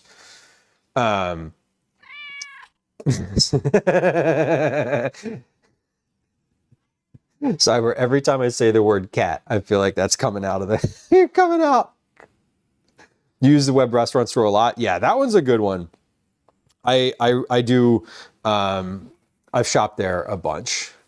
Mom says I was definitely on a soapbox, which is good. I think, that's a good thing. We should be on a soapbox for a lot of things. Okay, so these have been in here for 16 minutes. Let's come on over here. Let me give you the stove view. Until the edges and bottoms are golden brown. About 15 minutes. The cookies are meant to be set with gooey middles, it says. So let's open this oven. These look set to me. Let's see. We have a gooey middle. We have a gooey middle. Bottoms are starting to look golden brown. I'm gonna take a cookie here. I want to pick one of these up, and we're just gonna like literally flip this over and check. Yes, okay, that is finished. So 16 minutes. These were in the oven. We're gonna move that camera. Sorry. Move that. We're gonna take a tray out. We're gonna put a tray in, and we're gonna keep. Whoa. There we go. Taking the tray out, putting a tray in. We're closing it back up, and stay there. Okay, we're gonna let these cool in the tray for a few minutes. Bottom of that looks good. Timer.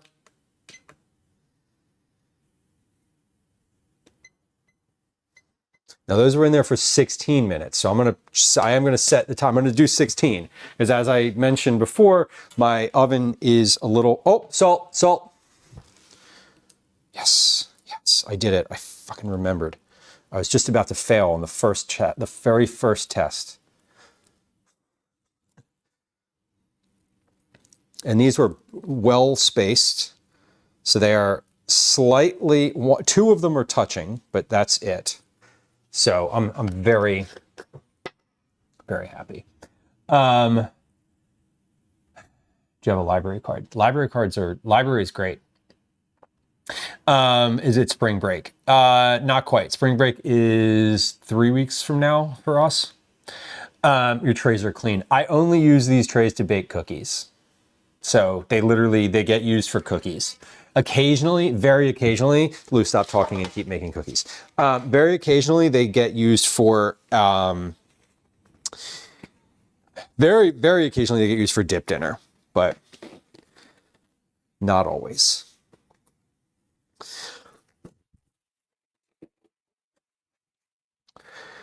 Yeah, I just like, from the cookbook perspective, cookbooks, there's a lot of good ones, and they are expensive. I love taking them out of the library. When I am gonna, this particular book was one, like, I don't buy cookbooks very often, right? Like $40, I agree with you, the cookbooks are expensive, and it's a lot to try to, like, you know, if you're really excited about someone's cookbook, you know, you can support them by asking your library to order it. That's a really, really, honestly, a great idea. You can support them by like sharing their social media content. That's a huge way to help people, generally speaking. You know, the cookbook publishers, when you like pitch a cookbook, it is quite literally one of the things that they look at and consider as to whether or not to accept your pitch is what your social media footprint is, which is annoying, but is true. Like, you can't be totally offline and still get a cookbook published. So, you know, even if you don't want to buy a book, continuing to like follow that cookbook author, sharing their content, liking their content is big. I mean, even if you're just sharing it, you know, on Instagram, you're just reposting it, which is a thing you can do now. Honestly, it helps. It helps a lot, and they do appreciate it. This particular cookbook, 108 Asian cookies. So we actually can just, let's put this like here so we can see it. I was really excited about this one because I've had a good run with some other dessert cookbooks. The last one that I really cooked out of a lot was 100 Cookies by Sarah Kiefer, which had some creative, interesting stuff in it. But I was excited about this one because, as I mentioned earlier, it's not just like a rehashing of like sort of fruit cookies, sugar cookies, shortbread cookies, etc. It's like reimagined, and you know, a lot of these recipes take something that is sort of well known and add or change elements of it to make it more unique. You know, like the past 2 recipes we've done have used red miso instead of salt, which if you cook from this, like now, you know, that like is that thing, it's in my head. The like, oh, this instead of salt, you know, so when I'm cooking now, like not only just cookies, but in general, I'm inclined to think about that and be like, oh, you know, maybe add this instead of that, you know? Mrs. Syntax, hello. I have the Sims cookbook. Have I ever made something out of it? No. But as a simmer, it was a must-have. Yeah. I can understand that. Libraries have ample budgets to order whatever is requested, Timmy. Yes, they do have a good discretionary budget for like ordering throughout the year. Most of them will have money left over in the budget, so definitely do ask the library, especially public universities. Yes, another good point. Another good point about libraries is when you order or if they have money left over in their budget, like they're not going to get, I mean, this is like true from any sort of budgeting scenario, but like they're not going to get that back next year. Like if they don't use it, they're not getting it again. You know, they only spent $100, just using round numbers, for example. You know, they had a budget of 150, but they only spent 100. That means next year they're only getting 100 in their budget. So I know as the child of a librarian that they'll order whatever you want. They really will. Good idea. And getting cookbooks out of the library is a great way to see if you want to buy it. Like, flag a bunch of recipes, try 1 or 2, and if you really love them, then, you know, go ahead and buy the book. And if you don't, then that's okay. Then you didn't waste any money. And you helped your public library. Speaking of soapboxes, can you tell that I enjoy going to the library? I do. I grew up in the library, like literally spent a significant amount of time in a library when I was a child. I read a lot. Okay. What we're doing now is we are rolling cookies. I'm just putting them on this tray. This is not the tray that they're going to live on, but my timer is going. And so when my timer gets down to like 3 minutes left, I'm going to pause what I'm doing. I'm going to take the cookies off of the tray that they're currently on over there and put them on the cooling rack. I'm going to pop that cooling rack in the refrigerator. And then we're going to tray up another round of cookies so that once those are finished in the oven, we can just open the oven and pop these in and take those out, pop those in, and just keep moving. So the goal here is we're not only baking cookies today, but we're also packaging them. So we're going to, that's the reason that I want to put them in the refrigerator for a little bit, because I want them to cool down enough that they are able to be packaged, because chocolate in here, like the melty sort of chocolate, is takes a while, takes longer to cool than your basic like sugar cookie situation. So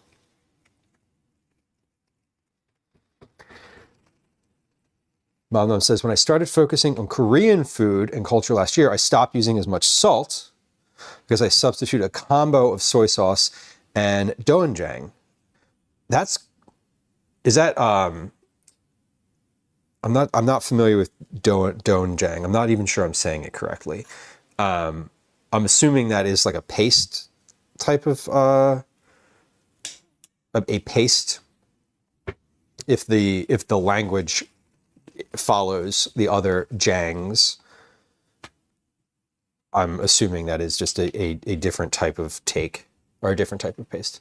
Bellanisma says it's a soybean paste. Okay, got it. Yeah, there's certain things with language like that where you're like, jang, when you're talking about food, and specifically Korean, I think is generally a type of paste. Mom says I rent books through Libby, which is also good. 9 says my library struggles with not having enough digital copies. Yeah, that's an interesting thing, because the digital, I've never really considered that. I've never had to wait for a digital copy of something. So I guess that hasn't come up in my experience. Like, I also go to the library very frequently. We have a great library system in Philadelphia, and I often just go over to the central library, which is like the main one in the city, because I can get to it very easily. And I also, one of my favorite sort of things is the excursion of like looking up a book that I want, seeing what library in the city it is, like where it's actually located, and then going to that library. And like, because you can rent, you can get the book out from any library as long as you have a citywide library card. So I kind of think I enjoy when you go and it's like, you go to a new library. It's kind of fun. Whenever I travel somewhere, I always stop in the public library. Like, I got a tote bag from the Toronto Public Library while I was up there. 9 says I donated my books and I'm hoping they buy the digital. Yeah, that's, I feel like when you ask the library to buy it, you have to differentiate between like, hey, can you get a digital copy of this? Do and Jang. Okay. Thank you. I appreciate that. I may not remember that next time, but now that I'm like saying that I might not remember it, I probably will. Also, I obviously use gochujang on almost everything. It is great. My intro to gochujang was through the Eric Kim gochujang cookies. I'm not ashamed to say, but I'm ashamed that it took me that long into life to like experience that. I may have experienced it before. I just didn't know I didn't like know that I was experiencing it. That makes sense. So I've eaten at Korean places before, but I haven't cooked with that before.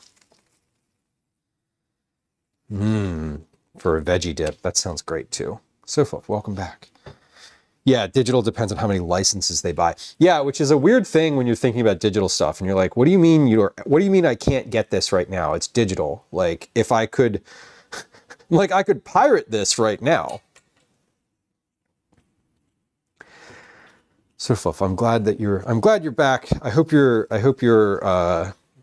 delivery and your tea was lovely. We're getting through the cookies here. The ones in the oven have about 3.5 minutes left on them. Yeah, Timmy, one user at a time. Right. It's like, what do you mean I can't use this digital thing? Well, that's the central library and your local are shut down. That's sad. I was sad when they shut down during COVID, and I still haven't really quite recovered from the when is the library actually open? Like, in my mind, they still have the worst hours ever, but that's not true anymore. Bellanisma, you made those too? Yeah, it was the gochujang cookies. And it's funny because in this book, Kat talks about that recipe in the sriracha cookies that I made last month, and references it as oh, a lot of people might be familiar with these cookies, and this is similar to those, which is true, right? Cyrus says I have a 3-month wait on some audiobooks. Yeah, audiobooks are even not worse is not the right word. because I feel like more people use Libby for audiobooks than for like regular reading, e-readers. I don't know. That's totally anecdotal. That's me just like spouting completely baseless information at you.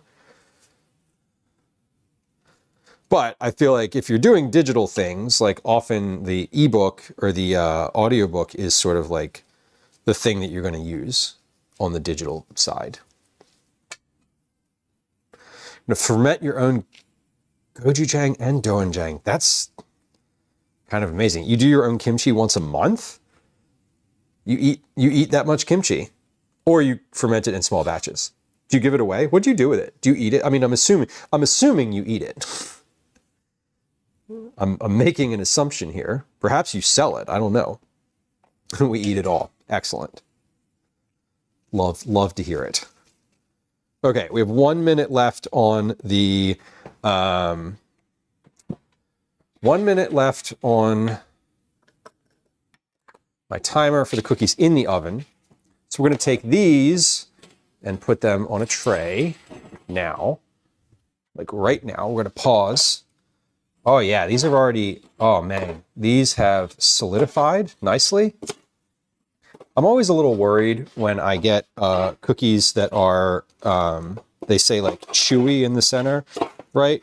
You know, take them out of the oven when they're still soft in the center. And to me, I'm always like, oh no, are they going to be completely cooked? But like they always set up. That's just how it is. Like I need to be better at trusting the process as opposed to the, as opposed to trusting my gut, which doesn't know anything in the sense of like cookie baking. Okay, 10 seconds.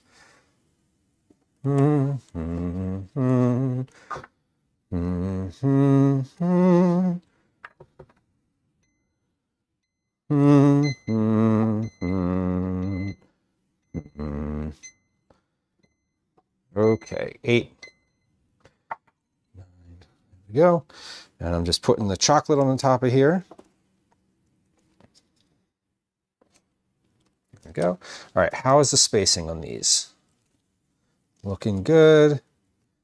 I didn't look at the ones in the oven to see if they were all messed up as they were baking. But that's okay. Hold on, we're gonna get a new set of gloves. We're gonna get a new set of gloves because I also want to try one of these. So that's an important next step. Okay, oven, come on over here. Please work. Yay, my camera continues to, shh, Lieu, don't speak. Don't speak. All right, so those are out. These are in. And go. Set a timer. All right, 16 minutes on the timer. I have hot cookies on the tray. I have cookies that are starting to cool down here. Let's I think I'm gonna go ahead and try one of these. Hold on. Just making sure. I had some text mess. I feel my pocket vibrating. All right, nothing to worry about. Here's a small, this is one of the smaller ones. So this is what it looks like all finished. There's the top, there's the bottom, nicely browned on the bottom.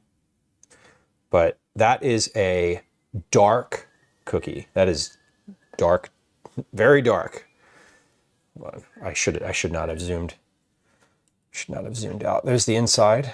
Oh yeah, look at the inside of that. That is like dark, very dark. Let's give it a taste.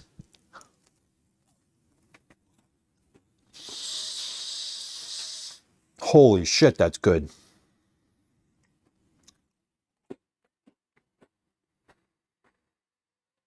Mmm.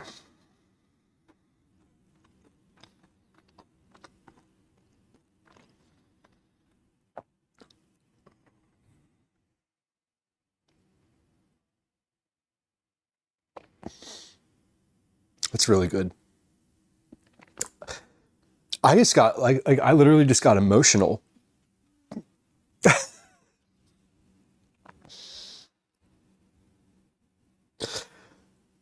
Ooh, fuck, that was good. You ever eat something that just hits and like, oh my God. Ooh. Okay, give that one a second. You don't need to cry over cookies. Ooh, okay. That was bite number one.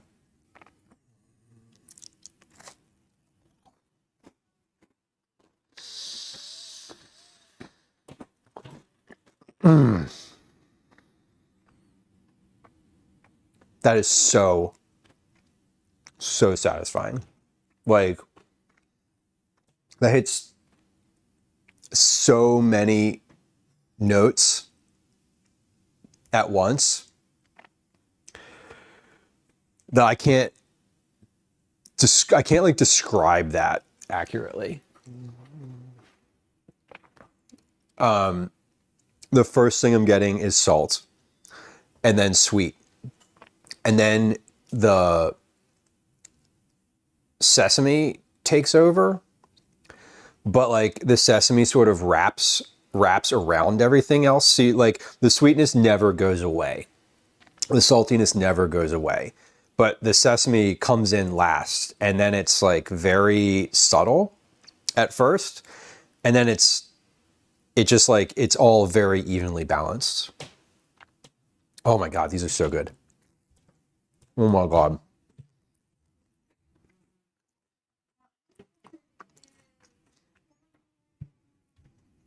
Oh my God.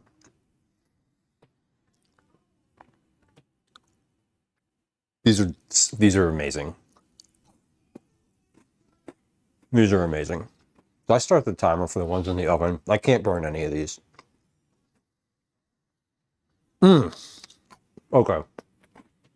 That was so fucking good.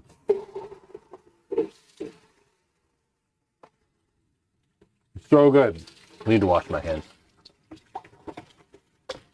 I can't tell if they're good or not. If they were bad, here's what happens if they were bad. I would be like, those are pretty good. They're not what I was expecting, or something like that. You want to try one of these? Okay. You're annoyed at... Okay. Move. Do you need...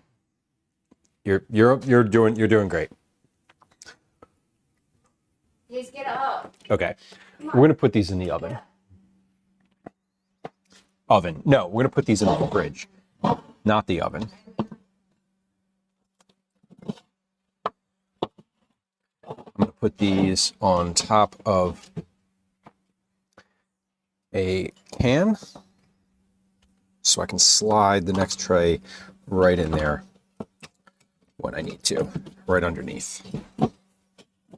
There we go. Okay. So we're going to let those cool in the fridge while I continue rolling. When we have just a few minutes left, we're going to get the next tray together. So the goal is to finish rolling all of these cookies out of here. And then by the time I'm finished rolling them, I should be able to have a few that are ready to start packaging before I'm finished baking. If I put them in the fridge to cool down, they should cool a lot quicker than on the counter. Oh, that was a really good cookie. I'm exceedingly happy with how that one tastes. Mom Nums, I appreciate it. That's totally reasonable. Yeah, 9, sorry, that happened to you on stream too. Yeah, I'm like, sometimes when you eat something and it's not just unexpected, but like unexpectedly good, you can't, your body just like has a very visceral reaction. And you you just like, wow, there, like here comes like tears because my body doesn't know what to do with this feeling that I've just experienced. It says black sesame paste is going to be hard to get. Yeah, it was hard to get here. So I made it myself. It was, to be fair, it wasn't hard. I'm assuming that I could find it in several of the like specialty / Asian groceries, not specialty, just like Asian specific stores. But I didn't go to those, and I looked on Instacart, and like H Mart didn't have it. H Mart had H Mart of all the places had the best options for a variety of like sesame products, but they did not have black sesame paste. I also just didn't go to the other stores because they're not online. You can't order delivery from them. So I would have had to have gone there in person. And I just decided to make these yesterday, and I didn't have time to go today. So I ordered from the restaurant supply store and got a bunch of like big bulk black sesame seeds that are plain, so not roasted. I realize now after like reading the recipe that I could have just gotten roasted sesame seeds, but again, they didn't have those in bulk. So the recipe that I was using says to roast the seeds for part of it, and then the other part of the recipe just calls for paste.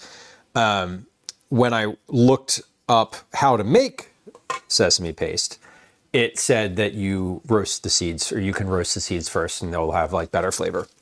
So I ended up doing that myself.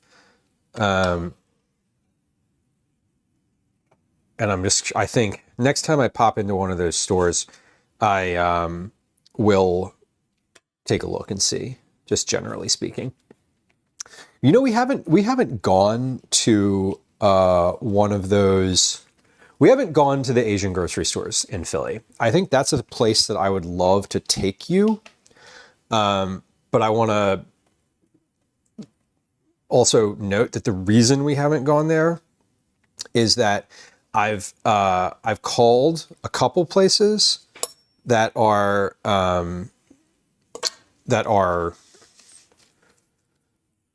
in those markets, and they have said no, like that. No, please don't come in here and live stream, which is totally valid.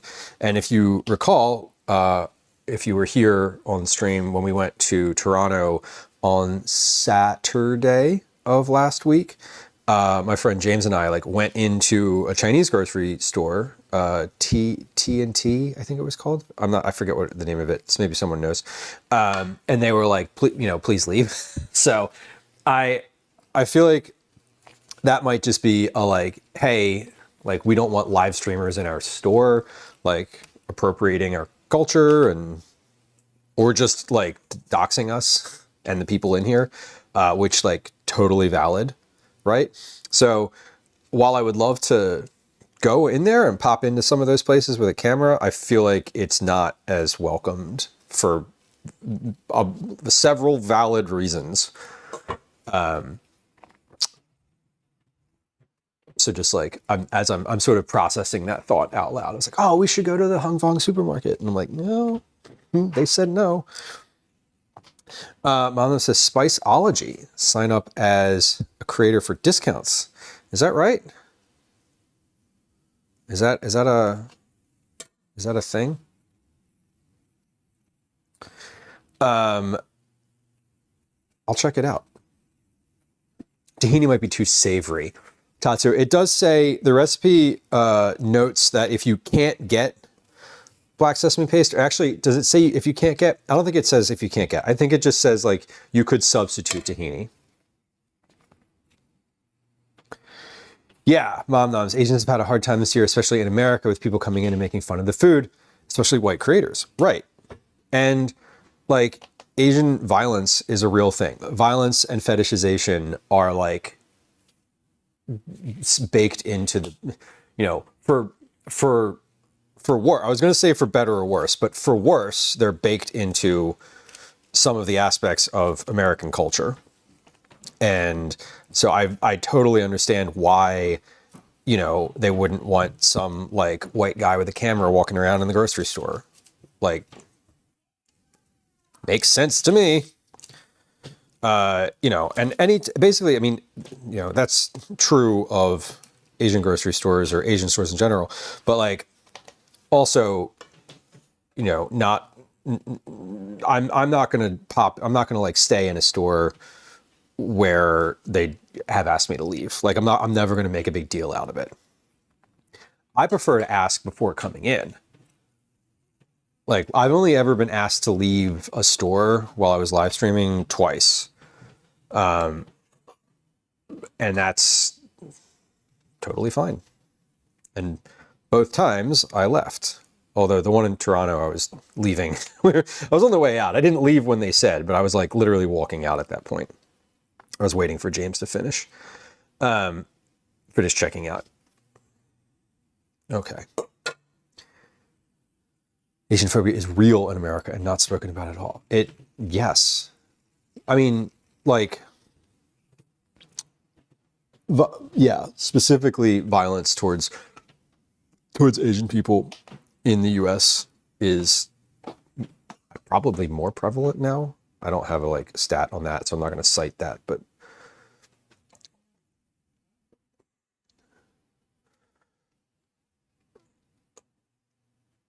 there we go.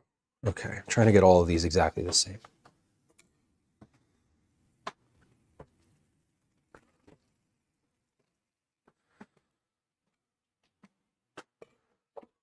Almost there. We got 2 minutes left, so I'm going to roll a couple more. I'm going to roll one more of these.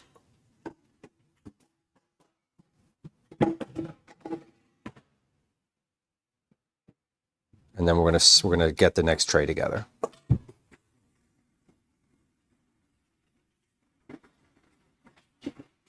Okay. Those are cookies. They're black sesame white chocolate cookies.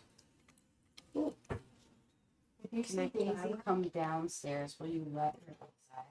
Yes, I will let Daisy outside if she comes through. Yes, you can try one.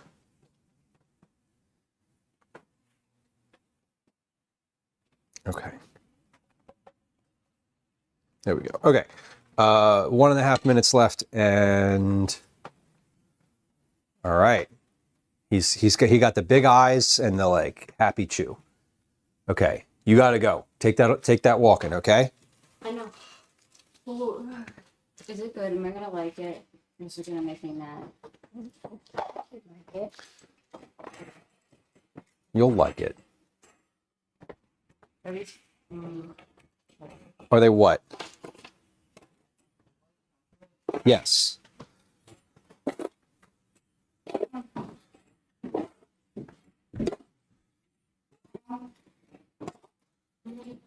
Okay, so we're starting a new tray.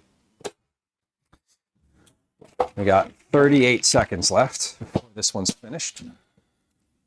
So we're gonna move.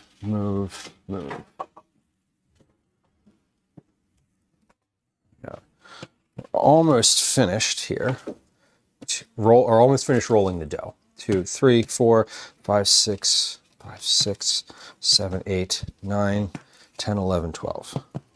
Okay, so I'm going to space these nicely, evenly, and then we're going to chocolate them.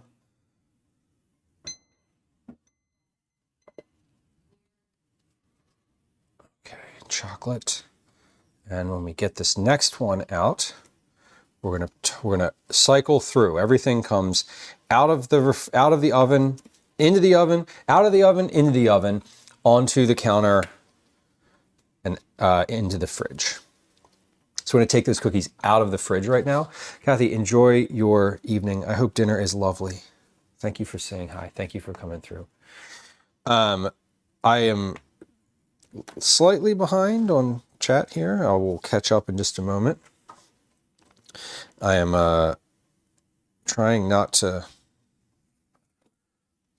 ruin my timing, ruin the timer here. Okay, this is done.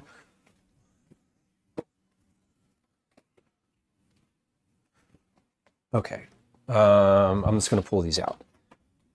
Okay, these are out. These are in. Moms, enjoy your evening. Thank you for coming through. Thank you for saying hi. I appreciate you. All right, that's good. And start. Okay. Oh, yeah, moms, the whole the COVID salt. Fuck, I didn't salt the last ones. I'm gonna salt these. I forgot to salt the second ones. All right. Yeah, coming out of COVID and like calling COVID the things that Republicans, specifically Republicans, called it, and using derogatory language around COVID, like really did not do anything for Asian Americans in this country. God, that is true. I'm going to salt these, even though they're out of the oven and slightly cooler. That's fine. Okay, I'm going to put these in the fridge now. So those can go in the fridge, and then these are cooler. Yeah, the chocolate on here is almost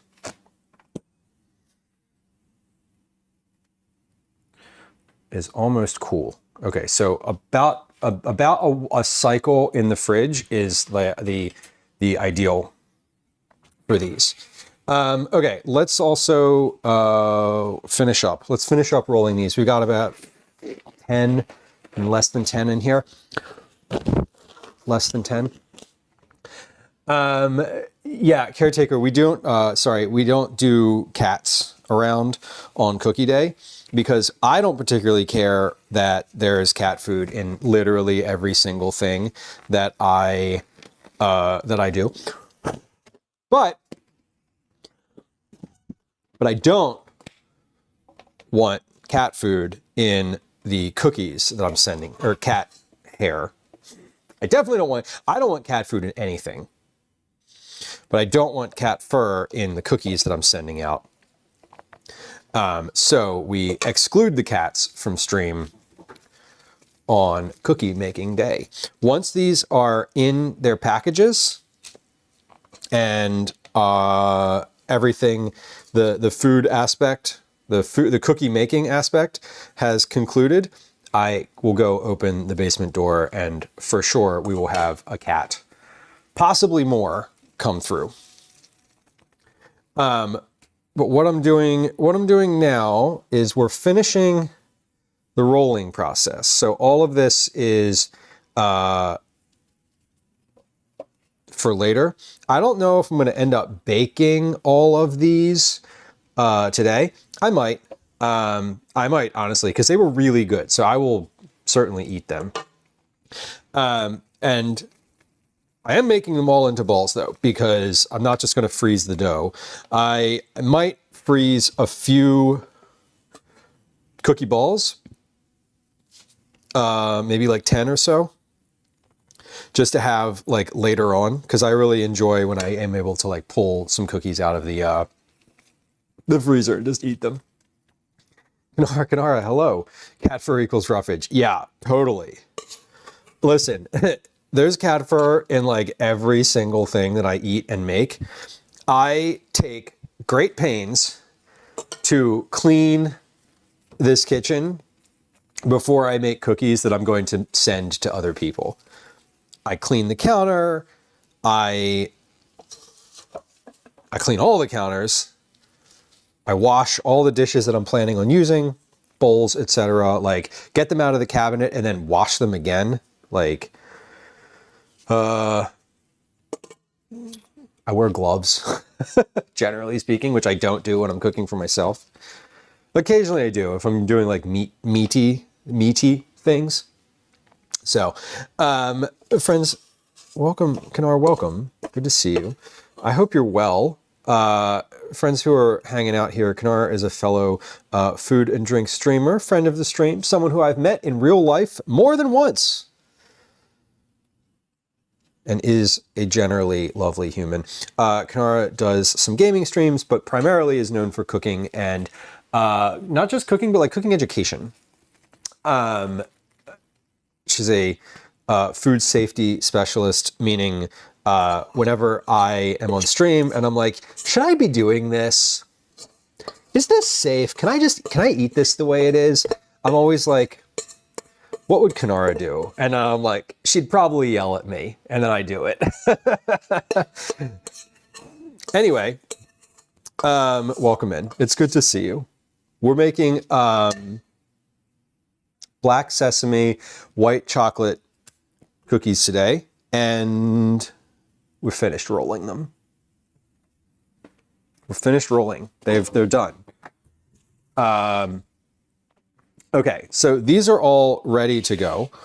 I need 66 cookies, so I have some for the house, some for Calvin's teachers, some for the folks that work at the post office, some for our tier 3 members who get cookies every month, and then some for our Cookie Club winners, obviously.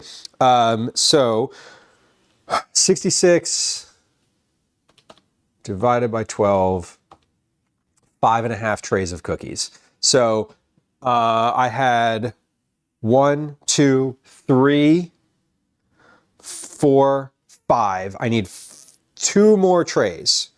So let's see. 1, 2, 3, 4, 5, 6, 7, 8, 9, 10, 11, 12, 13, 14, 15, 16, 17, 18, 19, 20, 21, 22, 23, 24. Okay.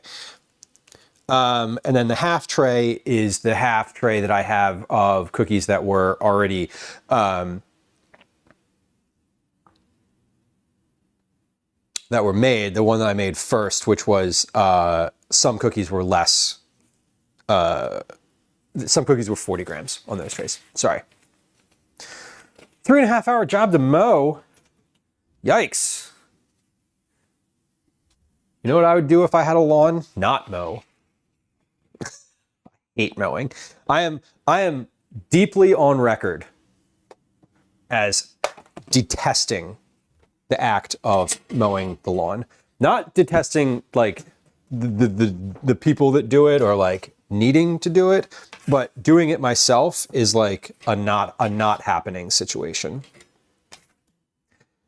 If I lived somewhere where I had to mow, I would fight with everything I had to not do that. I would probably rip up all of my grass and put in a giant garden bed and plant native grass in the garden bed. Anyway, which would be obnoxious. I am probably going to run out of white chocolate before I finish these.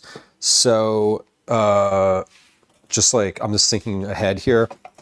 I'm probably not going to put white chocolate on the ones where I am going to make them for the house.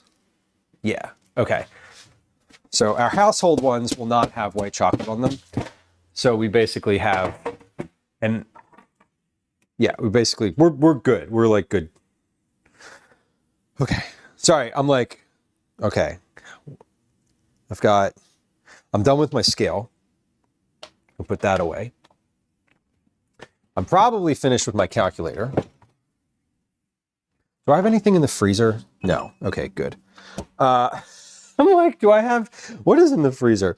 We're going to do dinner. Dinner tonight is going to be leftovers. We have quiche, we have latkes, we have sandwiches.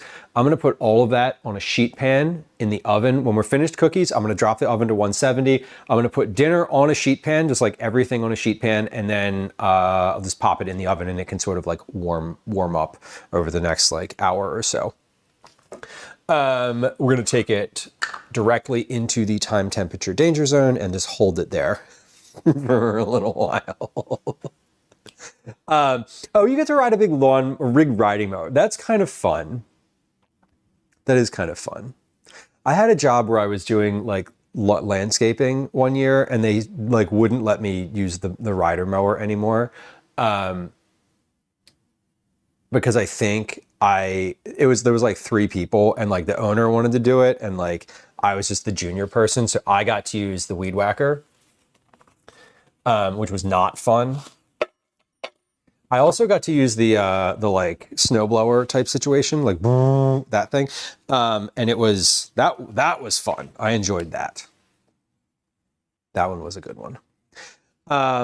White chocolate isn't chocolate anyway. No, it really isn't. That's true. That's very true. Tex, welcome in. Happy Thursday. We are making black sesame white chocolate cookies today. These are from the 108 Asian Cookies cookbook. There's a link to find that in chat. I highly recommend it. This is the 2nd month in a row we're making cookies from this cookbook. We have 2 more trays to bake. I have one in the oven. It has about 5 minutes left on it. And then I've got this one plus another. And then we're going to start packaging. I have cookies that are ready to package right now. I put them in the refrigerator for a little bit. I need to get another tray situation set up in the fridge because I want to have two trays in there. That's the goal. These have black sesame seeds and black sesame paste in them. The black sesame paste I was not able to find in the store, so I made it today in the food processor, which took a while, a little bit longer than I anticipated it would. But the recipe I was following didn't have any notes about timing, so I couldn't really determine how long it was going to take before I started making them. Okay, here's what I'm going to do though. I'm going to take this out of the fridge. I'm going to put these in. Wait, are these the... Yeah, okay. Put these in.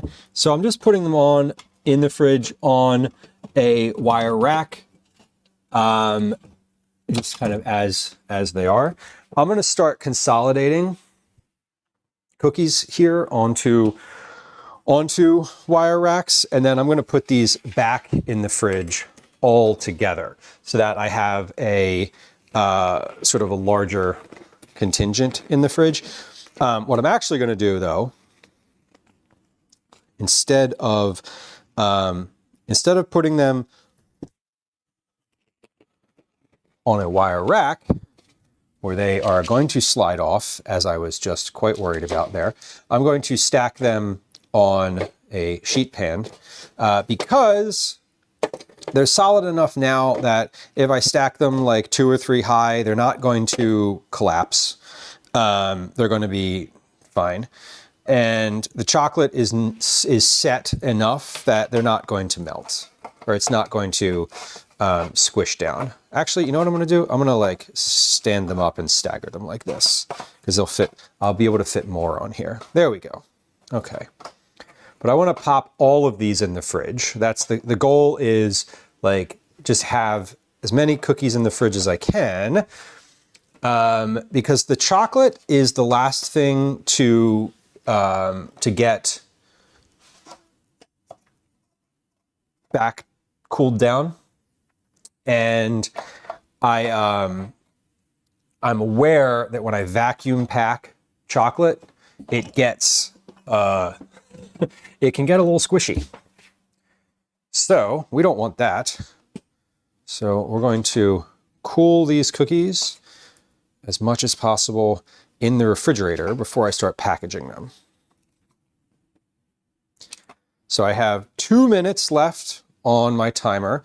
I will, I've already got my one tray ready to go. So we're going to pop these just like this back in the fridge. When that one comes out of the oven, we'll rotate things through, and then we'll be ready to go. I'm going to get ready to start packaging here now as well. So we have tray of cookies in refrigerator. We have tray of cookies ready to go in the oven, fully ready to go in the oven. I have one more tray of cookies, 5, 10, 12. And then I'm just going to, when I put those on the sheet pan, I'm going to put these in the freezer on this tray. So I don't need to retray these. Okay. Sorry. We're doing some mental gymnastics here to make sure I have everything that I need and what I'm doing here. So there's no shame in making a pasta tube with 2+ nights in a row. Twinderella says, I've been on a big onion kick lately. Define lately. As long as we've known each other, Twinderella, you've been on an onion kick. So lately is subjective.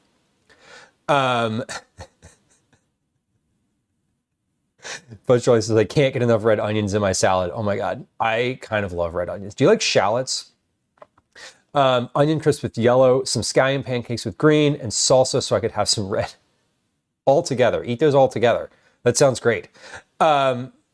Super easy onion rings recipe. It wasn't the onion ring recipe I made last time I made onion rings. Those were complicated. They were like tempura onion rings, but they were really crispy and lovely. Okay. Charlotte, have you tried one yet? I did. And it was an overwhelmingly emotional experience for me. I'm not going to lie. They're very, very, very good. They're great. Clock it. Yes. Is that how we do it? Do you do 2 fingers? I feel like I'm doing it wrong. It's fine. No one expects me to know anything. So no one expects me to know anything. So it's fine that I don't. All right. Salt, salt, salt, salt. Timer, then salt. Timer, then salt. Close the oven first. Close the oven. Timer, salt. Okay, we did it. Yay, we only have to remember that one more time. Okay, excellent. Salt. And salt, and let those cool. All right.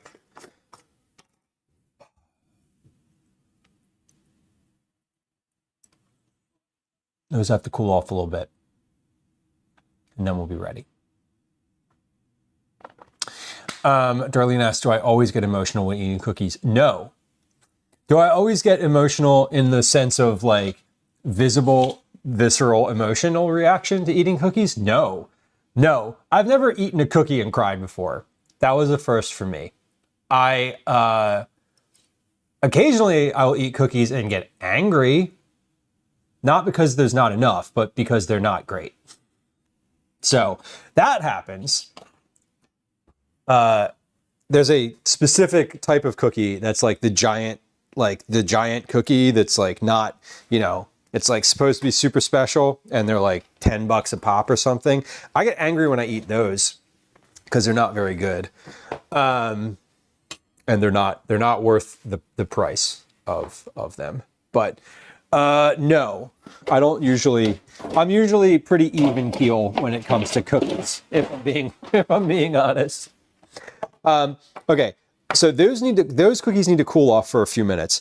I am getting out a sheet pan in prep for getting dinner on it, and that's and that's it. I think those are probably good to come off the tray now. I mean, they've been about 2 minutes or so out of the oven. I think I'm just going to take them off the tray because I think they're ready. Yeah, these are just solid enough that I can get them off of here. What I really am trying to do is tray up the next round of cookies so that I can move forward with having a clear-ish counter. And once these are ready, or once these are off the tray here, I will tray these up. We'll put that in the freezer. We'll get dinner on a sheet pan so that once those cookies that are in the oven come out, I can turn the oven off and put the sheet pan of like dinner leftovers in the oven, and then that'll be ready. I won't have to think about it again. The point is I don't want to have to think as much. I don't want to have to think about dinner.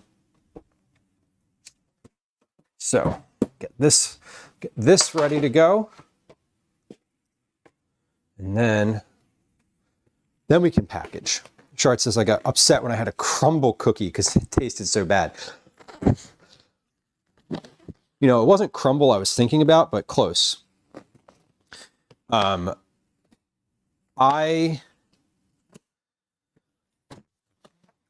don't hate, I think the ones that I'm like most fond of, I think are probably insomnia cookies, but I haven't really had enough experience with like the cookie, sort of the big cookie companies. Like Levain is a big one here on the East Coast, at least in like New York, and they came to Philly recently, and I like went and got one. I got a couple because they were like special and new, and I was like, what even is this? Like, why do I? It was fine. It was just like fine. It wasn't good. It wasn't amazing. It wasn't worth the price. Like, it was worth the experience, I guess, but like not even. I would have liked the experience without paying for it. I would have liked someone to bring those cookies to an event or something that I was at. In a hypothetical world where I attend events. I do not. Trinderella, you live in the land of crumble. They're ordered to undercook them. I've heard that. Can you get those cookies cooked to a specific like doneness? Is that like a thing? Are any of those companies like? Can you par bake them? Can you tell them to like make them a little chewier or something? Obviously, I've had a crumble gift card for like 2 years now. Well, clearly it's made an impact on your life. Okay. We're going to freeze these just for a few. These don't even need to freeze for that long. They just need to get solid enough that they're not going to get crushed when I put them in my cookie dough bag. Okay. Now we need to sort of rearrange the freezer again so I have a flat surface and not everything in the back. There we go. Okay, you gonna work? Fuck. No, you're not. Okay. Yep, it will. Okay, cool. They'll stick together and then I'll have to break them apart later and it's okay. All right, so this is ready to go in the oven. These are cooling and will go in the refrigerator. The next round I'm going to put on this tray. That will also go in the refrigerator. So this and these I can put away. I don't need my calculator anymore.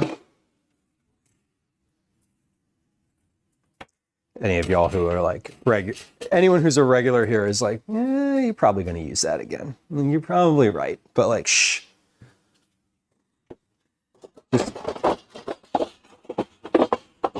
Just let me be naive, okay? Okay, so those can just go over there. Next one out of the oven will go there.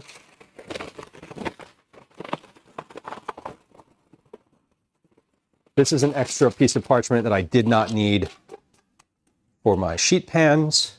So we are going to put that in the cabinet because it's already pre-cut. All right, so I'll have a tray coming out. I'll have a tray going in. When this one comes out, then we can put dinner food in the oven and just turn the oven off and it'll heat up a little bit. Oh, you can't bring yourself to want to eat anything from there? I feel that. Mom's better cookies. I mean, I like my cookies a lot. Caretaker says we recently got crumble in the city. Never been to it. Nor Krispy Kreme. Crumble's fine. Krispy Kreme, honestly, Krispy Kreme is one of those things that sort of stands alone. Like I could eat a whole dozen Krispy Kreme donuts and feel like an absolute piece of garbage and still want to do it again. Alice says we got crumble twice. Once to try, once to confirm, and haven't been back. Valid. That's funny. That's really funny. And accurate. Did I salt those? I did salt those. Good. Forgot to put the potatoes in the corned beef pot. No! Could you boil them real quick? Dirty dough, stuffed cookies. Hell yeah. Nick says Krispy Kreme and the hot and ready sign is on his god tier. Nick, I remember when the Krispy Kreme opened up on Cotman Avenue. Maybe you're familiar. Up there on Cotman Avenue, they opened like a new Krispy Kreme, and I remember going to it and getting like I have like a memory of those donuts. Is it horrible to microwave baked potatoes? Absolutely not. No, it's not horrible. If it cooks quicker and it makes your life easier, it's great. Pull the cabbage out because I don't have any room in there anyway. Put the cabbage in a different soup. Just right in a different soup. Miss the glazed Krispy Kreme donuts. They are amazing. I'm not gonna lie. They are some kind of delicious. All right, what do we have in the fridge? We have leftovers. Okay, so I'm doing this now so that I can just sit it on the counter and pop it in the oven when I'm done. Okay, we got some cheese fries. So yeah, cheese fries. Random, but there. What do we got in here? This is a bit of a chicken sandwich. More fries. Oh, here's a sauce container. We'll just put those over there. I think this one was Gwen's because it has pickles in the container. I'm pretty sure she's the one who didn't eat the pickles. Calvin doesn't like crush pickles the way I do, but he doesn't avoid them the way Gwen does. He said something about spaghetti pie, which is this. This is a spaghetti pie. Take a look at this fucking thing. Look at this. Isn't this amazing? Kind of good. Looks like a quiche. It's not. It's actually spaghetti.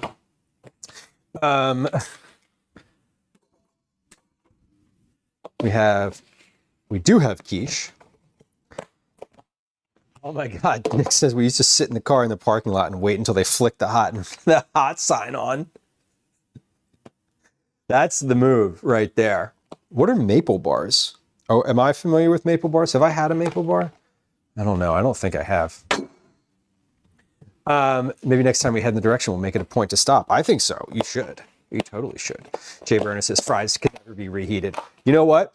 The secret to reheating fries is to not have leftover fries. That's really well and true the best way to do it. If you do need to reheat fries, the second best way to reheat fries is in a cast iron pan on the stove.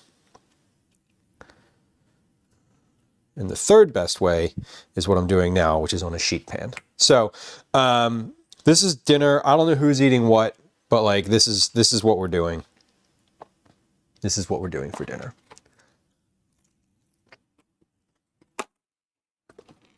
Cool. It's like a dip dinner of sorts. There we go. Okay, we got 4 minutes left and the cookies in the oven. Once those are out and my last tray is in, I can start packaging. Because this tray, that tray, and this tray, I don't need for Cookie Club. So These are for teachers, post office workers, folks who I'm not putting them in boxes and packaging them. Let me wash my hands. So the ones that are going in packages, in boxes, I want to be cool from the set the chocolate sets. Again, this is a little melted. Girl Terminator, hello. Maple top dip. Oh, okay. On the Krispy Kremes. Got it. Cinderella, recreating a sauce, recreating something that you ate at a restaurant is like one of the most satisfying things. Girl Terminator, good afternoon. Hello. Short says leftover fries in the air fryer is valid. You know, if I had one, I would probably use it. I would probably try. Dip dinner was one of the first ever streams I watched here. I love that. Dip dinner is a classic dinner in this house. It's funny because I only ever stream it on days that I'm doing like something else. It's one of those dinners that's like, can't be bothered to make dinner, but needs something easy. And more importantly, something everyone likes. And I know is like everyone likes. I like to do this big meal thing called Dip Fest, where I make a whole lot of dippable foods and dips. Nick, that's dip dinner. So dip dinner for us, when I say that, is anything from the freezer. Chicken fingers, pierogies, fish sticks, fries. What else goes in there? Occasionally, I'll just throw carrots or something on there. Anything that is like a frozen food that you put in the oven. I set the oven to 400 degrees, and I don't care if it's supposed to cook at 350 or 450. I don't care if it's supposed to cook for 10 minutes or 25 minutes. 400 degrees, roughly, sometimes 420 because I'm feeling frisky. Everything on one sheet pan, usually one of these big sheet pans. We fill it up and I put it in the oven and it's done when it's done. That's just how I do it. And we call it dip dinner. Yeah, it's basically the same. And then we get everything out of the refrigerator that you can dip in. Ketchup, mayonnaise. We do what a friend of mine, a former friend of mine, used to call fancy sauce, ketchup and mustard. Ketchup and mayonnaise, barbecue sauce, A1, sriracha, Cholula, basically whatever. Like, open the fridge, whatever's available. It's great. You're fancy though with the guac, the cheese dip, the artichoke. Oh man, totally. All of that sounds amazing, and I am like, all of that is valid, and I'm on board with all of it. Short says 420 blaze it. Yes, I am 420 blaze it right above the comment that says pretzel bites, chips, vegetables, guac, cheese dip, artichoke dip. Yup. It is a low overhead thing, Nick. It's just like get out of the freezer and onto the sheet pan. It's like whatever's on the shelf in the refrigerator is what we're eating. It has nothing. There's no making anything. The most that I do is mix the mayonnaise and ketchup. That's it. Okay, we are going to take these cookies out of the oven. We got one out, one in, and then we are good to go. One out, one in.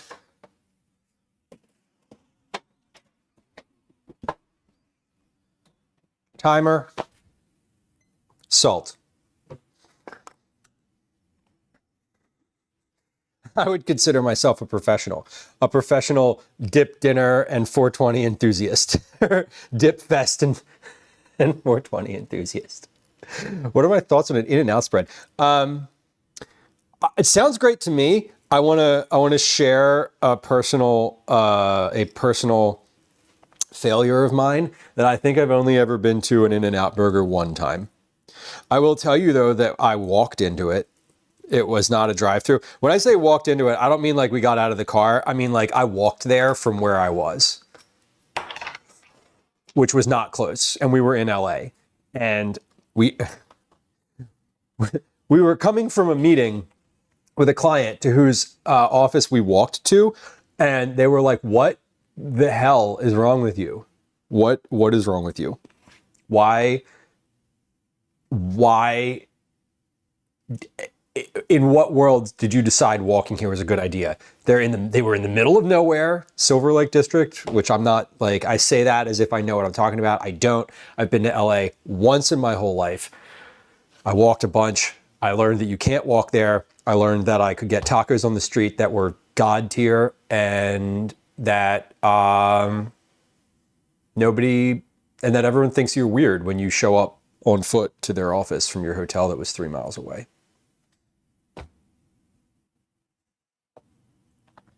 In-N-Out is only In-N-Out if it comes from the In-N-Out region of California.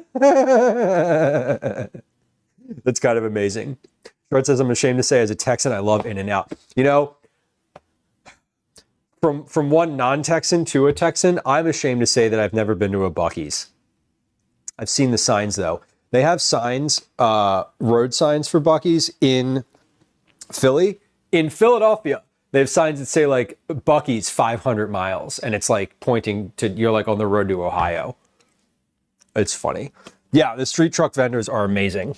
I was just like, I'm hungry. I also learned that you can't go through a McDonald's drive-thru on a scooter.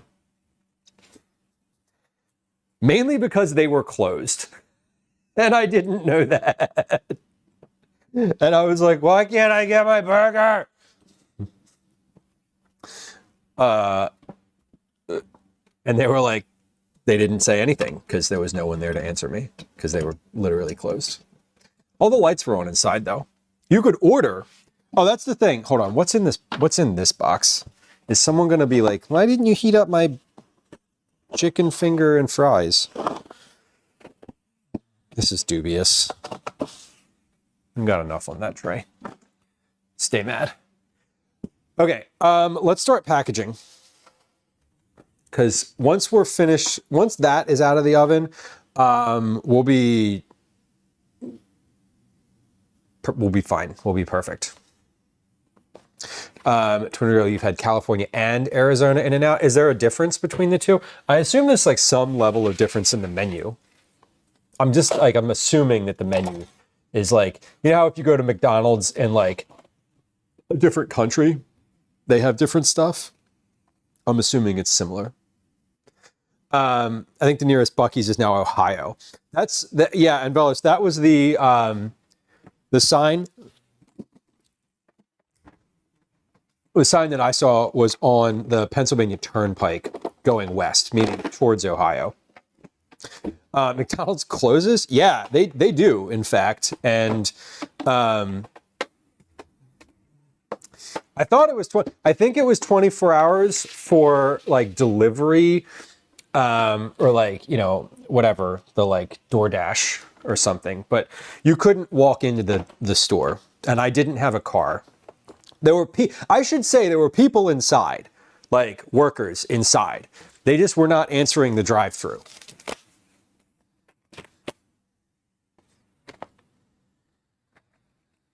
Buc-ee's is the best place for a road trip restroom break. I have heard that, and I believe that to be true. Most of our McDonald's and many other restaurants have 24-hour drive-thru. Yeah, the drive-thru, I was just on a scooter. I didn't have a car. I was on like a little electric scooter. And they were like, sir, you can't do that. Nick said, one of my greatest achievements was filling a medium coffee cup with nacho cheese and paying the $1.25 for a coffee, then dipping random foods into it. Honestly, like, I applaud your ingenuity. That's incredible. That's kind of incredible. I'm not going to lie. Impressed. Okay, why is this not sealing? Hold on. Let me make sure my seal is set all around the outside. It's probably not sealing because I had it in there too far for the suction to really take hold. Okay, let's try this again. Let's not panic. Let's not panic. There we go. Okay. Maybe. There it goes. Okay, we got it.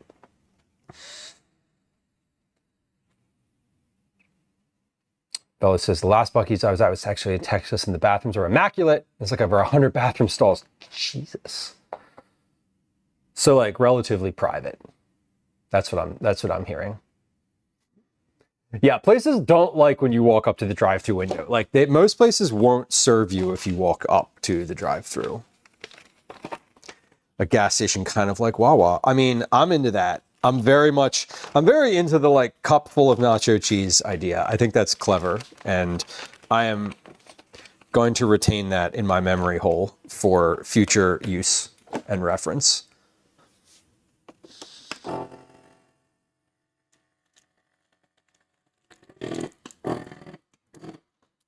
Yeah, these are working pretty well.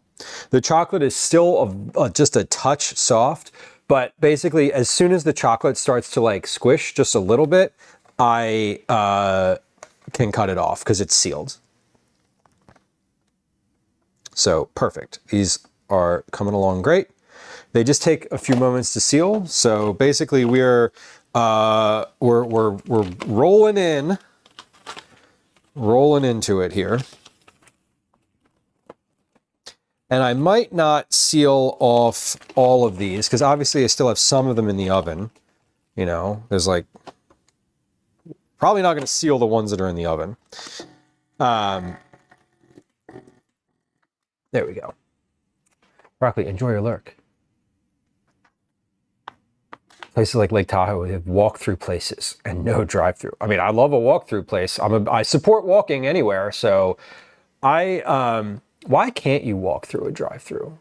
Is there a functional reason for that? Like, what is the...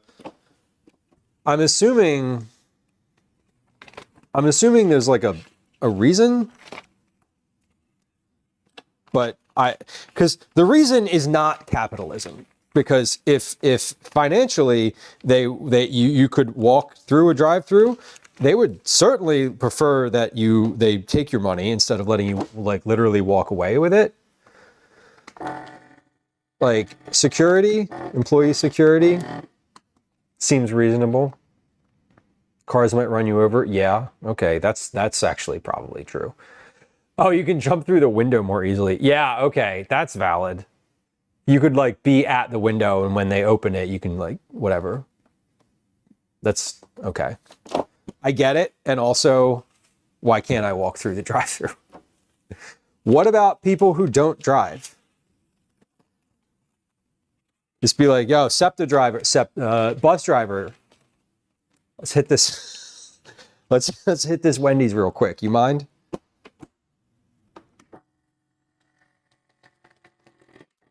I said SEPTA. SEPTA is Southeastern Pennsylvania Transportation Authority, which is the bus and transportation authority here in Philadelphia. So, Bella says you can YouTube videos of people jumping through the window late at night and robbing the place. Okay, valid, fair. I understand now. I feel like that just like security makes sense. It would have to be security because there's no other reason that they would reject you from purchasing things. But that doesn't make any sense to me.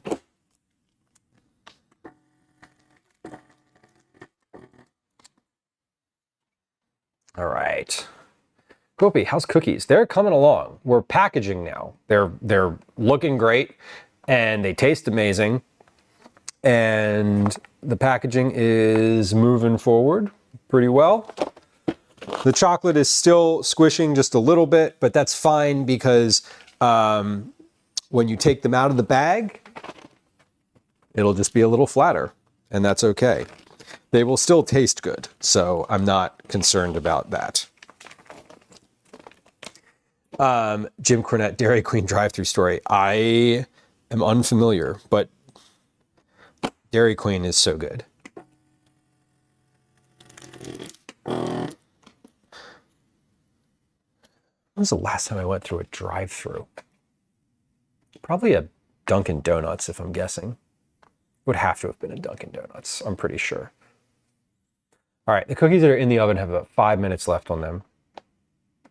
I have some cookies in the fridge. I have some cooling on the counter over here, and then I have one's in the oven. Jay Burner says, how much for a couple cookies? Well, there's no specific way to purchase cookies because I don't have a license to like sell food.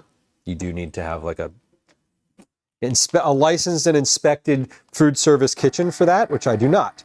However, if you would like to, if you would like cookies, there's a couple ways that you can specifically give money and get cookies in a transactional way. Two, actually, there's two ways. One, way number one, probably the most consistent and easiest way. Or not consistent, the most direct and easiest way. Sponsor a cookie club. Meaning, you pay me some money to offset the cost of shipping and ingredients for these cookies, and I will send you the cookies for that month. Two, way number two to get cookies. Become a tier 3 sponsor or a tier 3 member on YouTube.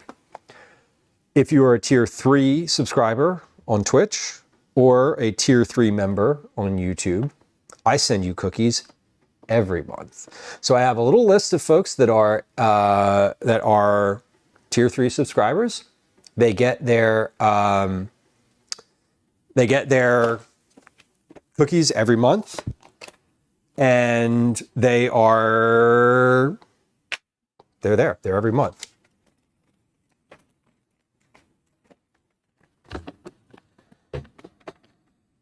Cat, are you, I don't want to dox you. Are you the one? Are you the like, are you this person? Because we got a lot of work to do in this book. This is a lovely book. And if you are indeed the person whose name is on the cover of that book, one, welcome. Two, I am like honored, like literally honored. And I want to say like thank you for writing this book.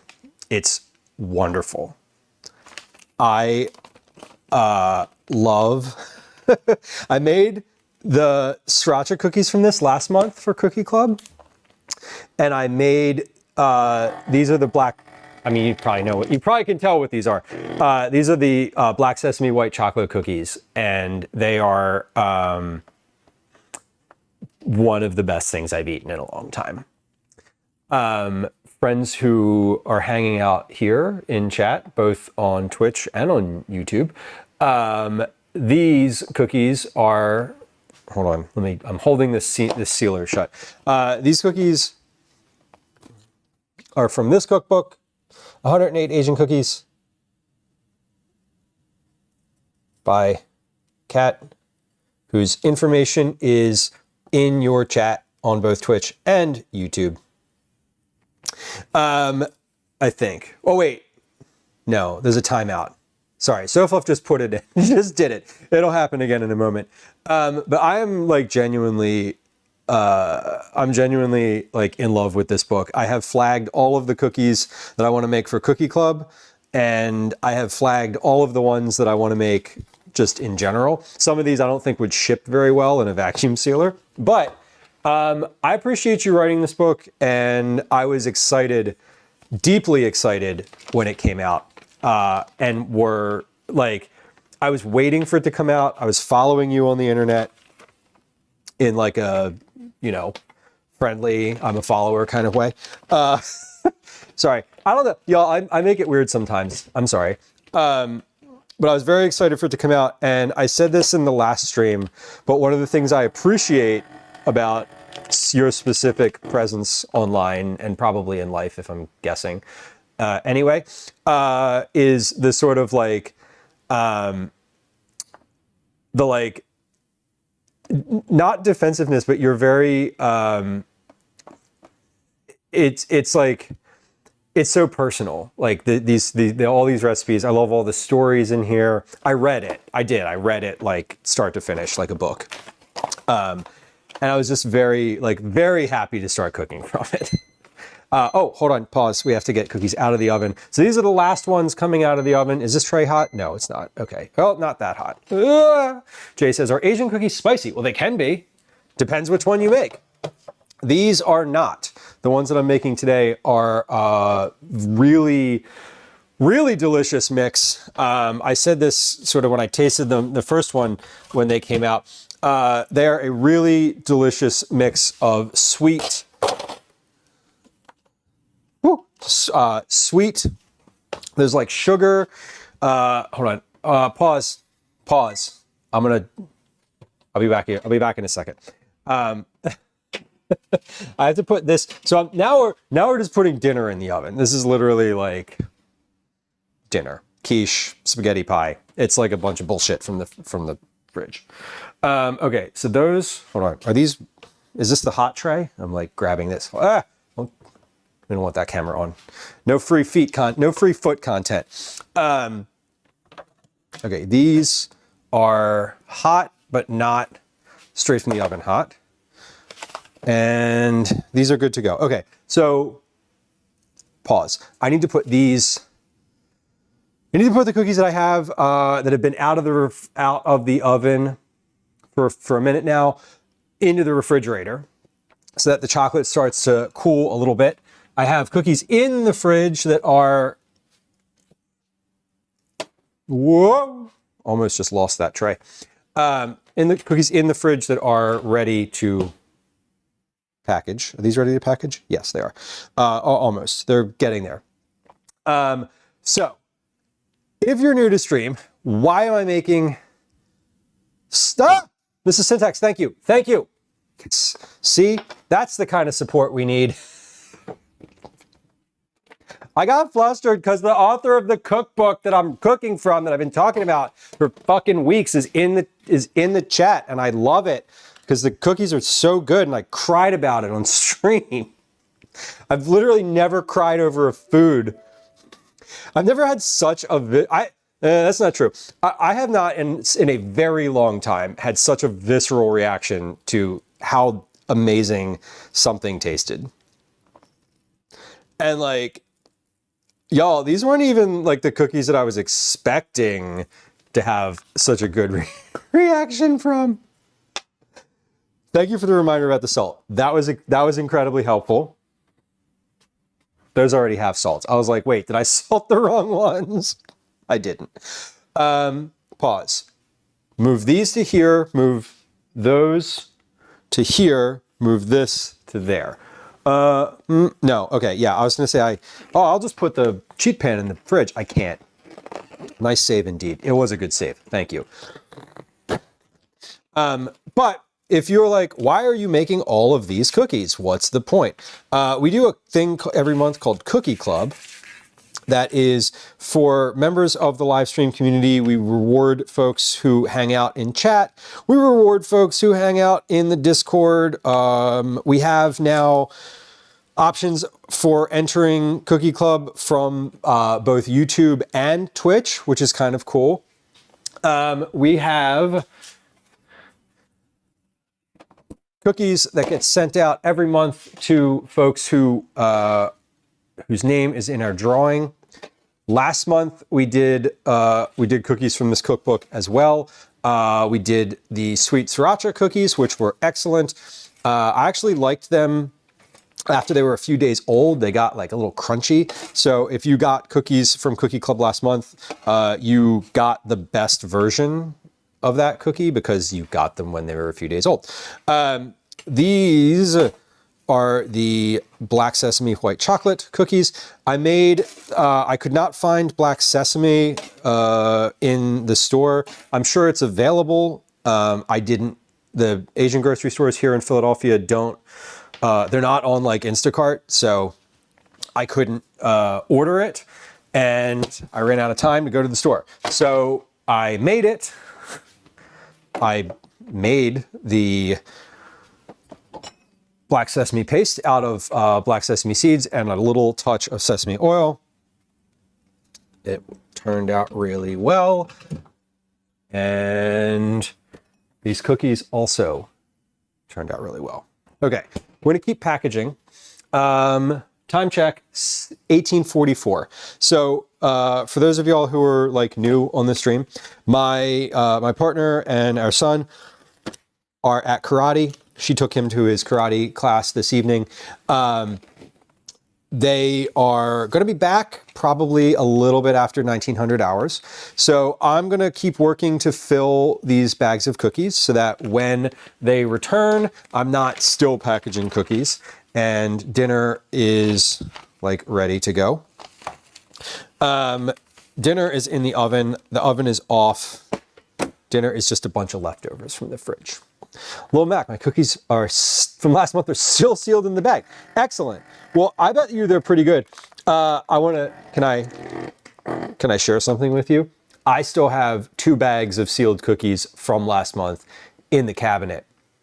I had 3 bags of cookies from last month in the cabinet, but I ate a bag of them yesterday and they were really good. So they're still sealed. Like the thing about vacuum sealing is things last pretty long. So, you know, it's still probably pretty good. I'm not going to lie. Now, I know some folks who are, who've been hanging out on stream for a while, like to just keep their cookies and not eat them. So I know that there's at least 1 or 2 folks out there that have several bags of cookies that are older than that. So you're not alone. I, for a long time, was keeping a bag of cookies from every month. I stopped doing that. Because I was like, once we're in like year 3 of Cookie Club, which I think we are. I think we're in year 3. It's a little less likely that I'm going to eat them. In fact, I'm not going to eat them. Behind in your cookie consumption. I'm impressed, y'all. I'm impressed. If I got cookies in the mail, I'd be eating that shit standing at the mailbox. If you send me food, I'm going to eat it right away. If I purchase it for myself and it's like in the house as a snack, I might not eat it. But like, I'm impressed with y'all's self-control. Oh yeah, the Rice Krispie ones. The Rice Krispie ones were great. Those were definitely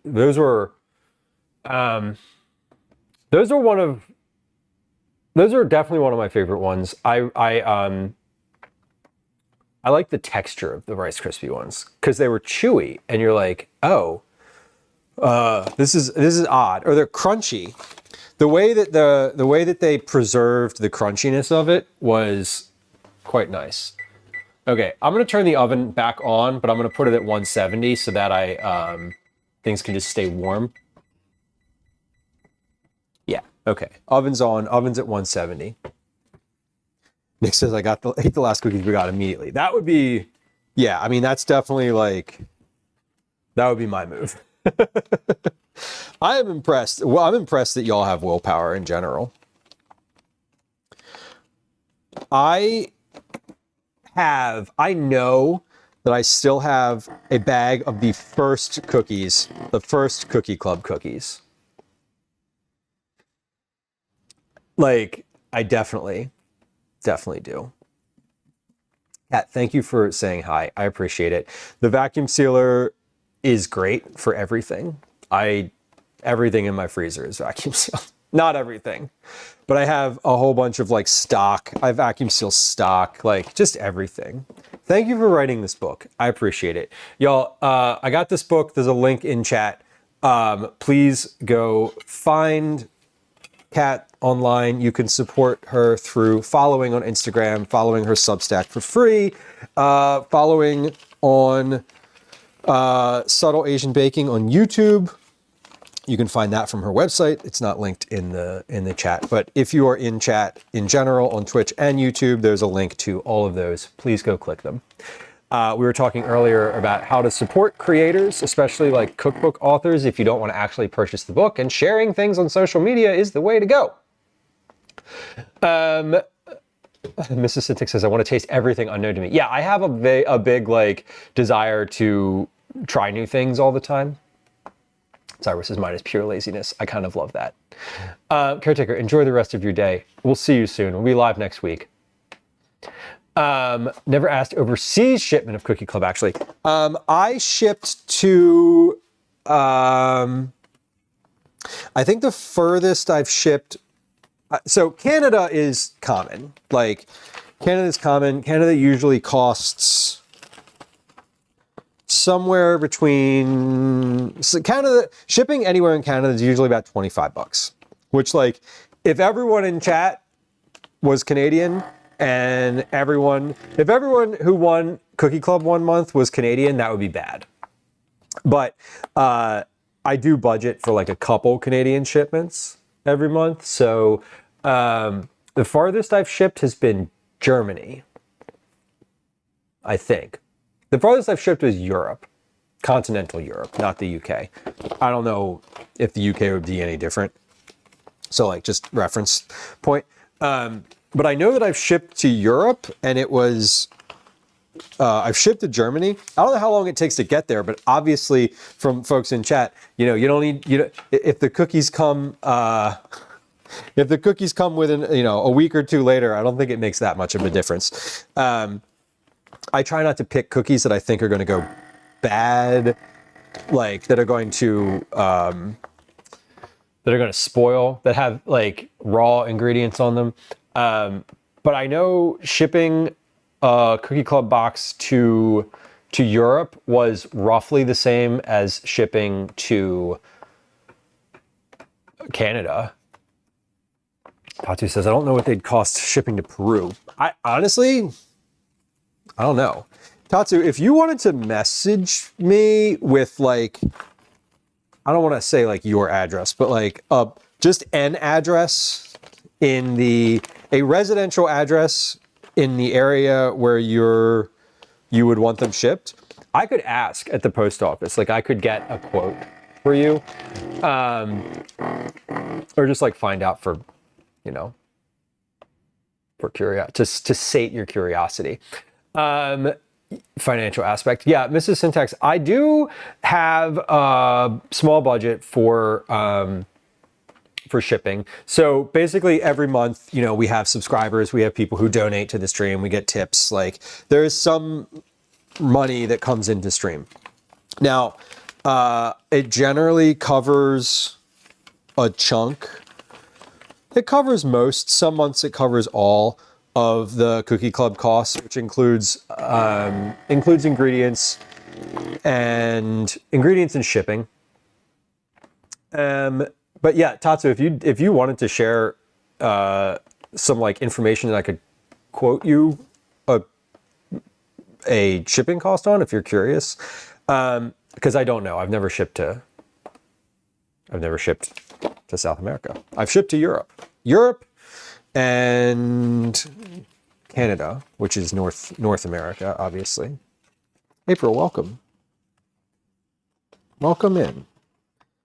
We're moving forward here. I've got a few bags left. I don't know how many. I know oh shit, no, don't seal. That's not what we want to do. When I create the bags, I create just the number that I need. And so basically when I'm packaging them, it's just like package them until the pile of bags is gone. It's a pretty easy process, honestly. We have a couple more cookies in the fridge. That should, what's on the tray and in the fridge should get us through 2, 4, 6, 8, 10. Yeah, I need 10 more cookies. I have 3 on the tray, 12 in the fridge. So we're good. What's over there on the counter is going to be for the household. So I don't need to, wait, yeah, those two are slightly smaller. Okay, these should be all right. We're not going to ship those, so let's put that right on top. All right. Oven check. Oven is on. Oven is on. It's on warm, but it is, there's no cookies in the oven. So I have object impermanence. I've just forgotten about it completely. Every month I make these bags too, and every single month I make them too large. And I think to myself, these are too large. I should make these bags smaller. And then every month when I'm making them, I'm like, oh man, these bags are so small. Like, what if their cookies don't fit? Like, I don't know why. I don't know why I have this thought all the time, but it's definitely it's definitely an every month thought. Here's what I'm going to do. Hold on. You know what we're going to do? Before we finish today, we're going to do this right now. I'm literally going to do this right now.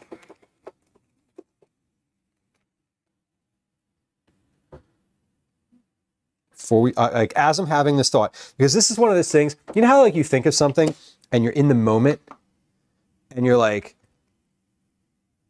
you have the thought, you're like, that would be really helpful if I did that. And then the moment ends and then you don't do the thing. And then the next time the moment happens, you're like, it would be really helpful if I did that. And then the moment ends and then you don't do the thing. And then the next time the thing happens and you see what I'm saying? What I'm doing right now is I'm going to just make a bag that's like the right size for the largest cookie that I have here.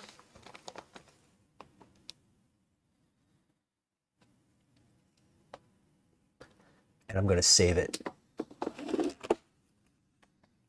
Okay. This is my new reference bag. And later I'm going to look up on top of my computer and be like, why is there an extra cookie club bag there? Okay. But I now have a bag for reference that's like the right size, like the small size. And that bag is really small. I don't think I would cut. I don't think my anxiety could allow me to cut a bag that small. just like for real. I think like that is, I would look at that and be like, that's way too small. Right reference bag? Yeah, I will. I was joking. I'll definitely remember what that's for.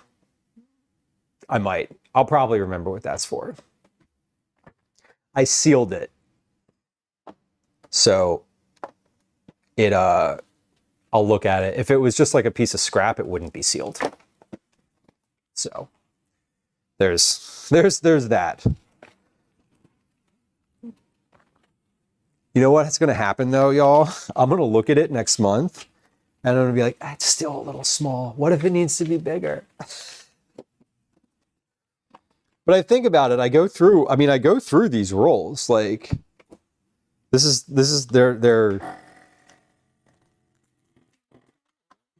they go. They're pretty, look at all these cookies here. I think I have 20, 30.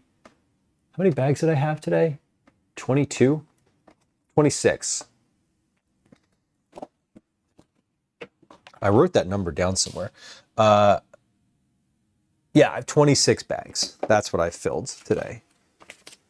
26 is not what I need, though. 26 is how many bags I need if everyone who had an entry to, or whose name got pulled, picks getting cookies, which it didn't happen this month. Some folks selected other things. Sorry, 26 bags is how many I would need if, as of this afternoon, if the people who still hadn't responded and said, yes, send me cookies. I want to make enough that I don't have to rebag. I don't have to like go back and bag more. I want to bag all at once. That's the goal. Okay, last one. Lady Stiletto, hello, welcome. It is 18:59. We are cruising in here. We're finishing our last bag. Once I'm finished this, we're going to clean up the counter. My family should be home probably 10, 15 minutes from now. Dinner will be ready when they get here. Not because I'm cooking anything, but because it's in the oven. Got leftovers in the oven on a sheet pan. How do y'all heat up leftovers? I'm a I'm one of those folks that's like, if I'm really hungry and I want it right away, I'll probably put it in the microwave. If I have any amount of time available to me, I'm 100% putting it in the oven. Like, it doesn't even really matter what it is. It's like going in the oven. Tatsu asked if Calvin tried them. He did try them, and I got a really big, like, happy nod. I was gonna, he didn't try them on stream because he was wearing his karate uniform, which has like the name of his studio on it and his rank and like insignia and like personally identifying information. So he knew and knows and continues to know not to come on stream in his karate uniform. But I got that nod, you know, the nod where it's like, that's really good. I got that nod. So pretty happy about that. We have finished bagging our cookies.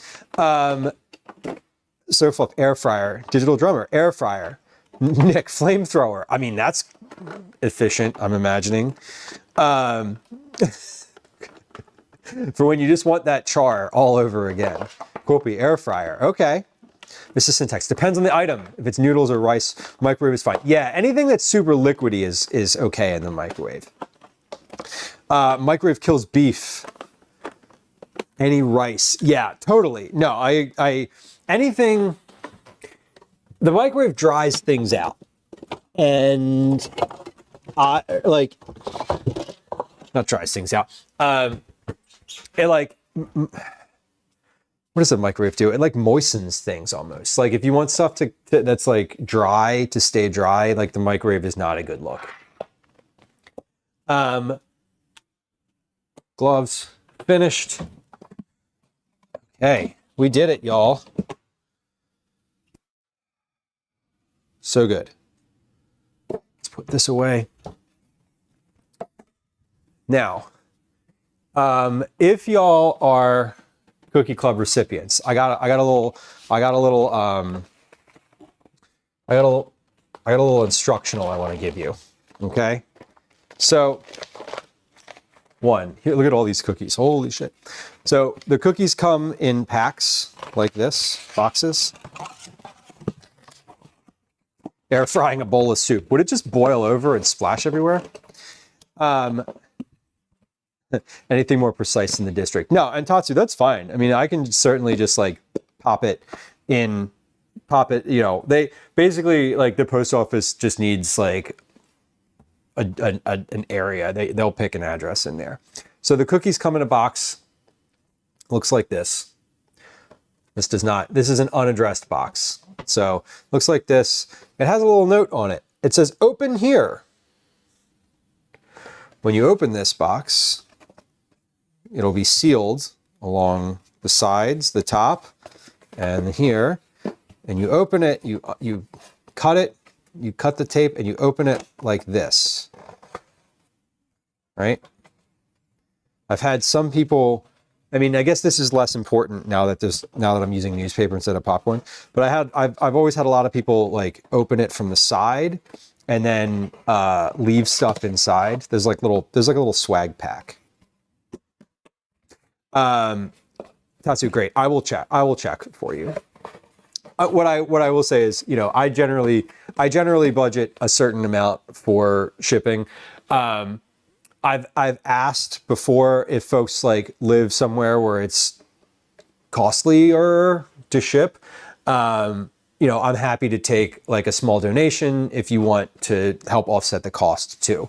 Like if you win Cookie Club and want me to ship to you and you live in like, I don't even know, the other side of the world, which Peru is not.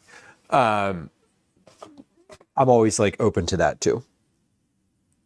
Cool. Well, we have finished today. I would love to also pack the boxes on stream and sort of show you what that entails, but you'll be surprised to learn that the boxes have people's addresses on them, and we're not going to do that on stream. No, we're not. So we are finished making our cookies today. We have a whole bunch of cookies here in a variety of vacuum sealed bags.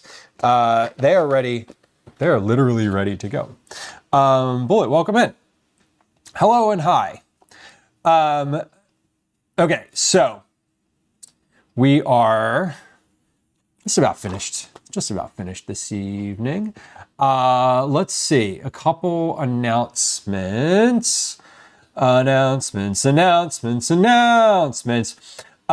Next week, streaming next week, I will, oh shit, it's not on the calendar yet. Okay, it doesn't matter. I don't know if I'm actually going to be live on Tuesday or Wednesday. I know that I'll be live on Thursday. I will put that on the calendar. I'm thinking I'll probably be live on Tuesday for a little shorter stream. I have something until 12:30, and then, but I think Wednesday. Hold on. Okay. It'll probably be Wednesday.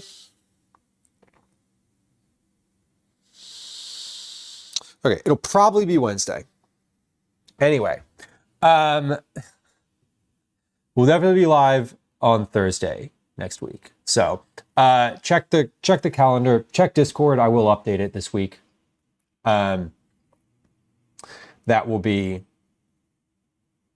correct. Next, not this coming weekend, but next weekend, we'll be in Providence, Rhode Island. Either going to stream on Friday of next week, maybe, or Sunday, depending on travel schedule. So that will also be in Discord. I'll know that. I'll know all of this before the end of the weekend. So by Sunday, this will all be live in Discord. Today, we cooked black sesame white chocolate cookies from this cookbook. This book is called 108 Asian Cookies. It is, there we go. It is by Kat Lau. It is an excellent cookie cookbook. I would recommend this. I have bookmarked several things. We have done several, or there are several bookmarks as well for Cookie Club options, and today we get to put a new Post-it note on here. If you've hung around stream before and you know that I use cookbooks, I use pink Post-it notes to signify recipes in cookbooks that I've made before.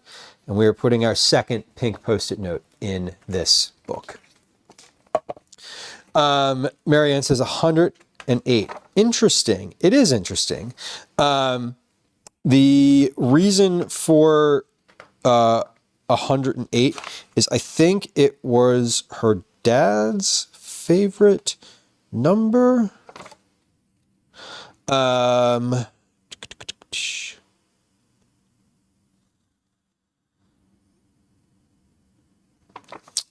Why 108? Dad always loved the number 8, and I've inherited his fondness for the number.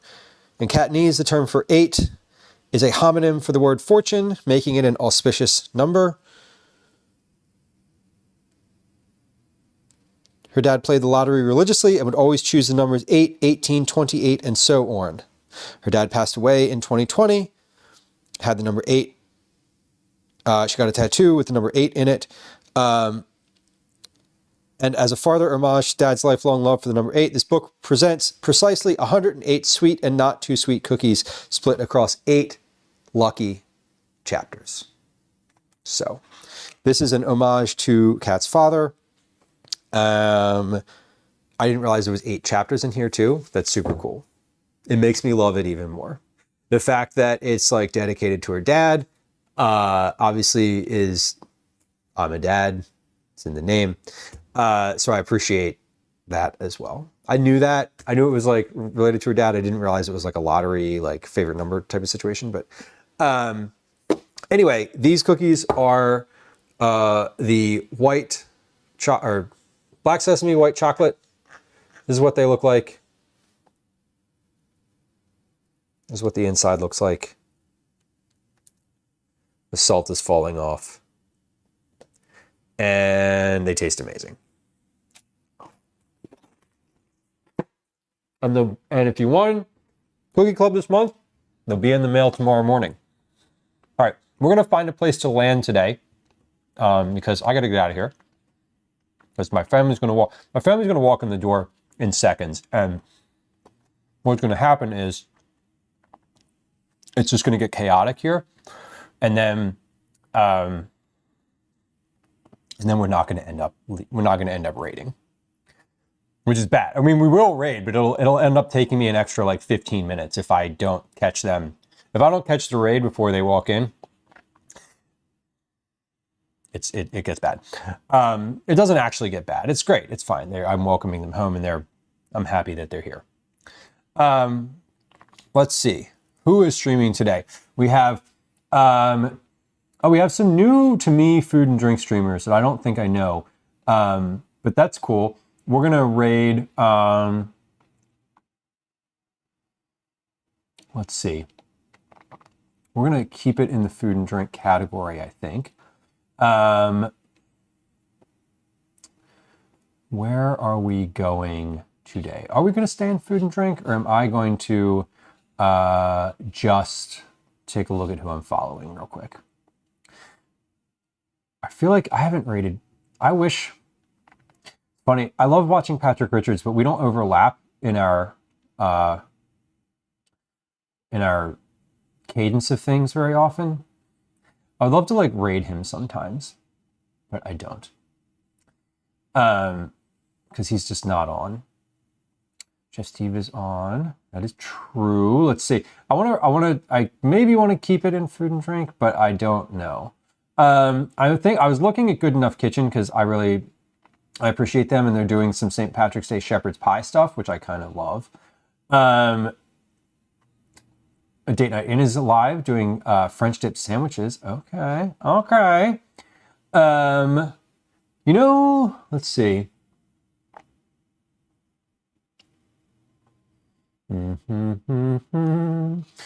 Have we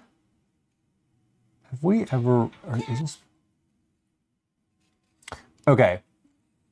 I'd like to raid somebody who is. I don't think we've raided before, but they are a longtime food and drink streamer. They are.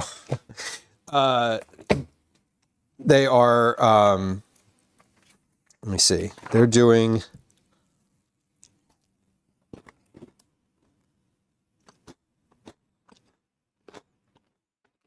Sorry.